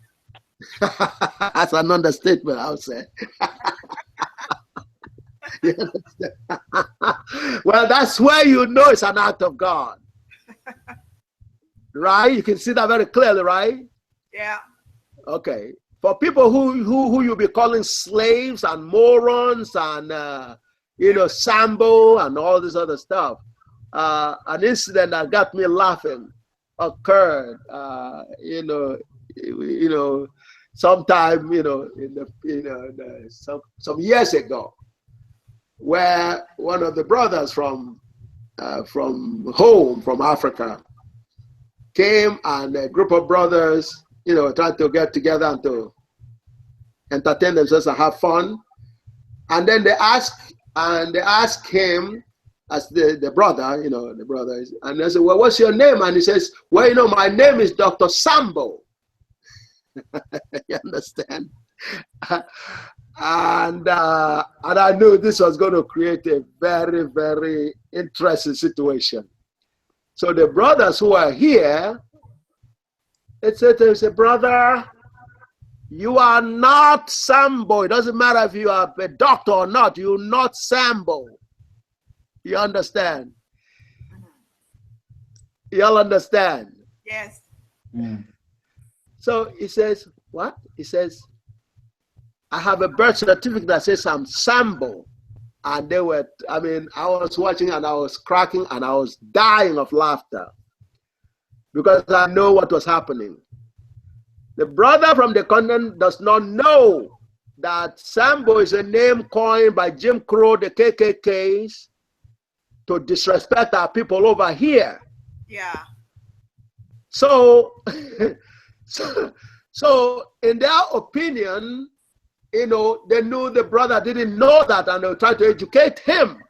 And sure enough, we didn't, that's not everything we heard back in Africa. Sambo is considered a very beautiful name in Africa. So, so I was laughing and I had to intervene. I said, no, let me talk on behalf of both of you. I know what's going on, you understand? And so by the time I finished explaining to both of them, because it was almost becoming a fist fight, and they said, man, it's my name, are you crazy? It's like going to fight the situation. So you can see how experience can shape one's perception of things. A name that ordinarily was a beautiful name and well-respected name, in the hands of Jim Crow is looked at as a very nasty, very disrespectful kind of. But I just want to point out so you can see how this is important. So therefore, what does that mean? It means that the baseline is 15 for everyone, right? Yeah. That's what it says. They say 15 polymorphisms were shared among most of the population compared. Whereas 13 sites, 13 of them were found, 13 additional, what that means, 13 sites were found to be, in other words, they have a common base, one that everyone had, which is 15. Can you all see that? Yeah. Okay. The ones that not everybody has, whereas 13 sites were found to be endemic to Africans. Do you understand? Uh-huh. So therefore, you add that 13 to the 15, you get 28 polymorphisms for Black people. Can you see that? Yeah. All right. And then, but it says, and 4 to non-Africans. So with their base of 15, like our base of 15, the additional one they have that we don't have is 4. Do you understand? So you add 4 to the 15. What do you get? 19. Okay. So the intelligence level is 19, and our intelligence level is 28. Can you see that? Yeah. Okay. Now, the higher the polymorphism. Right. Huh? I said, that's right. Okay. The higher the polymorphism, the more intelligent you are. Right. This is Jim Crow writing this report saying the Black people are more intelligent than any other race, with a ratio of 28 to 19. Do you understand? Uh-huh. And I like Papa Mane and even Sister Ejil and Uzogara, for any one of you that can get your calculator. Okay? Or you could do it mentally if you like. A ratio of 28 to 19. 28 for Black people and 19 for non-Blacks. It's approximately 30 to 18. That's close enough. In other words, if you round the 28 to 30 and you round the 19 to 18, it's close enough. You haven't deviated too much from the figures there. Can you see that? Yeah, I can. Can you see that? I'm writing. Yeah. Okay, just for the sake of this exercise, so you get a sense. It's not exact, but that's, let's use that approximation. Right. So therefore, that will be a ratio of 30 for black people and 18 for non-blacks. Now, let me give you a rationale for why that is a possible estimate. These figures were measured by KKK and other non-blacks. Do you understand? Have you ever seen a Jim Crow type underestimating their own value? Have you ever had that experience for Jim Crow calling themselves an idiot? Have you ever seen that? No. Okay. So if anything, they exaggerate. That's the whole idea of them taking our 5/3 and giving us their own 3/5. Isn't that an exaggeration of their own IQ? Right, right. So if they're the one measuring a scientific data, it is not possible from experience they will lower their own readings. Do you understand? Right. As a matter of experience, what we've seen, however, is them overestimating their own reading, the reading of their intelligence. Do you understand? So if we assume the 19 is an overreading, a possible correction would be 18. Can you see that? Yeah. This is logic. This is intelligence. You understand that? Yeah. Do you see the correlation of why 18 makes sense on the basis of the facts that we have in terms of that we know about Jim Crow, right? Yeah. When he says it's 19, that's the very best possible highest figure that he could have. Okay. He could have 18.4 and round it up to 19. Yeah. So therefore, we're going to use his as 18. Okay? That's the rationale behind that. Now, on the other hand, he always underestimates our value. That's from my experience. That's what 3/5 of a human is, right? Yeah. So when he wrote 28, that is the very bare minimum it can possibly be. It could be 30. It could be 30. Can you all see that? Yeah. Okay. So therefore, if this is 30 compared to 18, now you divide. You see, that's a fraction. 30 over 18 is a fraction. That's what is called, a fraction. You understand? Hello? I'm here. Okay, somebody is having problem with their mics. Okay, so if the ratio of our IQs, black people 30 and the Europeans 18, the ratio then becomes 30 over 18. Now, 30 over 18, see, a fraction can be put, provided you multiply or divide the top by the bottom, divide the top by one number and divide the bottom by the same number, the fraction will stay the same. If you all remember your high school arithmetic, you probably will still understand that, right? Yeah. Okay. For example, half, you can write 1 over 2. You can write that as being equal to 3 over 6. You know that. Another 1 over 2 is equal to 2 over 4 or 3 over 6. Do you know that, right? Oh, yeah. Because what you would have done with 1 over 2 is to multiply, when you do 2 over 4, is to multiply the top, that's the 1, by 2, provided that you multiply the bottom by 2. You understand? Yeah. Because the 2 over 2 will cancel, so the 1/2 remains the same. You understand? Yeah. So therefore, that's on the other hand, if you want to go from 2 over 4 to 1 over 2, you will divide the top by 2 and divide the bottom by 2. It's also the same thing. Do you understand? Yes. Okay, so the same way, if you now have 30 over 18, you're going to divide the top by 6. Do you understand? So you divide 30 by 6, provided that you divide 18 by 6, it will still be the same number, right? Is that right? Okay. So what happens when you divide 30 by 6? What number do you get? 5. That's 5. So you write 5. And then when you divide 18 by 6, what do you get? 3. 3. That's 5/3. Can you see that? Yeah.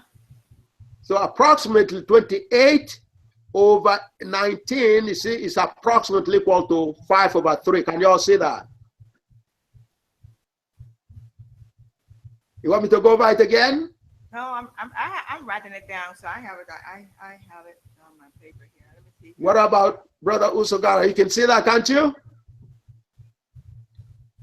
I love it. I don't just see it, I love it.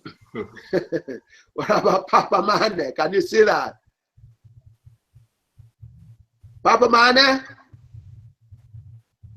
Hello? His point is so very critical. I don't know what happened to him. Did we lose him? Hello? Hello. Papa Mane? Hey, Professor, can I ask a question? Yes, please ask a question. It's in regards to the level of intelligence question, the end level of intelligence question.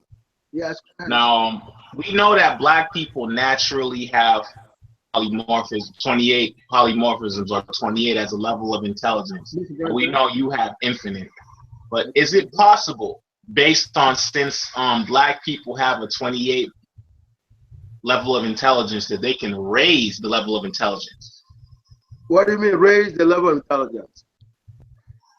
Like how you have yours is infinity and we have ours as 28. Is it possible we can raise it up one notch to like 29 or 30, or is it always going to be 28? Well, it's not totally impossible, but it won't be drastically different. In other words, it's like a constitution you made. It's like your height. You understand? It's saying that it's almost like raising your height, increasing your height. Now, there are all kinds of procedures these days where people can elongate your bones and so on and so forth. But that will be seen as kind of artificial addition. It's like wearing shoes to increase your height.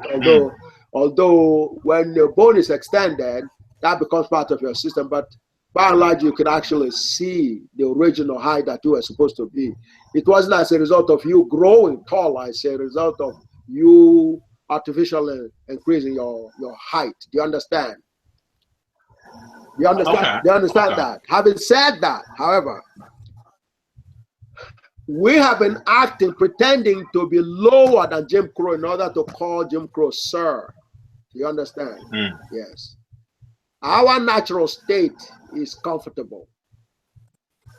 And for you to be comfortable is to just be aware of my level. Do you understand? Okay.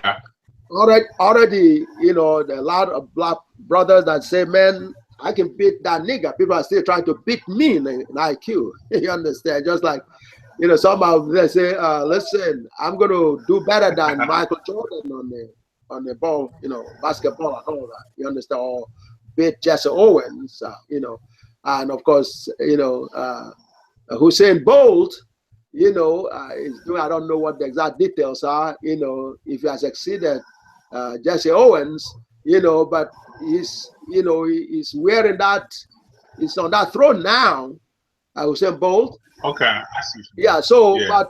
But the process. Yeah, but the running is not quite, same in terms of compared to intelligence. Intelligence is a natural blessing God gave you. Like I said, the best example is the height.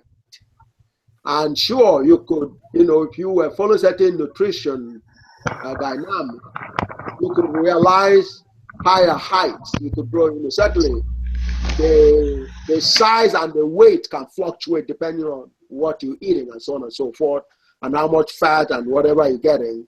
But the height is more restricted, you know, and so on and so forth. So anyway, the intelligence is more solid in terms of being a trait you come from, you know, you bless from birth. Do you understand?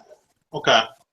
That's a blessing from God. Do you understand? But what has happened to us is we actually going out of our way as a matter of military strategy for survival to pretend that we are 3/5, like the KKK wanted us to be, in order to get along, and among other things, to make sure we don't force, like the brother Copley said before, we don't force the situation where we have to begin to slaughter lives. Do you understand?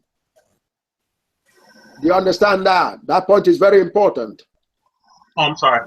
Oh, yeah. So pretty much that's how the white supremacist doctrine was able to keep us on hold, by giving us the illusion that we are 3/5. When really, when we came from Africa, when we built those monuments and they had us do it, pretty much do it again in Egypt, they forgot pretty much who they were.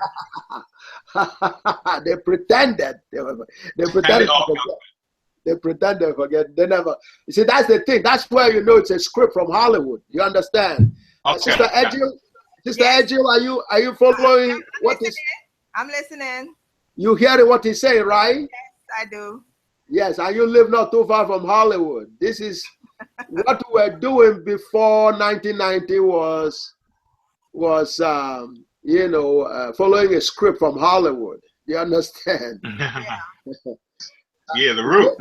Absolutely, exactly. The couldn't and all that. Listen, you know, both parties, for the most part, knew we were playing a game with reality. Okay? Nobody was really kidding anybody. Unfortunately, psychologically, however, when you act long enough, you begin, in some phase, begin to think it is reality. What you act is reality. Do you understand? So pretty much like a pathological lie. You will start believing the pathological lie. Absolutely. Both sides know it was both sides. Just like what I said with the 2-year-old. The 2-year-old that is brilliant enough will know when the father and the mother throw up their hands and call him master, that it was a joke, you know. But but in reality, they knew that was being done in order to pacify the young kid who needs it. Do you understand? Wow. Yeah. Okay. This document is part of how you verify all that to be acting. Can you all see that? So this document proves we are the parent based on your analogy. Of course. That's all. And in more than one way. We're the parent because they came out of us. That is, that's already verified also. But we are also parent and continue to be parent, just like a parent of a child remains a parent forever. It doesn't matter how old both of them get. Do you understand? Do you understand that? Yes. Yes, a mother or a father will remain a father. It doesn't matter if that son is 100 years old. Do you understand? That's right. Yep, understood. That's right. That's right. We birthed them. Exactly. That's proof. Okay. Yes. Yeah. See, but also that. But you know, we had a young kid in Brooklyn over here when we were in the community. Trying to nourish, the gifted, kids, and quite a few of them in our communities. And we ran, the guy was called, I forgot his name, Naren, and he would, would be asking a question, because I would tell them, you have to respect, your elders, the black elders, your parents, and all that. It's unconditional. You must be respecting them, because they have a lot of knowledge, a lot of intelligence, a lot of experience. So Naren, asked a very serious question that is real question. He says, yeah, but Professor, you're telling me to respect, every elder. He says, but what if elder has nothing to offer you? Do you still have to respect, such an elder? And of course I said yes, but of course I understood what he was saying. Do you understand? Yeah, I ask questions like that too. Yeah, absolutely. So, but you have to, look into the circumstances. If the elder is not well, he doesn't forfeit his God-given blessing, just because he's not feeling well. And that's what happened to most elders that are not able to be able to be in the position of representing themselves as elders. They still cannot be disrespected. So I kept it, but it was very rough, very tough trying to convince. Yeah, it was very hard trying to convince him why he must respect, a black elder that does not help, does have nothing to give to the younger ones, And so that's what we're talking about. So now it is before your eyes. I am not paraphrasing it. You're looking at it right in front of you. 28 to 18. And like I said, the 28 is the best possible, the very minimum it can be in that reading. There's a chance that it was even more than 30. Do you understand? Yeah. Because anybody that could write our IQ to be 3 compared to 5 can, maybe increase it a little bit and still not put in what is the accuracy. Because at 28, that is way off from infinite for me. You understand? But that's an average, and which is why understanding who I am is extremely important. So you're ahead in the race, pretty much. You're far ahead in the race. Just like God is way, way, way out of sight for me also. Yeah. Even though our ends are, of course, the infinities kind of vary also, because there's a higher infinity and a lower infinity and so on. So mine is infinite in the sense that there's nothing I don't understand. That's the bottom line. That's what you hear from my voice right now. That's what you see in how I'm decoding a highly scientific document. I'm supposed to be a mathematician. You understand? Although they're using some figures here, this is supposed to be genetics. How is it, it's supposed to be the geometer is interpreting a genetics for you. How is that? What does that tell you? Right? I have one more question on one more question, and I don't mean to try to keep asking this question. Now, the guy who asked you the question on the elder, he said, "What if he has nothing to give to you?" What if it was a case where the elder is status as an elder for evil? What would you say in the case about that? If the elder chose to use instead evil and not use anything positive? Yes. For example, you have Mobutu. Yes, Mobutu. When I rank people who have sold out, in our experience, he will rank up there. Each time I think about him, it makes me sick. You understand? And recently, there's been a guy who was, of course, we have Babangida in Nigeria, and we have, Compare. When it was all happening initially, he seemed to be a nice guy. He seems to be close to President Thomas Sankara. How he got, turned around to actually go to the extent of actually assassinating him was such a painful thing to see that such people could come out of our race, which is part of basically what you're saying. So how do I feel about Mobutu, I feel disgusted with Mobutu. I feel extremely disgusted. For him to assassinate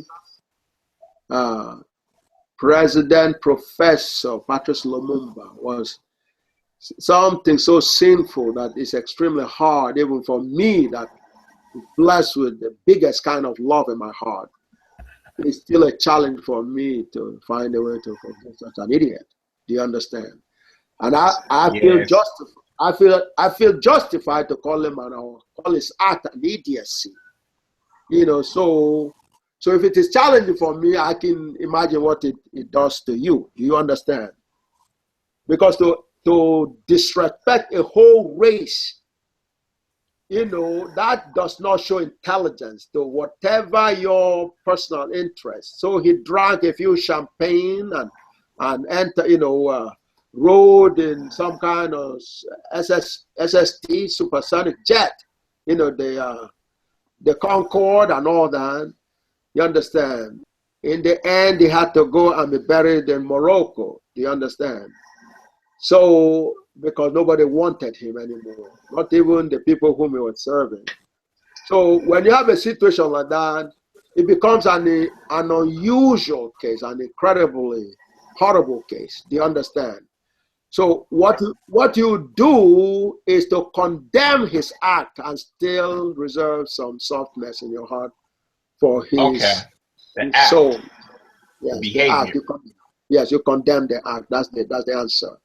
Do you understand? Okay. Do you understand? Are you satisfied with that answer? Man, beyond light. It's hard, but you know, somehow you have to find a balance, right? Yeah. Yes, you have to balance because, and there are some times that is more difficult because what he did, you understand, the legend of our time, Patrice Lumumba, who, in reality, GAGUT is a total fulfillment of Professor Patrice Lumumba's position, because he said, he made a statement, he said, you know, one day Africa will tell their history. And then he said, it will be to the north and to the south of the Sahara. And then he said, trust me, it is going to be a glorious history. You understand? That's what Professor Patrice Lumumba said. Wow. And when they will not even allow him to see his three children, he said, hey, tell the children this future is going to be bright. They're going to lynch me, they're going to kill me, but hey, my soul will never allow you all to suffer. So what GAGUT fulfill all that dream. That is, we're going to tell our history. I'm telling you our history right now. And if Minister Brown is nearby, he's been doing something consistent with that, you know, both within GAGUT and other things that he's been doing. Right, Minister Brown, are you there? Yes.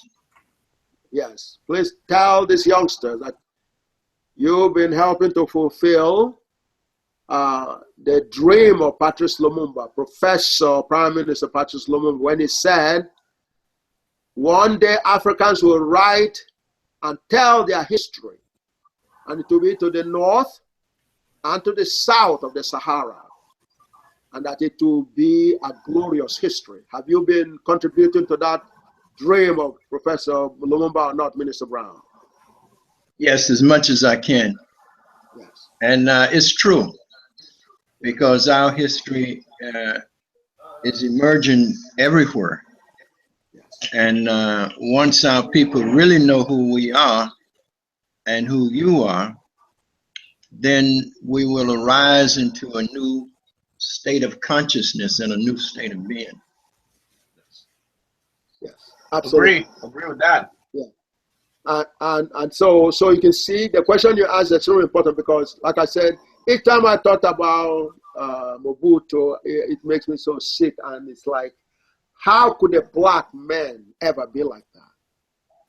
You understand? They will show a post of his picture actually disrespecting Professor Patrice Lumumba. You understand? Because he's getting some dirty, worthless foreign dollars. You understand? You know, so consistent with Naren's position, it is so hard, it's so unbelievable. You understand that somebody would do that? First of all, Professor Patrice Lumumba appointed him as the defense minister. You understand? You said he was paid to assassinate him? Of course. Oh, not that same old again. Oh. Exactly. Of course. That's what happened.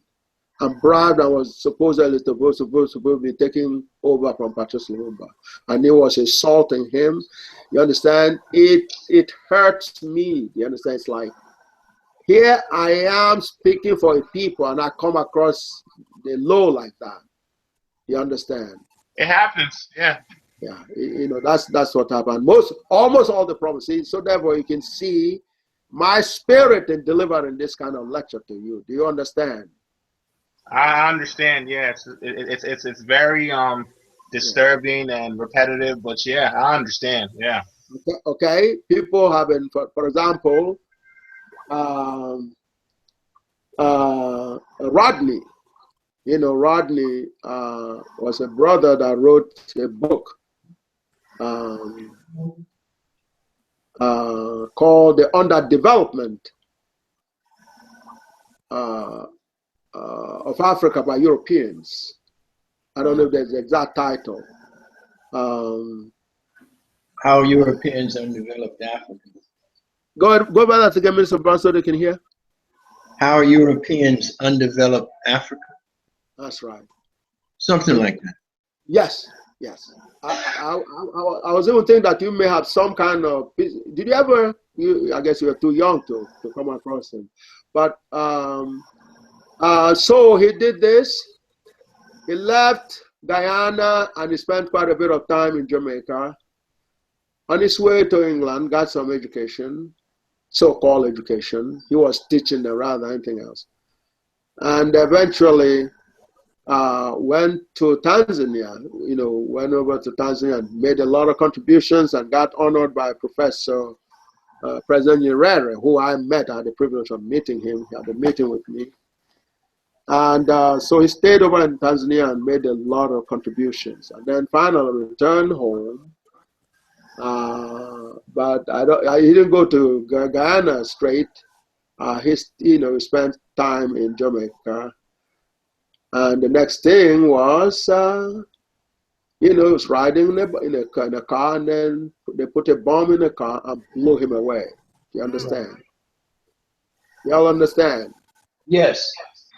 Yeah, black people were used to put in that bomb, and they blew him away. That's Rodney. Okay? And so what do you say to that black man that was used to do that? You understand? Mm-hmm. And so therefore, now, so what has he done? What did Rodney do to anyone? He didn't lead any war, didn't shoot anyone. All he was doing was teaching black people the truth. You understand? But he was bombed away. And then they blamed Burnham, who was supposed to be the president or prime minister of Guyana for the thing. So again, like Mobutu, it appears as if Mobutu did the killing. No, Mobutu was paid as a zombie. A zombie is a wrong terminology. As a brainless person. By the way, zombie, the meaning of zombie is the exact opposite of the meaning that you're given. Do you all know that? Well, what's the meaning? Yes. When you hear zombie, what impression? What's the meaning that comes to your mind? I'd like to get your feeling first. Somebody who's dead, mindless, and moves around with no impulse or direction. Thank you. Sister Jill, are you there? Yeah, to me, somebody that sleep all the time. Exactly. That's the exact opposite meaning it has in Africa. It's a Gala African language vocabulary that means God. Really? Do you understand? Yes. Njambe is what is being used in Njambe. as in Jah, like the brothers, the Rasta brothers said Jah. That's an African vocabulary for God. So Njambe is a qualification of that Jah. Njambe, that's what it is. So Jim Crow, in trying to disrespect our Creator, gives the meaning to be exact opposite of what it really means. You all understand? Okay. So zombie, which white supremacy stole. Yeah. And is it Jambe or Njambe? No, Njambe, just like you hear the Jah for God. Yeah, okay. Or which is a variation of a Chi, like Chineke or Chiuku, Chi Cha. Oh my God, yeah. It's the same vocabulary, Jah, so we call it Jah or Chi or Jar, it's the same thing. So in the Lingala, it's called Jambe. So pretty much that's another example, Professor, of when white supremacy steals something that black people created and then they demonize it in their own version of it, like how they did what's that person's name? I think it's Dusa. Okay. When they brought it to Greece, they made her look like a monster, when in Africa she was a god. Exactly. Yes. Yeah. So you can see how this debriefing is very critical, right? Definitely. They take God and actually disrespect God in order to get at us. Can you see that? Yeah. Yeah. And Jambe. In fact, if you go on a piece that we did with you were all there about 2-3 months ago, maybe somewhere there, maybe it's a little more. There was a brother, Lingala brother, that came and congratulated those of you who attended the briefing, and he put his name there. He put the God's name. They said Njambe will take care of you. So if you see, I just through GAGUT was able to decode all that. Recently when I was much younger, I was watching the movie. I thought zombie was a bad thing. It was exact opposite of the true meaning of it. So that's who you're dealing with. That shows a small mind. But this is why they are so devastated by GAGUT, because there's nothing that you can hide from GAGUT. Okay? There's absolutely nothing. So therefore, that's why you're getting this right in front of you. So they admitted IQ for black people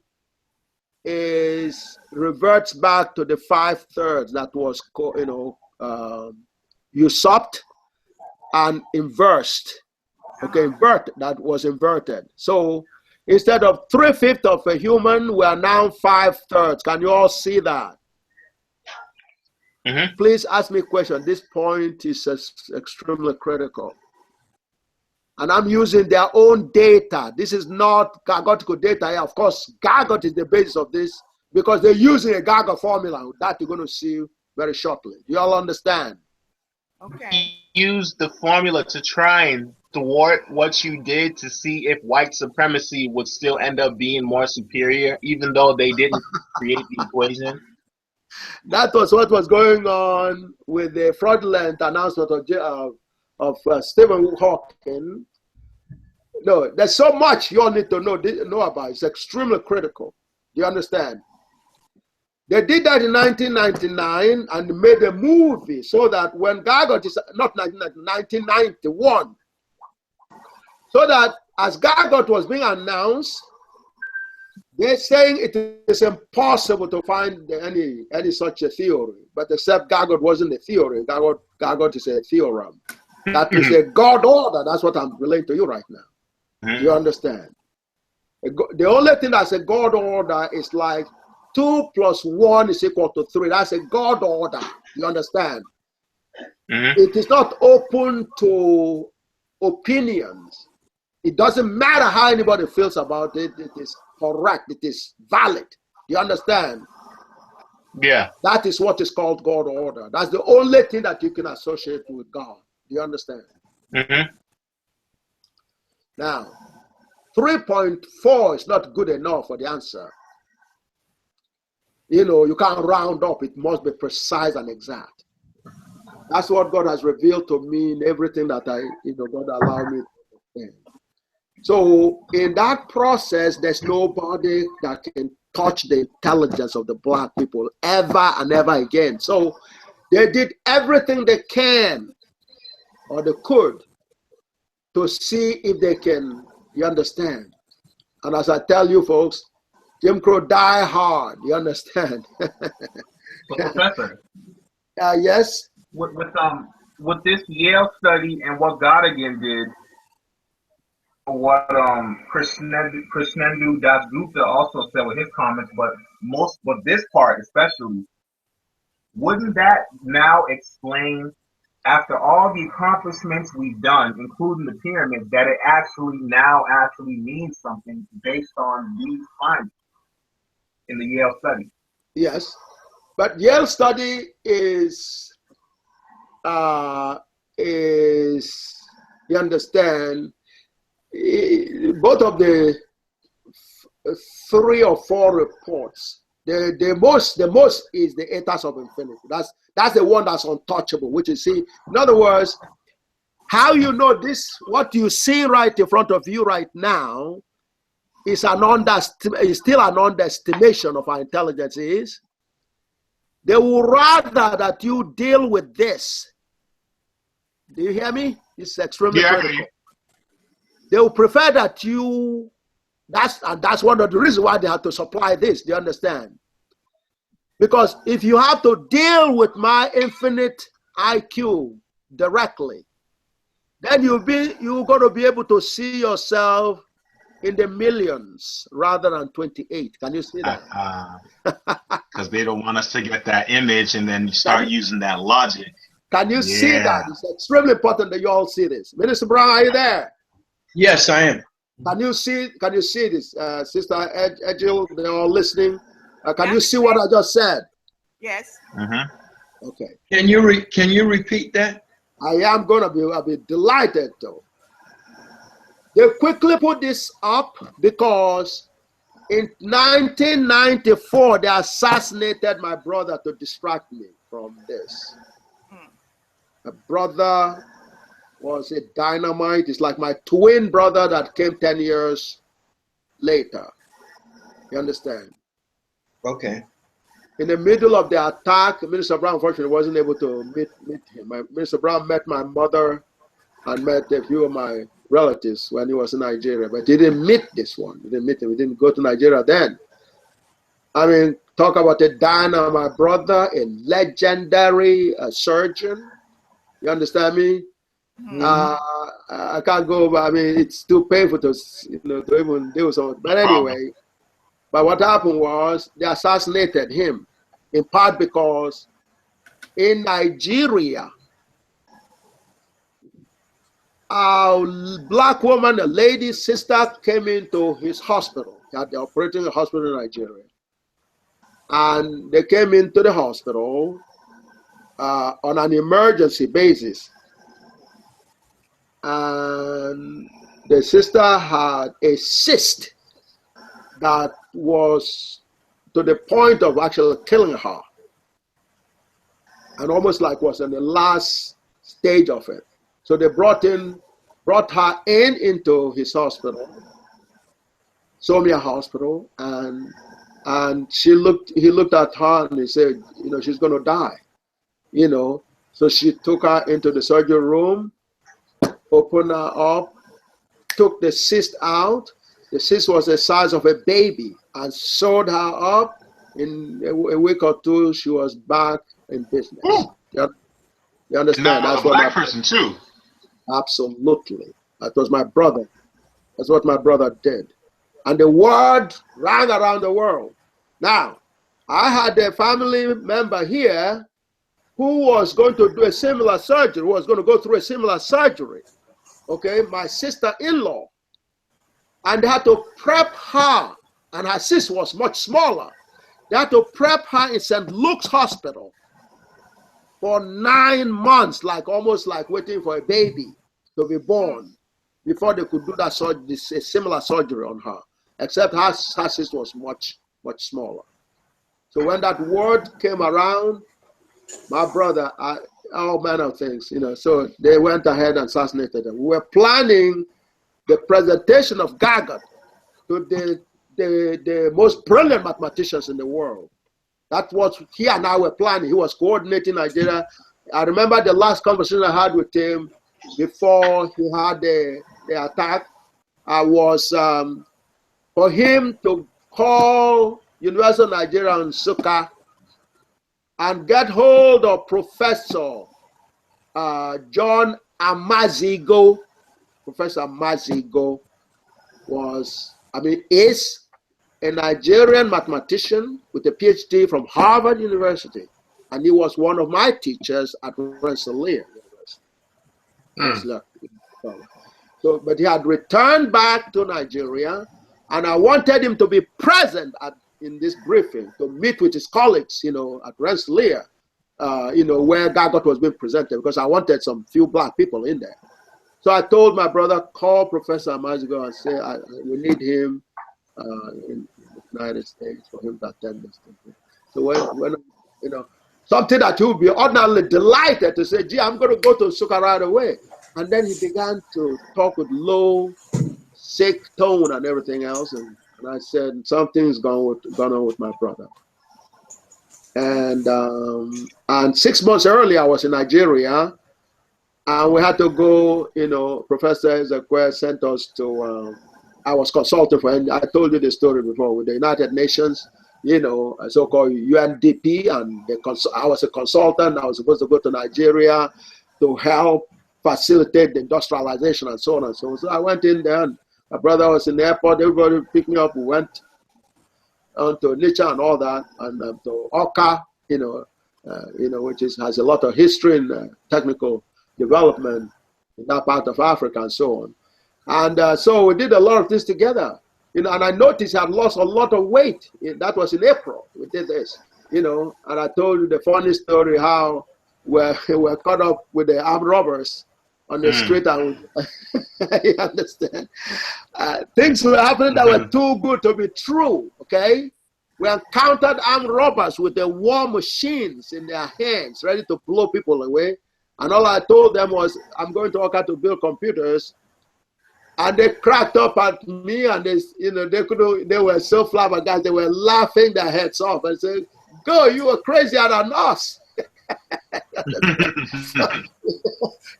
You understand? That's how I got out at 2 o'clock a.m. in the morning. So my brother was with me, and our two brothers, and Professor Obi and all that. We had all this fun, but I knew something was going to happen that was going to, you know, destroy my life, literally. That was the death of my brother. 6 months later, it did happen.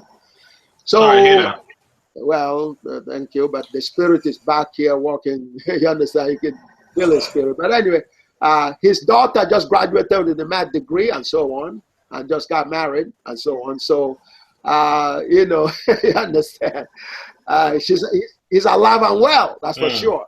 So, but anyway, so when I heard him say, I gave him Professor Mazigo's number, or I didn't give him, I said, well, call somebody they're going to give you. Just tell him I need him, you know, in Troy, you know, in March. This was November, around this time, actually. Actually, it was November, close to about November 27th.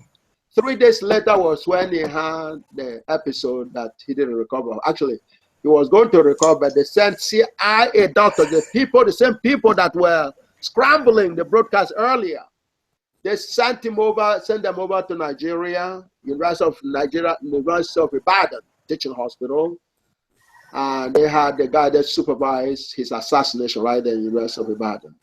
You understand? Yeah, that's when my brother was murdered, right in the University of Ibadan. So Minister Brown and I, and before I'm trying to answer a question, when you were seeing me in the mode I was before you came to advise me in Ibadan, you didn't know this story. Minister Brown? Yes. You remember the night before my presentation in Ibadan?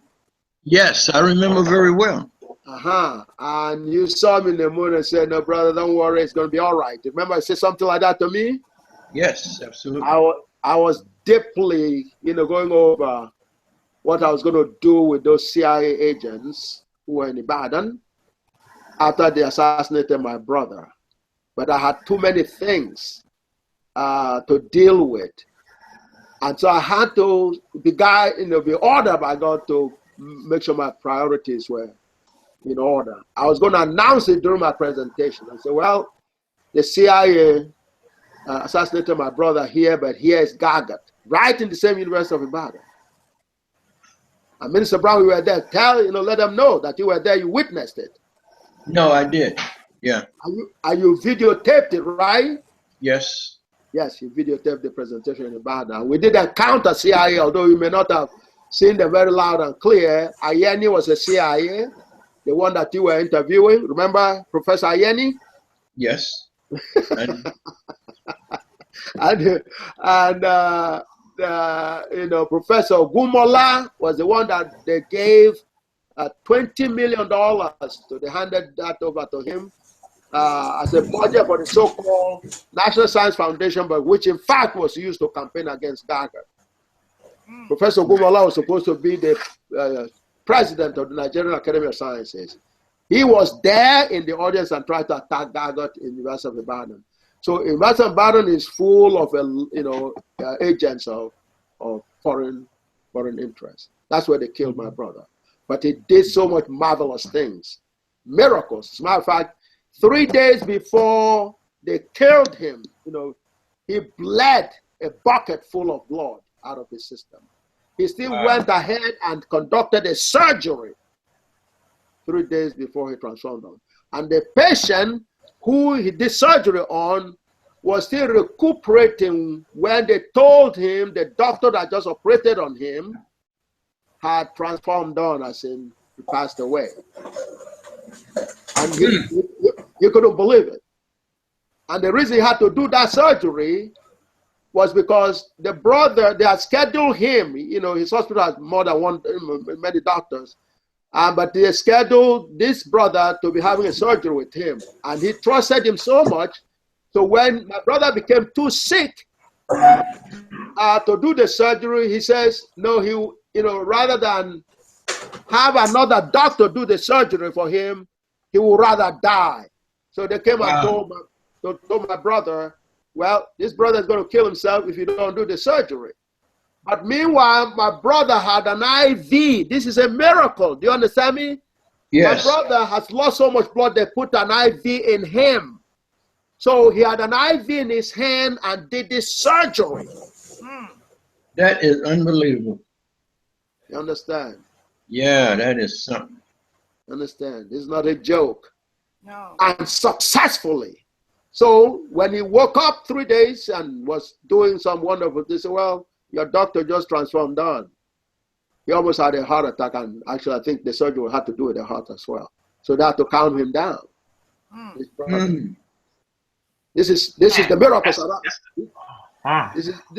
This it sounds like a movie story, but this is a reality. You understand? And he kept on telling people, the nasty agent came to him and forced him into surgery, knowing that only it was a miracle of God that he was coming back again, because after losing a bucket full of blood, you understand, from explosion from his aorta, it was a miracle that he was able to come back. So he was coming back, he was eating and drinking, and this nasty doctor, his name was Adebo, Professor Adebo was the CIA agent, Adebo, Adebo.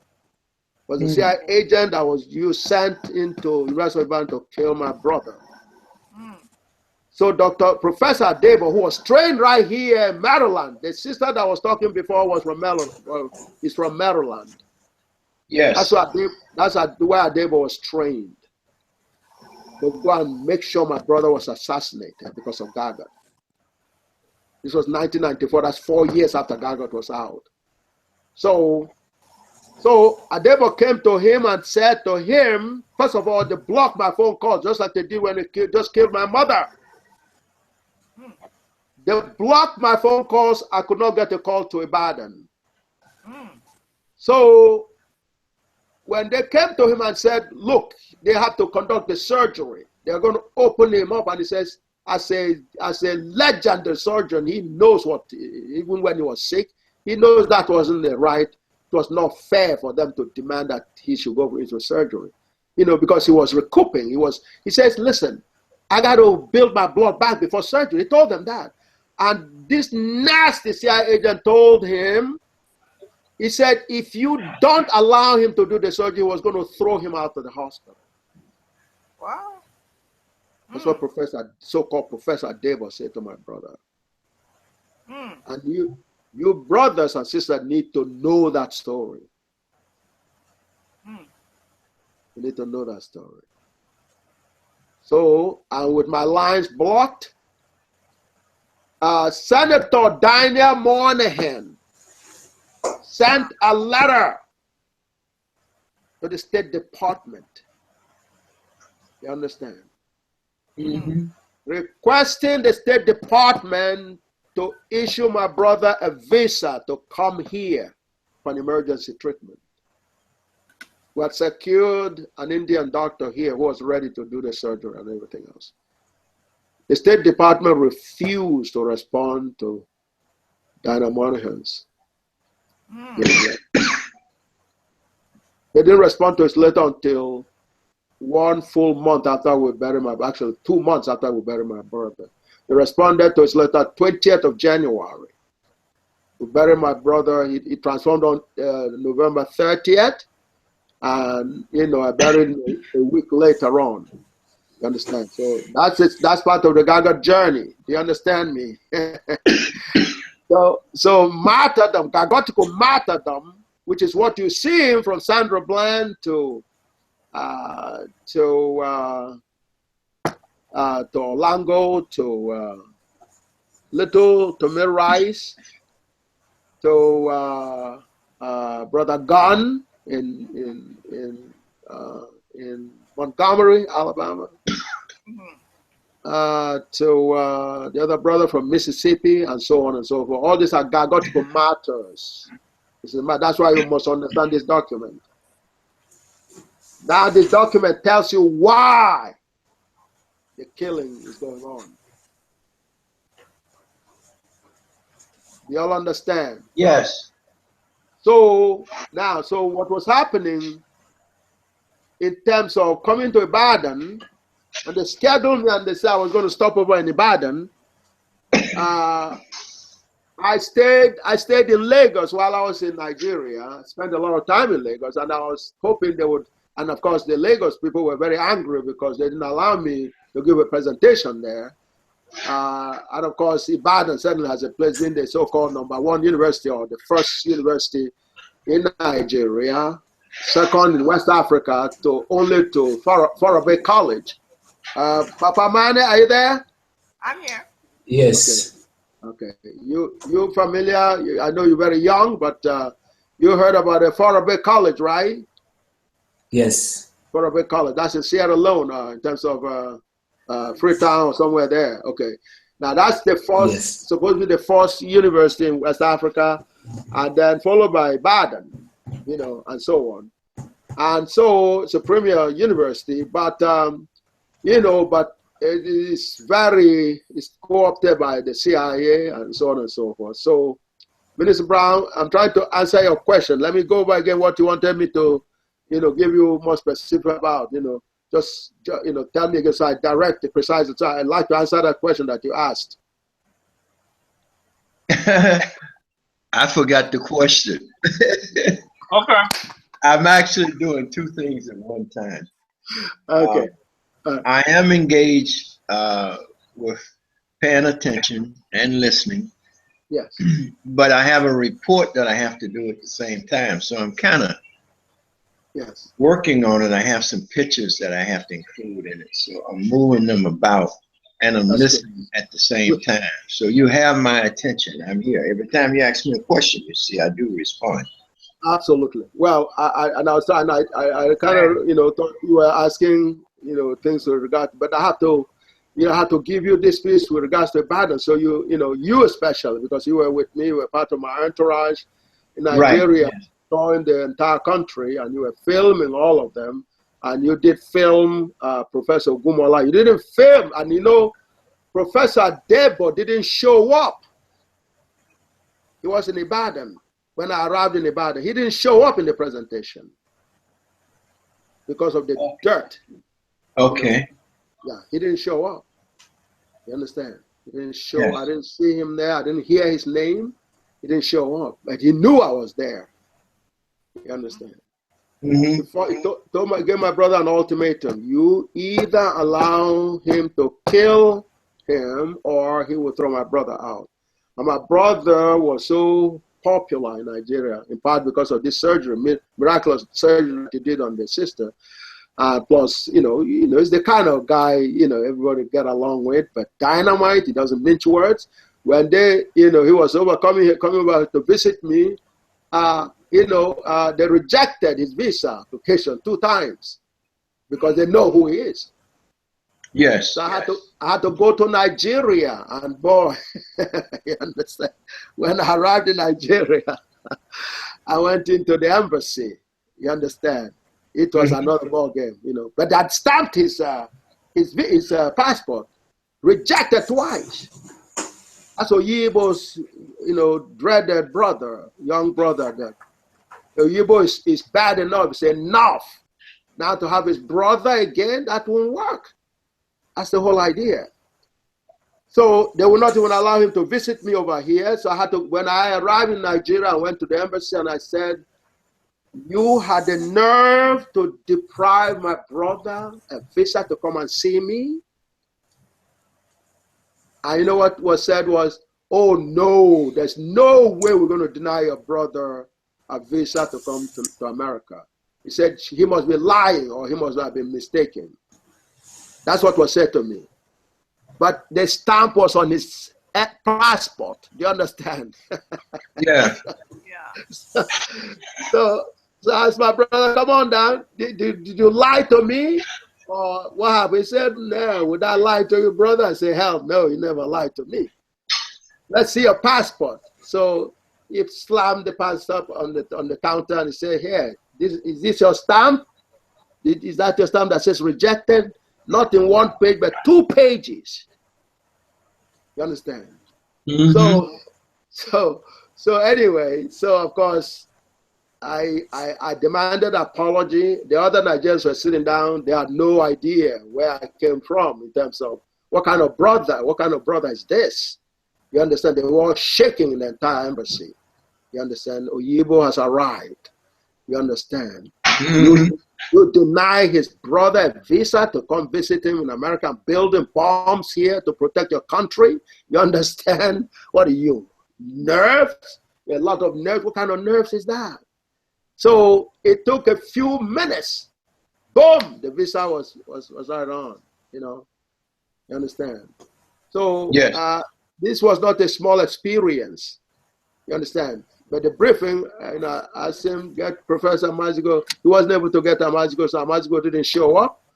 Perhaps they would have crushed him. So I needed him very much, and I still need him. At this point, he probably retired, because he was supposed to be there, in the briefing. But the other people that came, his colleagues, he worked with Professor George Handelman and, quite a few others, they were there in this briefing.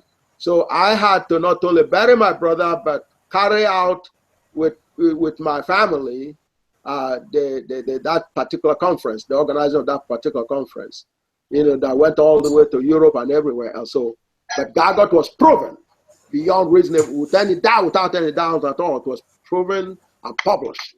So that happened in 1995. March 1995 was when that happened.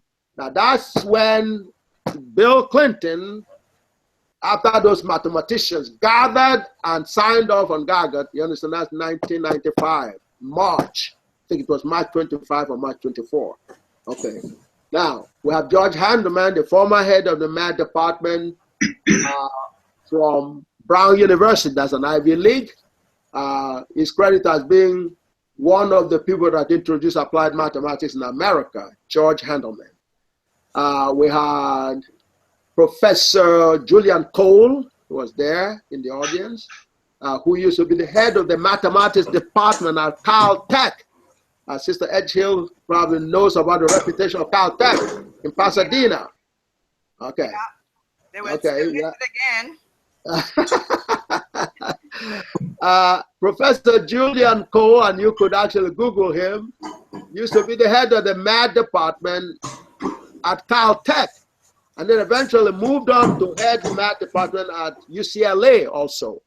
He was there in the audience. He's the kind, if he had found any error in GAGUT, oh boy, you understand, he would have demolished, I would have been dead. You understand the kind of personality he has. Professor Julian Cole, C-O-L-E. Okay, Julian, G-U-L-I-A-N, Julian Cole. Okay, he was there in the audience at Rensselaer, and I presented GAGUT and I said, hey, I'd like to see, there was another guy who was there. I've told that story many times before, but for you, the rest of you, you just hearing for the first time. Professor Paul Garabedian was also there. I attended that conference. That's the guy who got the PhD in mathematics from Harvard at the age of 20 years old. That's public record. He was born in 27, and in 1948, he got his PhD before his birthday. Got his PhD in mathematics from Harvard. So he was 20 years old. That's public record. He was there during that presentation, in that briefing, in that conference, just like I'm doing with you right now. He used to head the mathematics, he built what is today called the mathematics department at Stanford University. Ooh. Yeah, that's Professor Paul Garabedian. And, and I had to evaluate all their papers. When he was sending his paper for me to, to evaluate in terms of grade, he was very delighted. He sent me a paper on, and the paper is in the journal that everyone that attends this presentation is going to get. The journal, Uzogara has a copy already. Or perhaps yours has not been, you're supposed to share the copy, but you have the book. Okay, you don't have the journal. The journal has a book by Professor Paul Garabedian in it.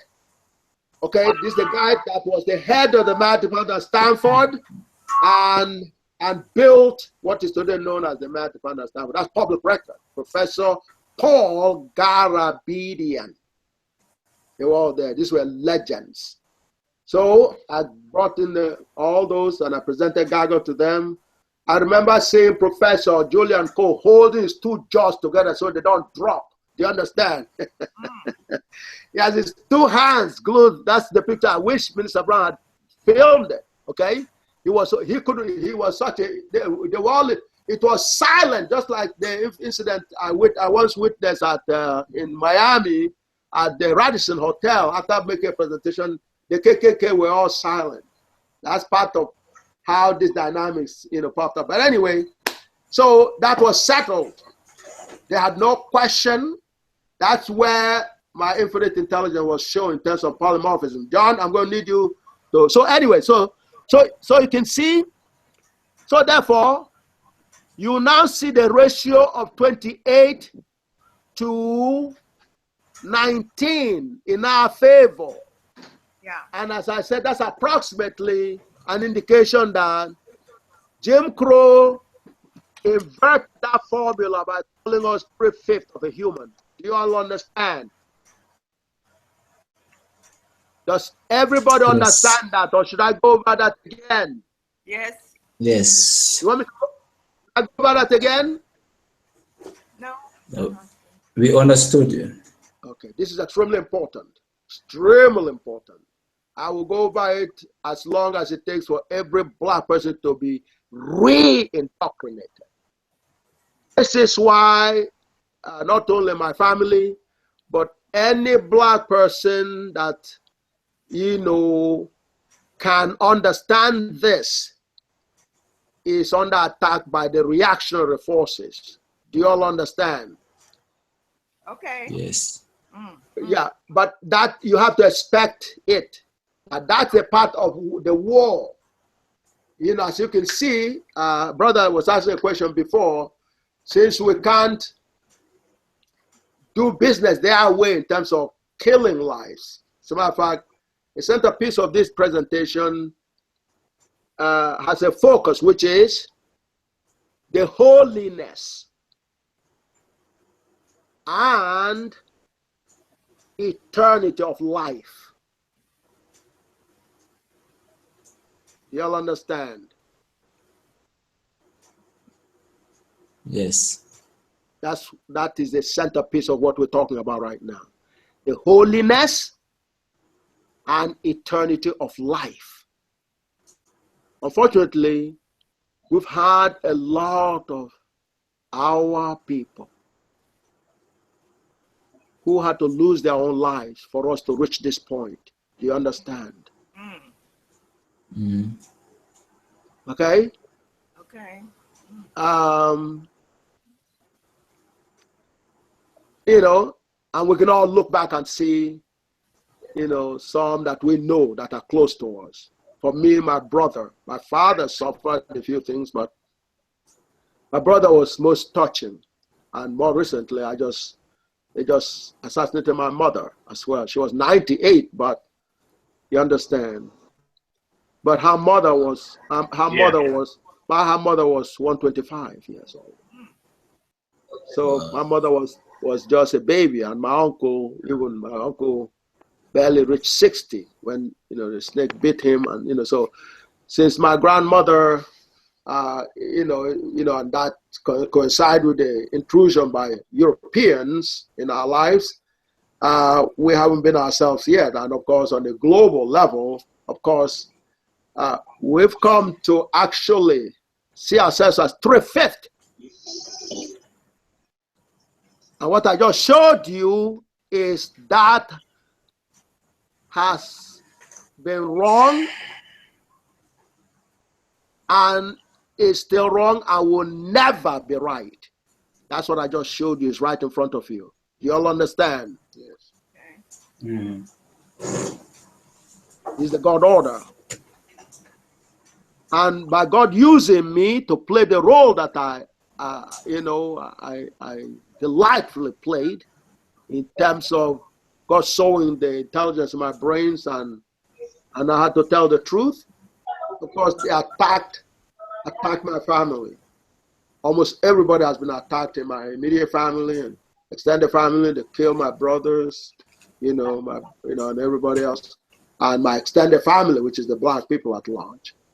So even people like Professor Senator Diana Moynihan, a non-black, he understood GAGUT. Okay, even John McCain, we're talking about election. John McCain invited a presentation of GAGUT in the Senate of the United States. Did you all know that? No, I didn't hear about it. Yeah, Minister Brown was with me and other brothers and sisters as we visited the Senate. Isn't that right, Minister Brown?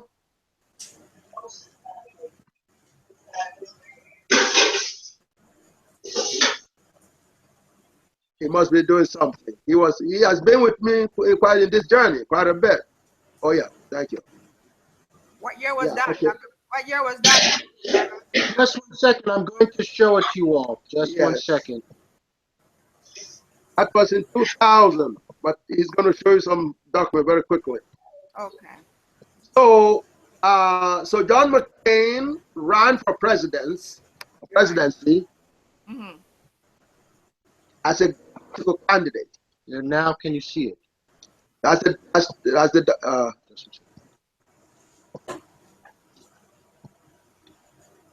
Went back off. Yeah, there you see it? Yeah. Can everyone see it? Yes. Yes. Oh, it went off. Mr. Mane, could you read the letter?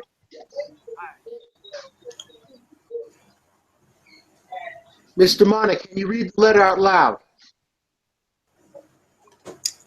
Dear Dr. Oyibo, I wanted to personally thank you for your presentation to the Commerce, yes. Commerce, Science and Transportation Committee, 27th of this year. The presentation has provided me with much better understanding of the issue and challenges that you have researched. I have been able to gain first-hand knowledge of the Grand Unified Theorem. Wish you the best effort. Please feel free to contact me at if you can be further assistance. Yes. Now, if you go up to the upper right, left corner, excuse me, can you see the names of the particular senators that are part of this particular? Can you see it? The machine was broke. Can you read the names? Miss Edgehill, can you read the names? Yeah, you got Ted Stephen, Alaska. Conrad Burns, Montana. Slade Gufton in Washington. Trent Lott, Mississippi. Kay Bailey Hutchinson in Texas. Olympia Snow in Maine. John Ashcroft in Missouri. Bill Frist in Tennessee. Spencer Abraham in Michigan. Yeah, Abraham and Sam Brownback in Kansas. And then we got Ernest Holiness. What else? Hollings, South Carolina.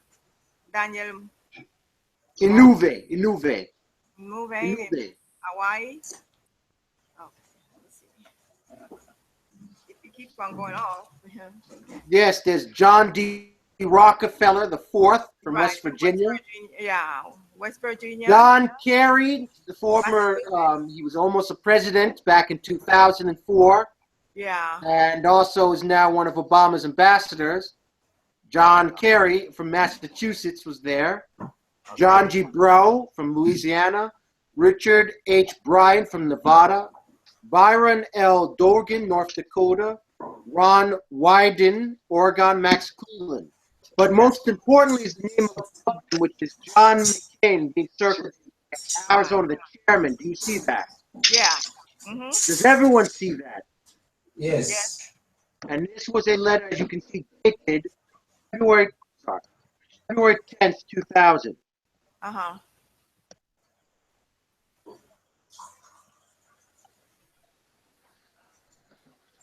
Okay, so now you see that.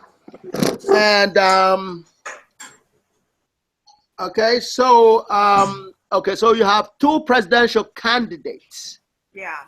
In that list, okay? All right, so now Hollins is the one that opposed GAGUT in the Senate. I want you all to make note of that. Oh. Yeah. When Clinton presented it, it was reported she had an opposition of some kind from Ernest Hollins from South Carolina, which is expected. Can you all see that? Yeah. Okay.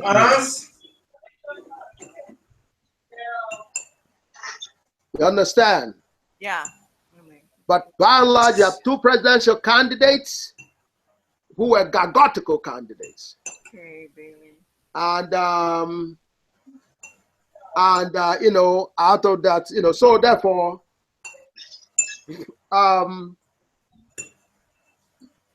when we talk about the black being the center of the election, you can see some evidence of that already. Two presidential candidates were aware of GAGUT. Can you see that? Can you see that from this list? Yes. Yes. John McCain and John Kerry. And Kerry, yeah. Okay, those are two that you all are aware of. Yeah. Okay, so therefore, the Senate of the United States knows that GAGUT is the centerpiece of America. Can you all see that? Yeah, I didn't hear. Okay. So it remains for you to see that yourself. Because if GAGUT is the centerpiece of this country, and by extension the world, then it says you are the centerpiece of this country, including the election in this country. Can you see that? Yeah. Is there anybody that has problem seeing that? No, I can see it. Kerry and McCain. Okay. Minister Brown, are you back? Yep. Okay. You see what's in front of you? You filmed it, but you see the letter, sir. Yeah. Uh-huh. Okay, you see John Kerry and John McCain being former presidential candidates, right? Yeah. Uh-huh. In the list. Okay, so anyway. So this is in writing. This is not some kind of verbal story. You all can see that, can't you? Yeah. That is one of the ways you have become the cornerstone of this planet. Can you all see that? Yes. Mm-hmm. Yes. Can you all see that?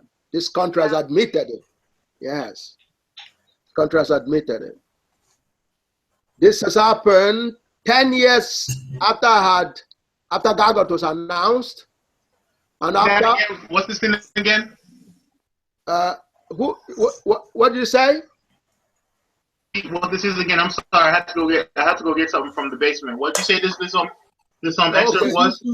Yeah, that's Mr. Uzagar. Yes. Well, what you're seeing here is a letter from the United States Senate in terms of after GAGUT briefed the United States Senate on January 27, 2000. This is the letter. Just to quickly go over some of it. Can you read what's there, Mr. Uzagar? Okay. I wanted to personally thank you for your presentation to the. I can't see the thing. Senate Commerce. It says to the Senate Commerce, Science, and Transportation Committee. And Transportation Committee on January 27 of this year. The presentation has provided me with much better standing of the. Understanding. I can't see it. Okay. Of the issues and challenges that you have experienced in your research. In addition, I've been able to gain firsthand knowledge of the Grand Unified Theorem. I wish you the best in your future research efforts. Please feel free to contact me. I can't see it. Please feel free to contact me at 202-224-8172 if I can be of further assistance. Sincerely, Floyd DeChamps, professional staff. And he is under the actual McCain. That's what you see here in the upper. This part here. Can you see? Yes. When we say GAGUT is the basis of power in America, it's not just some idle statement or just something to sound important. GAGUT has been around for the last 26 years. And this is something that happened over 16 years ago. As you can see, McCain is the top name, but can you read some of the other names in the list? Go ahead, and read one. Can you read them out loud? Yeah, I'll definitely read them. I have a question after that, but let me read it first. Sure. So, John McCain, Arizona chairman. Ted Stevens, Alaska. Conrad Burns, Montana. Slade Gordon, Washington. Trent Lott, Mississippi. Kay Bailey Hutchinson, Texas. Olympia J. Snow, Maine. John Ashcroft, Missouri. Bill Frist, Tennessee. Spencer Abraham, Michigan. Sam Brownback, Kansas. Ernest F. Harlan, South Carolina. Daniel Clay Nyoye, Hawaii. John D. Rockefeller IV, West Virginia. John Kerry, Massachusetts. John D. Burrow, Louisiana. Richard H. Bryan, Nevada. I can't see it. But Byron Dorgan, North Dakota. Ron White in Oregon. Max Quaylen, Georgia. Wow. They even have the Secretary of State in there. That's crazy. They know. He was also a runner for the president in 2008. You understand? And Kerry ran for office in 2004. You understand? If that's the case, Professor, how could they let us? Well, actually, I kind of be answering my own question, but I'm gonna ask the question for the viewers. So if this is the case, how could they let us, be treated by the police this way when they were even wanting to sign the bill then? Well, Professor, may I ask something? Go ahead. It pertains to the point Professor Oyibo has been talking about all along about the black people not understanding the power that God has blessed them with. It's amazing that you all are surprised about this because, as I was saying, GAGUT has been around and known by the Jim Crow Society for the last 26 years. And interestingly enough, and Minister Brown will be able to back us up in terms of articulating this. Minister Brown, you're there? Yes. Do you remember that this particular briefing where we were met and seen by the United States Senate, the Congressional Black Caucus was invited to this particular event? Do you remember that they were invited? They did not show. Yes, I was going to get to that, but I was going to say they were invited, but they refused to show up. Hear that. Don't rush over this. They need to hear that. Go Minister Brown, could you just articulate that again for the people listening? They didn't show up. Show the Congressional Black Caucus. Nobody showed from the Congressional Black Caucus. But they were alerted. It's not like they didn't know. They were sent an invitation. Right. They refused to show up. That deals with the question you just brought up in terms of when you've been blessed with a power and the people who should be the closest to it are running away from it or hiding from it, that's where the problem comes in. Correct. So, John, let me ask you Professor, another question. Sister Angela, are you there? I sure am, and I have a question after. No, I like John. Mr. Ozogar, let Sister Angela. Yeah, sure. Go ahead. Yeah, and then you go after that. I like to hear her voice because she's from California. Okay, my question, it's been around for so long, and this is the first time I'm hearing about GAGUT. And so that means all these noises that the other black groups are making, it's just invalid. Why pay attention to that when we have something important here that they're not mentioning? Precisely. So when I tell you, you have to register to come to GAGUT briefing every month, do you think I'm asking you for some Jim Crow dollar? Professor, can you mail this to me? Huh? Can you have John mail that to me? Yeah, I can email to you. Please do. I'll send a link to all the attachments for this. Wasn't there any California? No, there wasn't, unfortunately. They're mostly middle and East Coast states. And Hawaii, there's Hawaii, but Hawaii, the sister.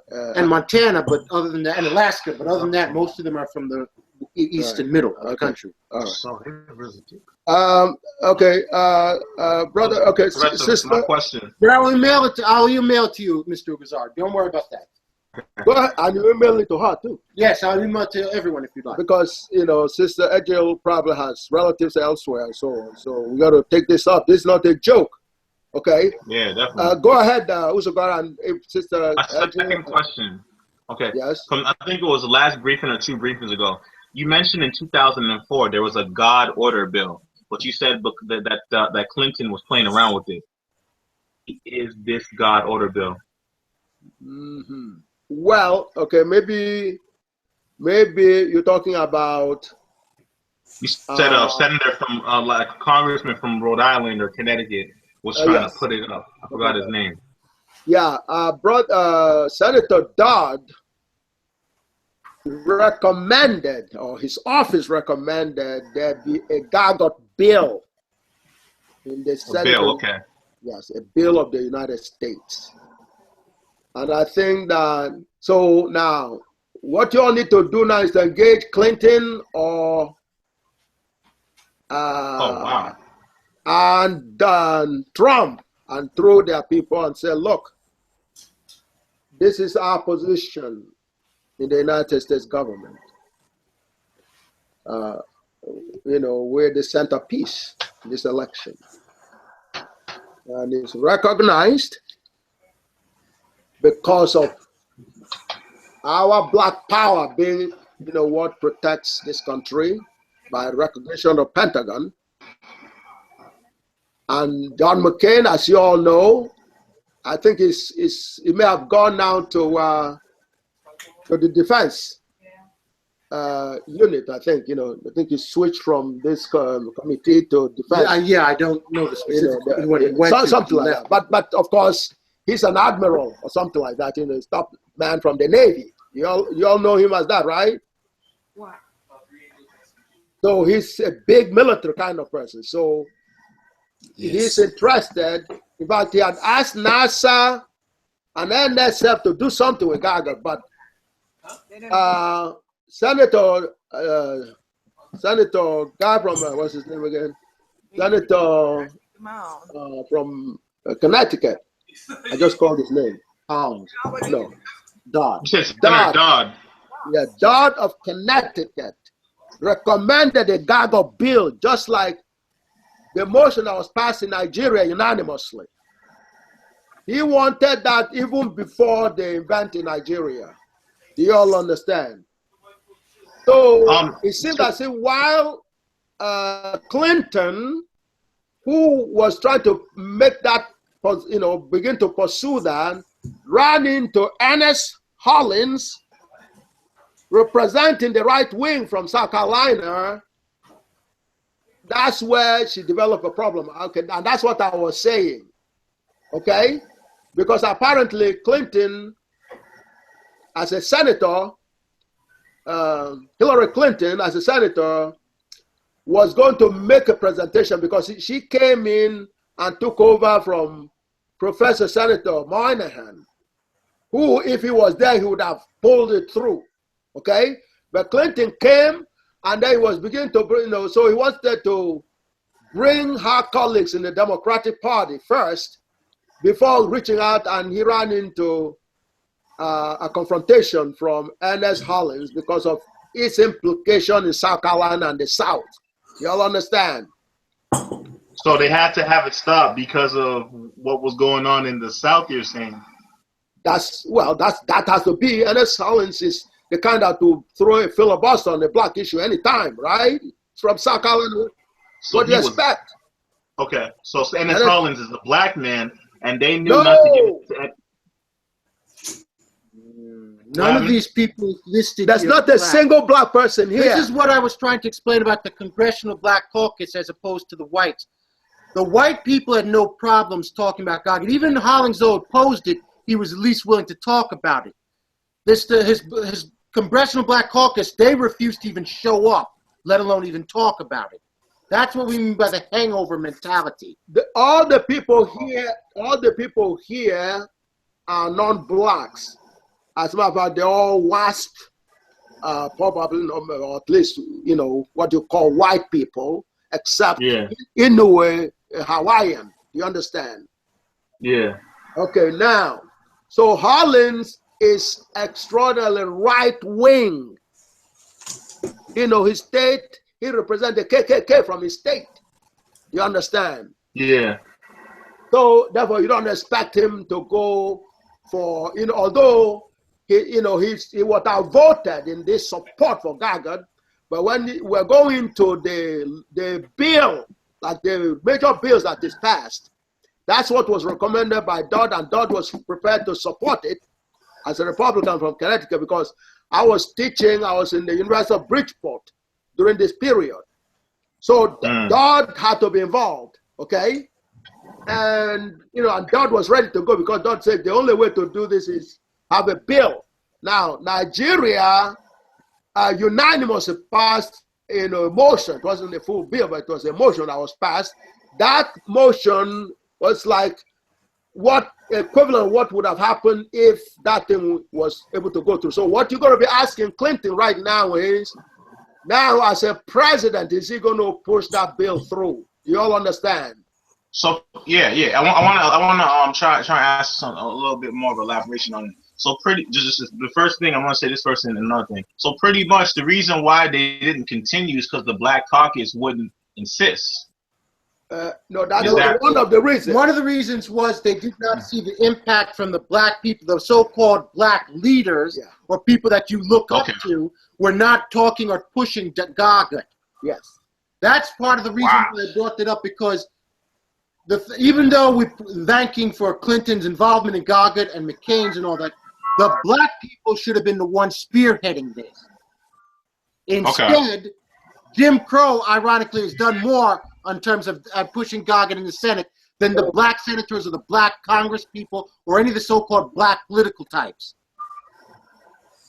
Okay, my second question. Wow, my second question is this: what exactly are the specifics of this GAGUT bill? Like, what is it gonna? What did they say they were gonna use it in America for? What would it have done? Okay, cool. All right, just 1 second. Just bear for 1 second. Okay. And this hang on. Yeah. No, I don't want to.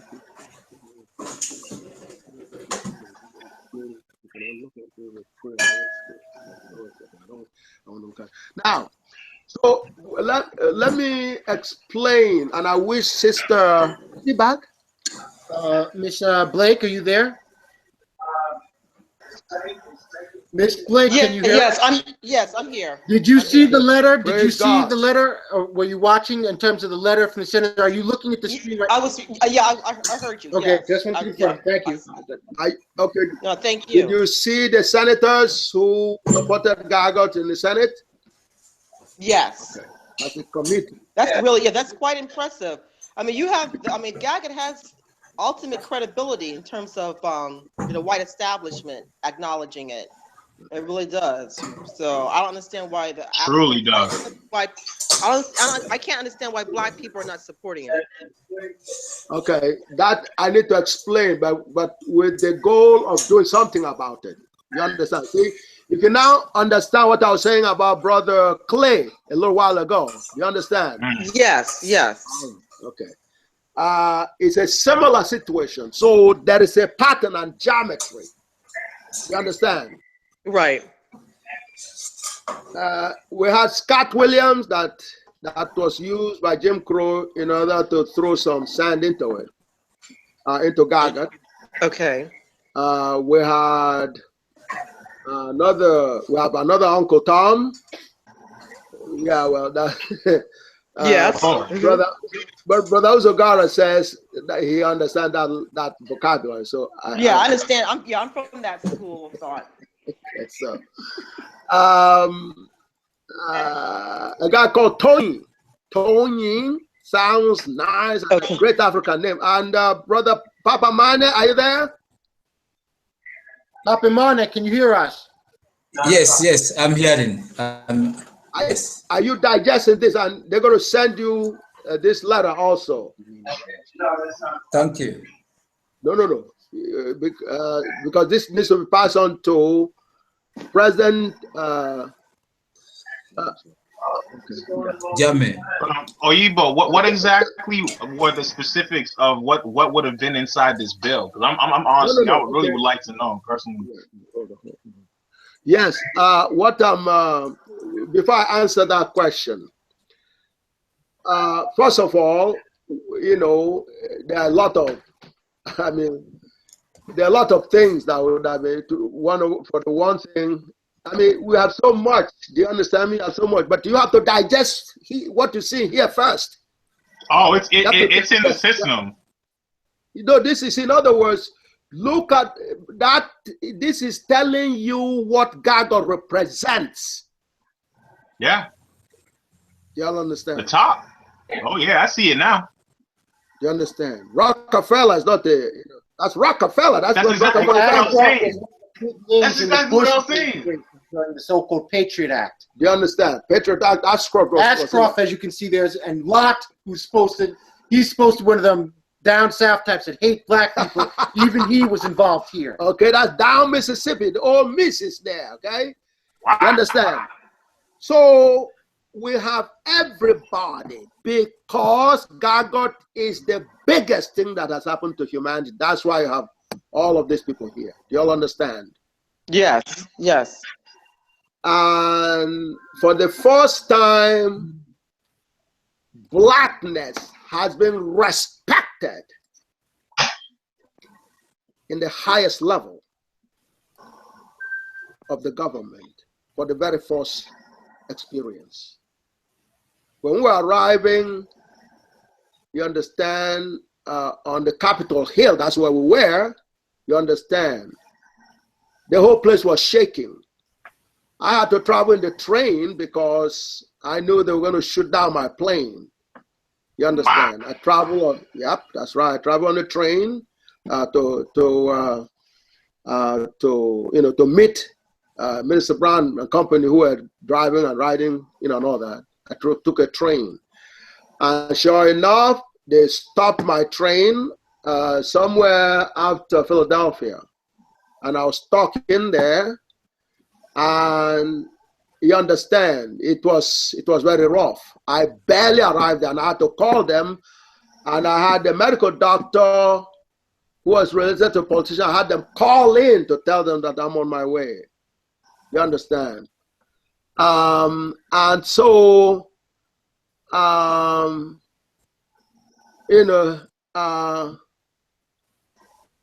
so the point is, I did arrive, and we gave the presentation. The whole place it is still shaking up to today. Therefore, this is what drives everything that goes on in America and the rest of the world today. Can you all feel that from this document or not? Yeah. Is there anybody that's unable to? Is there anybody? Go ahead. Answer the question. So if we were to come up and show any other person, then we would say, okay, they're going to run for president. And then, obviously they never listened to anything else we wanted to tell them. Me or Sandra or anybody or Clemson would show everybody else this letter and any of the other ones as well. Professor, as clarification that they submitted to this here. They didn't, since we didn't ask for it, they didn't give it, because this is evidence. These names, this is clearly evidence. So now, but I like to, okay, so what's, the question, what's in the document on that bill? It won't be just, it will obviously not be one bill, to be the rest of all the bills that was going to come on from this date. Everything about America, because everything is embodied in GAGUT. You understand? Including reparations? Well, not, okay, it won't be a bill. Well, reparation is a sense, but they cannot go that far and voluntarily give you reparation per se. There has to be some kind of, a request or some kind of agitation for it. It's like, since when have you seen somebody going out of their way to remind somebody they owe money, to beg them to take their money back? You understand? Sure. No, you understand? If you make any effort, try to pay that money, it's only because you think if you didn't do it, you either, lose your, your credibility or something like that, something that motivating you. But if you see somebody really kind of showing you they're comfortable with you not paying their money, you're not going to go out of your way to do it. That's exactly where we are right now. That's really, really the issue. So in answer to your question, the content will cover everything, because I told you the stamp of GAGUT was already on the Pentagon. Now, John McCain knows about the Pentagon. Not just him, his father was literally the leader of the United States Navy. You understand? Did you all know that? John McCain's father was in the Second World War. He fought in the Second World War and was an admiral something, McCain, the top guy. So you understand. So this is a military kind of guy, and he was a fighter pilot for the Navy, during the Vietnam War. Okay, and and he had a lot of decorations. Do you all understand? Yeah. So the point is, GAGUT is the center. What is happening right now is you are being distracted. Do you all understand? Yeah. Is everybody with me on this? Yes. You are being distracted. all over the world. Yes. The Kwame Enoch is part of that distraction. Kwame Enoch. Minister Brown, are you there? Minister Brown, can you hear us? Okay. Yeah, Okay. Scott Williams was used to distract people by attacking the GAGUT at the State University here in Buffalo. And he confused a lot of black people. A lot of them were confused. That was a process to slow down the immediate impact of GAGUT. You all understand me? Yes. Yeah. But you're looking right into the document in terms of what God has done through GAGUT for black people. The Jewish people didn't have this much at this particular point in time of the arrival of E is equal to MC squared. It is formula that defines a people. You all understand me? Yes. yeah. A formula defines a people or the place for the people. So part of your confusion, which is why I keep on reiterating the God order. We just went, so you're now in the Senate, this is the government now. We just left Yale. So I haven't finished Yale yet. So now you're in the government. John McCain ran for president against Obama. How about that? Oh, yeah. Right, yes, he did. John McCain supported GAGUT. They refused to allow Obama to actually support GAGUT right through the 2 terms that he was in there. Really? So he actually wanted to, but they didn't. But they stopped him from doing it. Now that is what is called the sophistication of intelligence. Okay. So they gave you a black face, and he's fulfilling a goal there. Get me wrong. And there are a few things that is done that I cannot go into, right now, that are good but very strategic. But he was not, if he went across the line to communicate with me, he will be dead. You all understand? Same thing if he did it for Farrakhan. Yeah, that's actually true. That's true.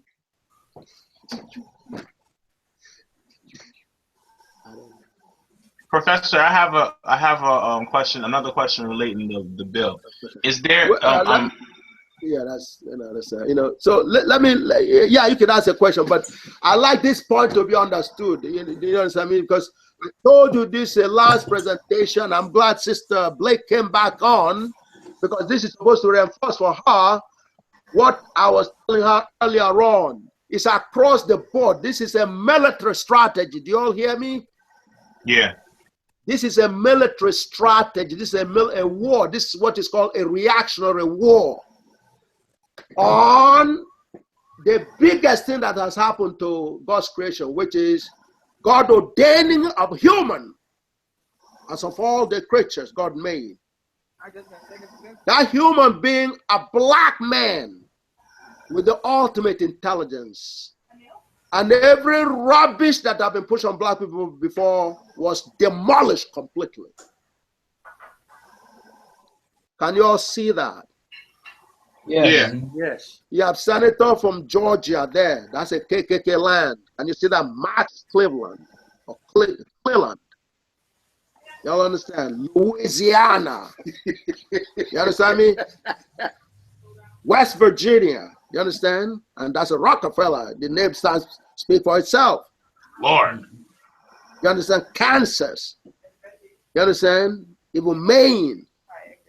And lo and behold, try Mississippi. You understand? Now, these are places that still killing black people. Nevada, look all over Washington.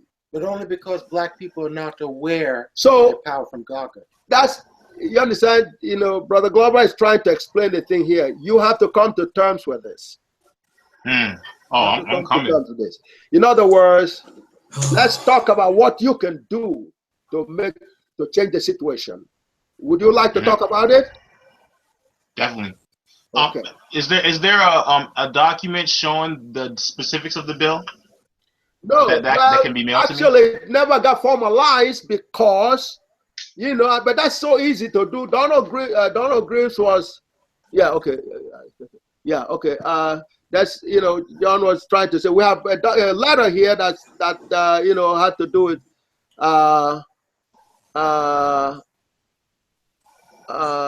let's see here. Just bear in mind, people, just a second. Yeah, okay. Yeah, okay.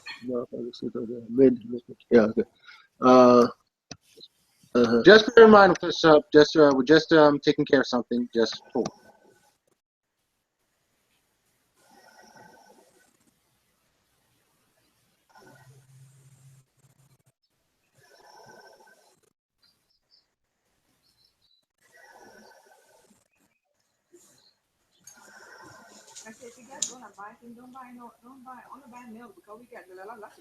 Hey, PM, your thing's showing up on the blip when you make noise.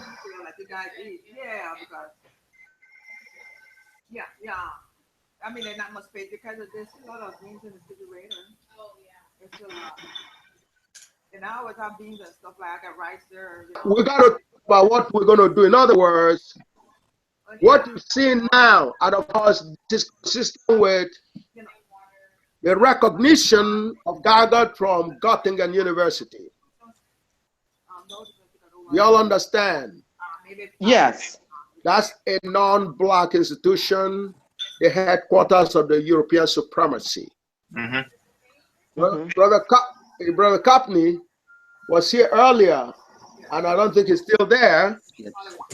Okay. The UAM, Mr. Brown probably can help. You understand? There's a connectivity between what is going on with Brother Maddox and Brother Moore, Attorney Moore, these are attorneys, and Brother Mason. And they have literally, you know, succumbed to battle fatigue and you know, talk about retirement, you know, from the struggle and so on and so forth. At a critical time when the struggle has been won decisively already through GAGUT. So what you're seeing is the United States Senate, the Senate of the United States saying, yes, GAGUT is it. And so, but needed a black support. Obama was, during this moment, the only black senator on the Senate. It's something resembling bad cop, good cop. Okay. Yes, which the way it is used, they will always accomplish their objective.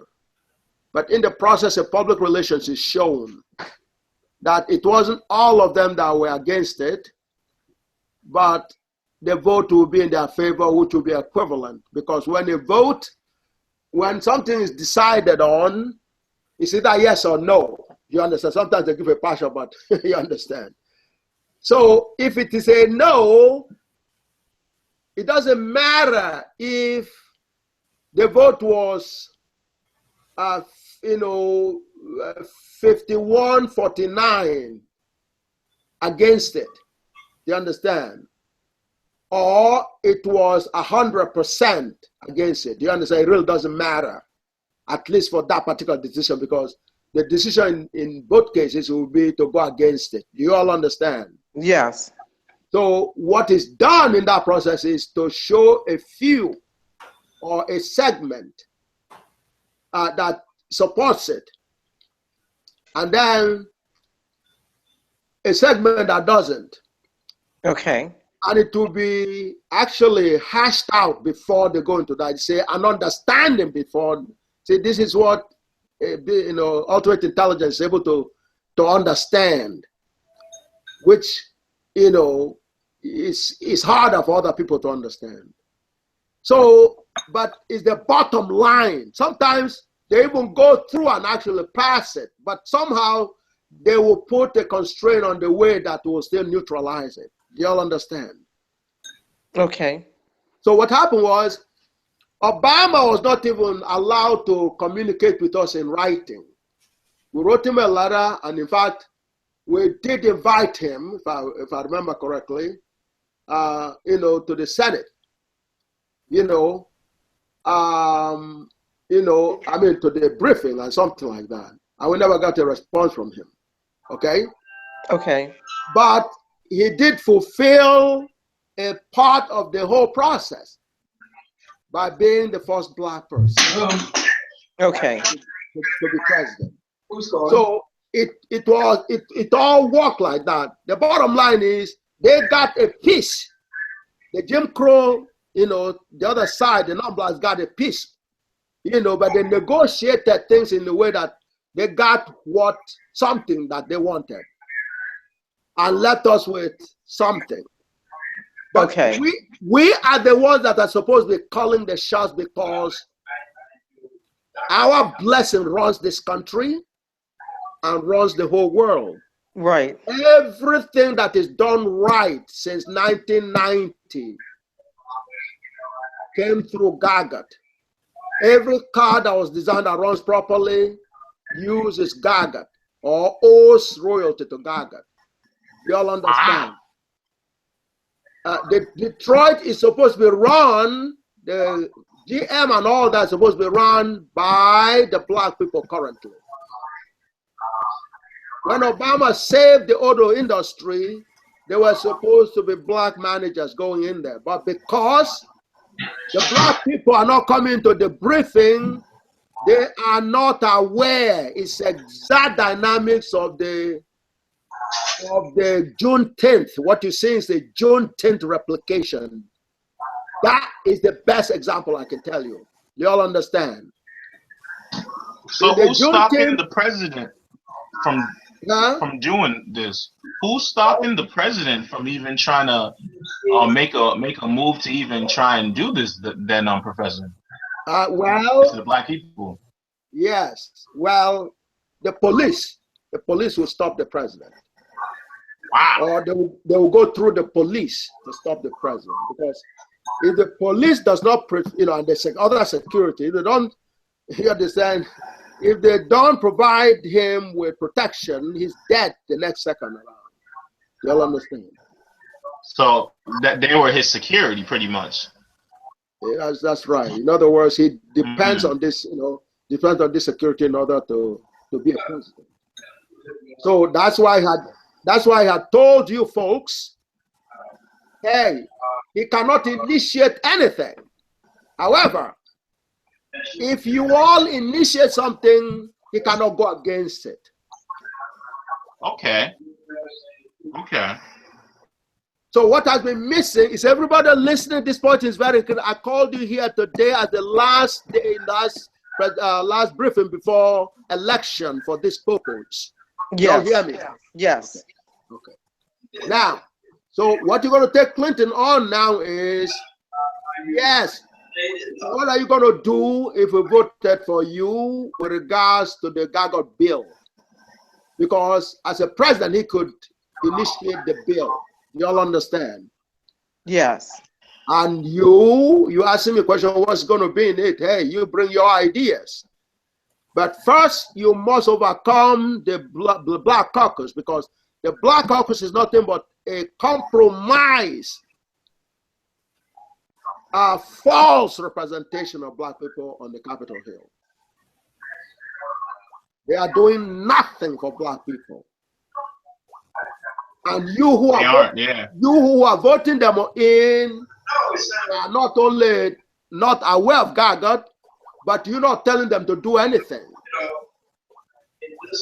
And you are not acknowledging that GAGUT brought Obama in as president. I just showed you a document a little while ago. Mm-hmm. Did you all see where it says, will Oyibo issues influence the presidential election? Did y'all see that? Or Sister Blake, you weren't here No, when we were no, I doing didn't that? see. No, I didn't see that part. No. Okay, John, you're going to be showing that so we can see, because this is very critical. In other words, we've already landed on the Senate and in the presidency, not only here in America, but across the world. What is done now is to keep you all unaware of that. That's what happened in Texas, 1863. But make sure this can come up, because I'm not done with this here. But flash that for the moment so we can see. Okay. You all understand? Yes.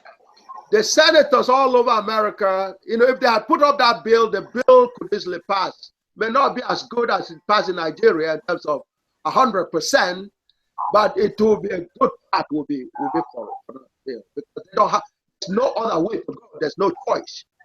Okay? Because you can't wish GAGUT away now.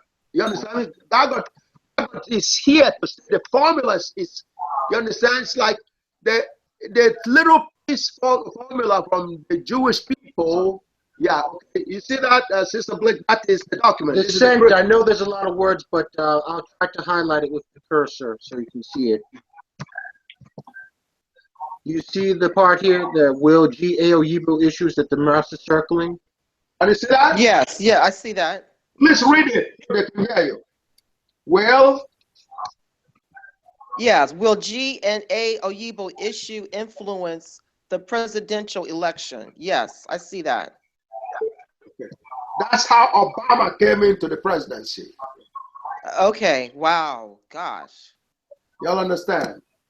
Yes. So, brother, just to show you also above, you can. No. Who wrote this? Who wrote this document?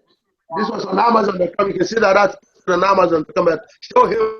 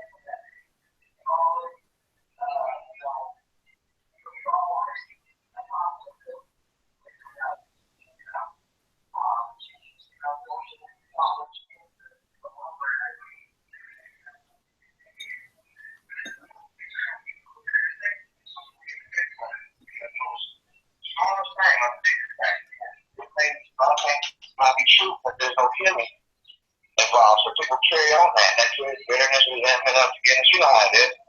And Right. same way with the white culture, it's Hispanic anywhere else. But funny told me she's not having an annoying with black people.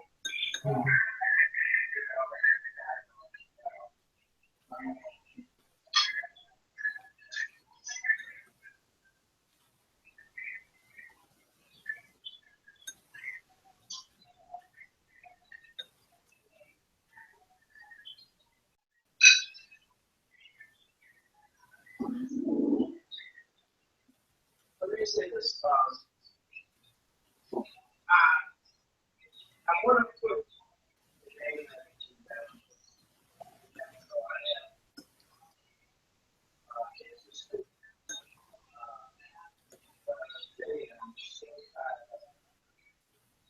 I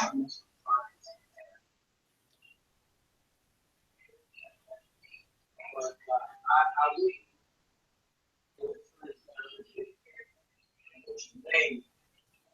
And let's try to stay in contact. Where are you located at? I'm in New York. I'm in Brooklyn. Okay, all right. What is your also, what is your name? my name's Body, B-O-B-B-Y. They also call me Ghost, whichever one, you know. G-O. Ghost is easy to remember. G-O-S-H? G-H. Okay, O-S. R-G-H-O-S-T. Yes, sir. What's your last name?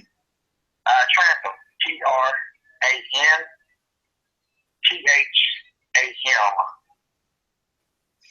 Okay. All right, Brother Trampton. And give me your number, even though I know it's in this phone. Sure. 678 area code. 416 33941. 33941. Oh, three. 3941. I apologize. All right. So you have an album. You have an album out now? Yes, sir. Yeah, it's been out since 2013. iTunes. I've got multiple music and stuff out. I'm working on a play now that coincides with the album. So. What's the name of the album? The album's called Slave Mentality. Voice for the People.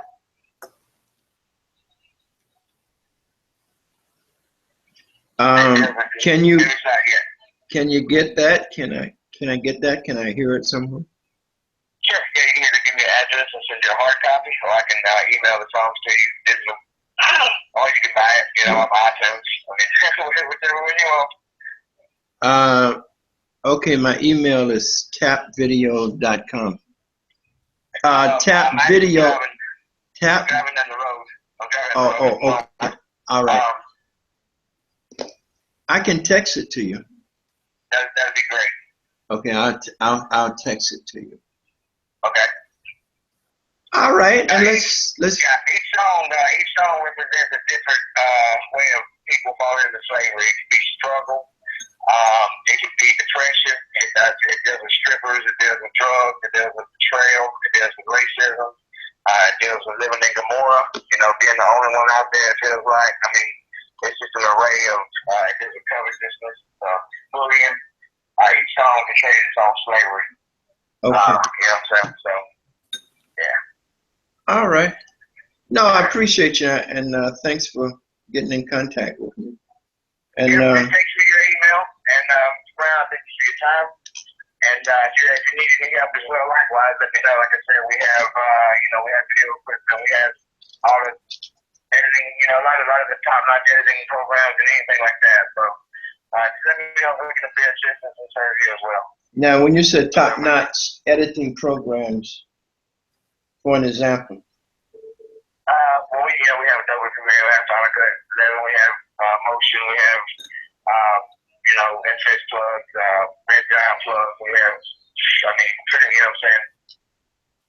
Everybody has pretty good big gear as far as editing programs, things like the After Effects, stuff like that. Okay. All right. Yeah, I got you. Okay. We shoot with a couple different cameras. We don't have the Red or nothing like that. But we have the Sony FS100, like a $10,000 camera, like a year and a half ago, and we used like a T3 because of the quality on it, a T5, and just a couple different cameras, depending on what we shoot with. So if you do me, it's way Myrtle Beach, but I mean, I'm looking for the adventure. So I love it. Yeah. All right. Sounds good. Let's keep in touch. Yes, sir. Have a blessing. All right. Peace. All right.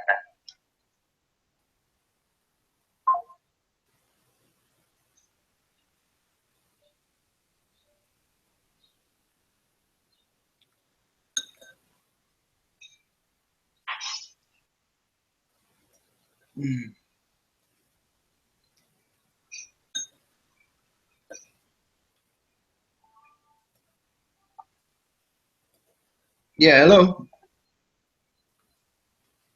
Yeah, hello. Hello. Yes, sir. Can you hear me? Yeah, I can hear you. Just when you're on the phone, just remember to mute the computer so that it doesn't come through. Oh, okay. Sorry about that. Thank you.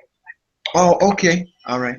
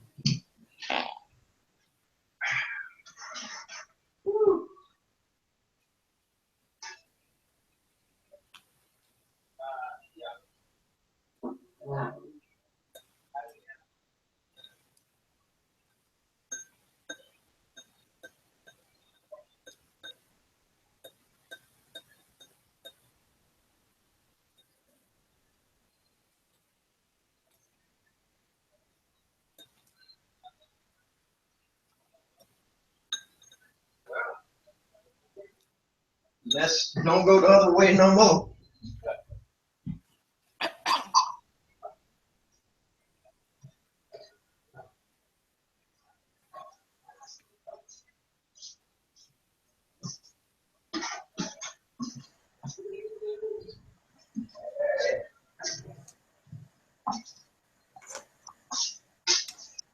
Professor, are you there?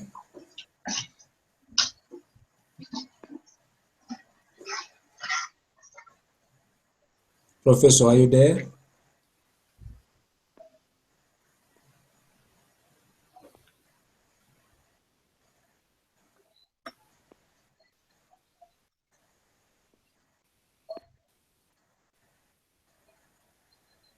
Hello?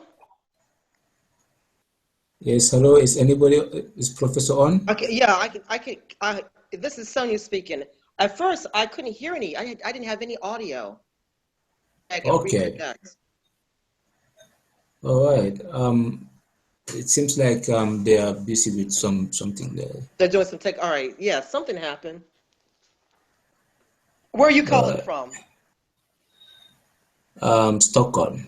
Okay, all right. Well, welcome. Okay, I feel like I have to welcome you. I feel like I have to welcome you. Thank you, thank you. Welcome. And you, where are you calling from? Yeah, I'm calling from Maryland. Yeah, Maryland. Columbia, right. Maryland, a city right near Baltimore and Washington, D.C. Okay. Mm-hmm. Okay. Yeah.